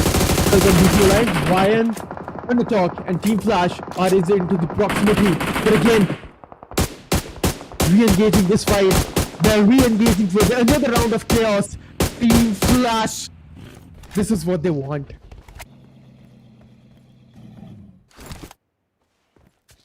This is exactly what they're waiting for and what they're hoping for, and they're getting it as well. The entirety of the squad. But VOIN, they understand their objective. They understand what the game plan should be. ThunderTalk out in the open. Now this could be deadly. They cannot afford to go down here. Not in a situation like this. Not when it matters the most. It's a 4v3. The only team with a man advantage is Team Flash at the moment. We've already raked up enough points to. I get it. You want to be on top, but they don't really need to sweat about it. You don't really need to stress about it because you are in the comfort spot, right? You are on the crown right now. Let's Celcom Digi Alliance. Now it's getting pretty silent because we are just waiting for more and more stages to just shrink in, and maybe in half an hour timeline we will be having our winners, and finally who's going to exactly win this last match of playoffs, day number 4, and which is Miramar for you, ladies and gentlemen. But again, on the other hand, we can see Vion on the lower ridge disadvantage. They're on the lower ground, right? And we have seen mostly in Miramar, whichever team has a higher ground has a higher chance to win. Definitely, that is true. But the fight between Celcom, Digi Alliance, and Flash is not over yet. They're trying to put the screws to them. And there's 2 more players healthy and standing. One on the knees. ThunderTalk Gaming, on the other hand, they're chilling, sitting with 2. Nekodai with 3 eliminations already. They understand what they also need to do here. For them to just make it through, all they need to do is survive longer than VOIN Esports. Even if VOIN gets all of these, the next, let's say out of 14, let's say they get 5, and if ThunderTalk gets a chicken dinner, I still think ThunderTalk is going to be the one coming out on top in between these 2 fights. Yeah, maybe VOIN will have more points this game, but in the overall, I feel like ThunderTalk will be the one coming out on top. And now the circle coming into play as well. Stage 6, stage 7 as we go there. I think it's a stage 8 game. I think this won't go to stage 9. Yes, exactly. But again, I think we're talking about ThunderTalk, right? We cannot really forget about Team Flash as well, because those 2 players right now, they're really strong together. The coordination, the strategies, the presentation is amazing of that team right now. And again, the coordination is top notch. As you were talking about, this game might go only to zone number 8, might not end to the zone number 9. Because teams will take fight instantly, because everyone knows where all of the teams are actually holding. The location has been revealed, the position has been revealed. So IGL might have analyzed everything, whatever is going on the battleground. True. The IGL probably have all their ducks in a row, and he's probably reading between the lines already. But let's see. I mean, execution is what matters. Welcome Digi Alliance. They have their eyes set on ThunderTalk, taking a bit of damage there. But the smoke will not be helping him, unfortunately, as Nekodai now has to make a move for this. He needs to make a run for this. Try to go for this revival if it's possible. But Celcom Digi Alliance, they're already on the run. They're already on the hunt. They want to confirm this finish. They're not going to let ThunderTalk get any more chance. And this is where ThunderTalk's nightmare begins. Because every time they're in the top 4, they're the first team to get eliminated. They somehow managed to do that consistently. And I'm pretty sure they're not happy about it. That's not a record they want to maintain. But now the distance is being closed between them and Celcom Digi Alliance. Kodav is going to get taken down by K99 as well. City's going to get taken down. It all comes down to AJ. Now, 1 versus 4. And there you have it, folks. Yet again, ThunderTalk now is eliminated. VOIN. Now, a sigh of relief, but it's not over yet. They need 5 more points. That's it. And they already got 1 thanks to the placement point, which means they need 4 elimination points or they need a chicken dinner. They do. They really need that one for sure. But Team Flash and Celcom Digi Alliance really close. Oh no, Team Flash Tops is the only solo miss. However, even if they're going to get eliminated, there's nothing to sweat about. There's no stress in getting eliminated. And yes, wait. It really did a close fight. But again, Team Flash is going to get eliminated and we'll be having only 2 teams on our stage. Fight. Wait again, what exactly this team is doing? Man! Oh god, they're united, like they're playing so union and pushing all together. As I was talking about the 4v4 fight, it's already turned to a 4v3. I can't take it. I can't take it. I actually can't take it. I feel so bad for ThunderTalk. VOIN, they realize that ThunderTalk's out of the server and they're like, yes, guys, now is the time. Perfect time for us to strike a 4v3 situation. Thanks to them just coming in with the vehicle, they're smashing into the player, getting that finish immediately right there. And now with the utility is absolutely nothing. There's just 1 smoke on VOIN, 2 smokes and a HE on Celcom Digi Alliance. There's not a lot that can be, done. But VOIN, the man advantage is obviously going to be coming into play. Let's see how things go here. Let's just see how things go here. Exactly, man. Oh, what a close fight it is going in. VOIN taking some of the players down as well. 99 has been put down into the shot. They're still surviving. Let's just see what's going to be happening. This is going to be a really close one and they are going to re-engage in this fight. This is going to be really chaotic. Coming back stronger. Celcom Digi Alliance back in the mix, making another attempt to make the chicken dinner happen. But again, VOIN, they're not going to stop. 1 more into the fight, which is going to be the winner. Who is going to take the victory? Who is going to take the victory to home? Man advantage for VOIN still. They're somehow managing to keep it in their favor. And just as I say that, Voxy, he's gonna get taken down. It's down to a 2v2. I mean, it's not over yet. It's not over yet. It's not out. But he is in a tough spot. He probably cannot be revived at the moment. But right now, Celcom Digi Alliance, the grenades are going to be cooked. That grenade could actually be the death of him. No, it's not. Razak is still going to be closing into Howland. A 2v2 situation. VOIN Esports and Celcom Digi Alliance, the only 2 teams standing right now. VOIN, if they get this chicken dinner, they probably are going to be surpassing ThunderTalk Gaming. They need this desperately. They already, I believe they already have surpassed. I'm not really sure yet, but this is, I mean, just to be sure, right? Just to be sure, they want to get that chicken dinner already. Already, yeah. A 2v2 fight. From the backends, we can see one of the players of Celcom Digi Alliance is giving a great cover. That is 6042, and we have seen that he's powerhouse. He has an amazing gun power. And you know what? Who is on domination? From the player from Celcom Digi Alliance only. So, man, a close one. A 50-50% chance of winning a chicken dinner. But you know what, Edge? I feel like both of the teams are having a really great diversified angle, right? We're down to zone number 9. We predicted this might go and end to zone number 8, but no, man. These teams are stretching it down.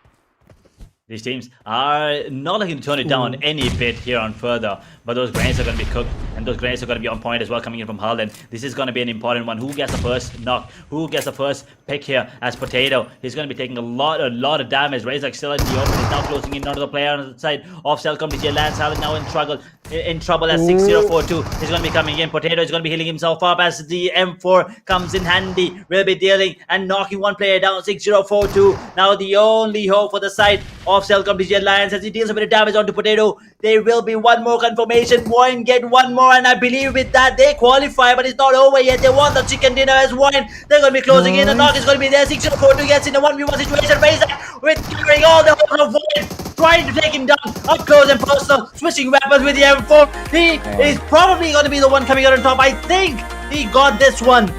Did he? Wait, I didn't get that. I didn't catch it. Who got it? I guess it's VOIN, bro. VOIN took the winner chicken dinner. For sure they won that one. For sure they won that one. Man. Again, a close one.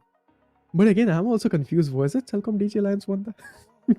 No, from the angle that it looked, I feel like that is VOIN coming out on top. And no, man, that just means ThunderTalk has been kicked off again.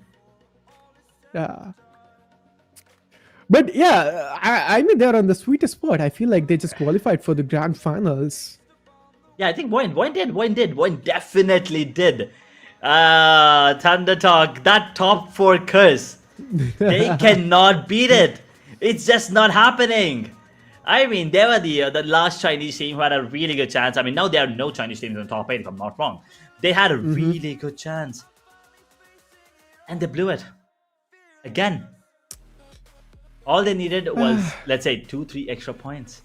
They couldn't get it. But you gotta give credit where credit's due. VOIN, they realized it. They saw, ThunderTalk getting eliminated. They're like, yo, this is the time for us to step up. And we need to make sure that we get the chicken dinner, because that's the only way we will be qualifying. We'll be surpassing ThunderTalk. And what a game, man. I mean, I feel bad for ThunderTalk, yes. But VOIN, that was a brilliant move. And sometimes, as I said, it's not always about, surreal gameplay. Sometimes it's just about using your brain to perfection. And this time, well, they cooked real hard. They did. I mean, it's not only about gunpowder, it's about your brain as well, right? And let's just have a look on the team stats of the winning team, which is VOIN for sure, and taking a really great winner chicken dinner. And it was really needed. Couldn't do the double-digit one. They are to only 9 finishes, but 9 finishes, decent one, and they finished off amazing.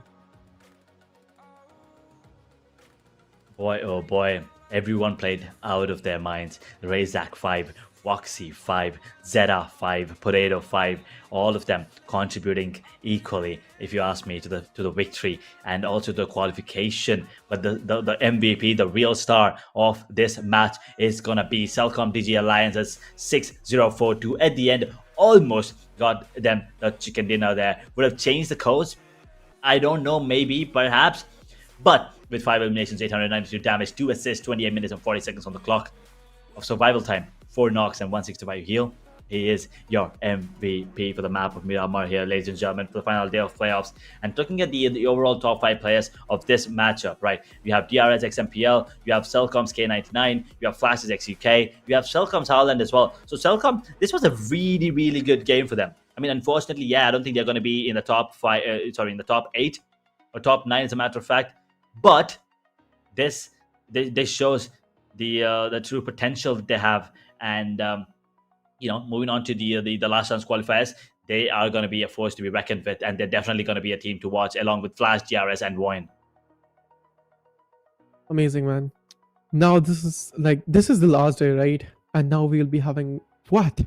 Our last chance qualifiers. I don't know, we'll be showing the teams and the overall standings or no, or we are going to make a little bit of suspense for the audience who are exactly who exactly going to qualify. But great, all this while all the playoffs matches were amazing, right? And the map pool, the map rotation, everything was so perfect. But let's have a look on the map, a match summary as well.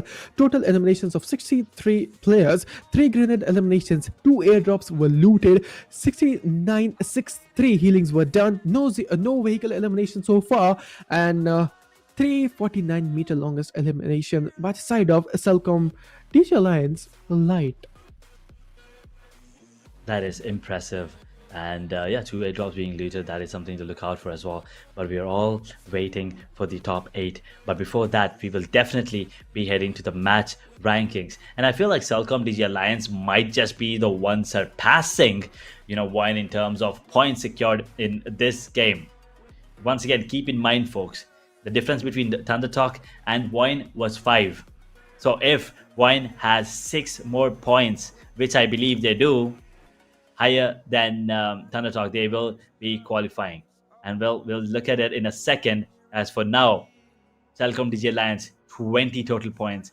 VOIN with that chicken dinner get 19. Team Flash, I mean, although they're sitting comfortably at the top, they still managed to get 16, actually, as a matter of fact. DRS with 13, ThunderTalk 9, E-Arena 6, AL 5, Alter Egos 3, Blue with only 2. And at the teams at the bottom, I mean, SkyForce just got 1, Vikings 1. And I believe the first time that we actually see the teams in 12th to 18th position have no points, which means, I mean, it clearly tells you how dominating the teams at the top were, right? Flash, VOIN, and Celcom Digi, including DRS, they were just destroying everyone on the server. Yeah, like at this particular moment, Celcom Digi Alliance actually eliminated 14 players, right? Which is huge. They eliminated like 4 teams altogether, and surprise, we can see all of these teams from #1 to #9 has been qualified with the Q mark on their name. Team Flash coming up with 158 point has been qualified. E-Arena has been qualified. RIQ has been qualified. Boom Esports has been qualified. Glue Blood has been qualified. Alter Egos has been qualified. Mixer Gang has been qualified as well with VOIN and Celcom Digi Alliance. All these teams have been qualified for the grand finals, ladies and gentlemen. I actually didn't see Celcom making it through. I mean, I expected VOIN to be there, yes. But then Celcom also stealing position. I kind of forgot who was there in that position. I want to check it. I want to see who it is. Oh, it was Burmese Gulls. Blue. Oh, it was Burmese Gulls who actually got, their points stolen there. And yeah, I mean, ThunderTalk pushed down as well, unfortunately. Big Xavier also in the top 9. They're going, back to the last chance there. SkyForce, Tianba, Hale, Vampire, Weibo, Vikings. I mean, all these teams. I mean, it's not over yet for them in the PUBG Mobile Asia Battle Wars Chapter 2, but it's about to get hectic. It's about to get more heated. It is, man. It is about to be more hectic and heated, because I mean, all these teams from #19 to #27 on the third page as well, and we haven't seen any Pakistani team 313 IC or ASI8 getting qualified, which is sad and disappointing. But again, they do have a chance, which is the last chance qualifiers edge, and for sure in the last chance qualifiers they're going to make it happen. They need to come top 9 there, and from there they're going to make it happen to the grand finals, right? So let's just see what will be the result of finals. But again, we are having a break on 31st October, and then we will be starting our last chance qualifiers and then finals. Yeah, once again, for anyone wondering the timings for the last chance qualifiers, it is going to be on 1st and 2nd of November 2025. I mean, timing goes like this. If you're anywhere in Thailand and Indonesia, it starts at 5 p.m. China, Malaysia, and Mongolia, it starts at 6 p.m. And in Pakistan, it starts at 3 p.m. Nepal starts at 3:45. And Myanmar, well, you guys make sure you guys tune in at 4:30 p.m. So, I mean, overall, the MVPs, right? It's going to be MEZIXS SLG. Although the team didn't qualify, I mean, the player, I mean, he's way more than qualified. 8,084 damage, 30 eliminations. Absolute ridiculous. Absolutely a monster of a player. I mean, another star. I mean, very well known. It is Rosemary from Alter Egos. Burmese Gulls, Lilyatka, another player to look out for: RIQ Mustang and RIQ Rose Pecco. One good thing though, right, about all of this, we will get to witness SLZ and Yatka again, yet again on the in the last chance qualifiers, because these players, I mean, I want more of them. I did not get enough of them. I need more. Exactly. I mean, let's have a look on the head-to-head as well. It's BJ Lily Yatka versus Alter Ego's Rosemary. So, really close. Really close, if you ask me, Edge.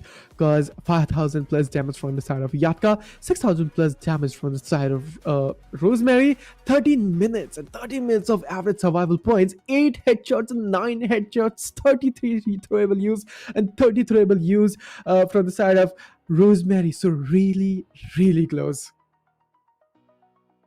I mean, head to head, everyone's top notch, right? Everyone's Yeah. just here and there somewhere.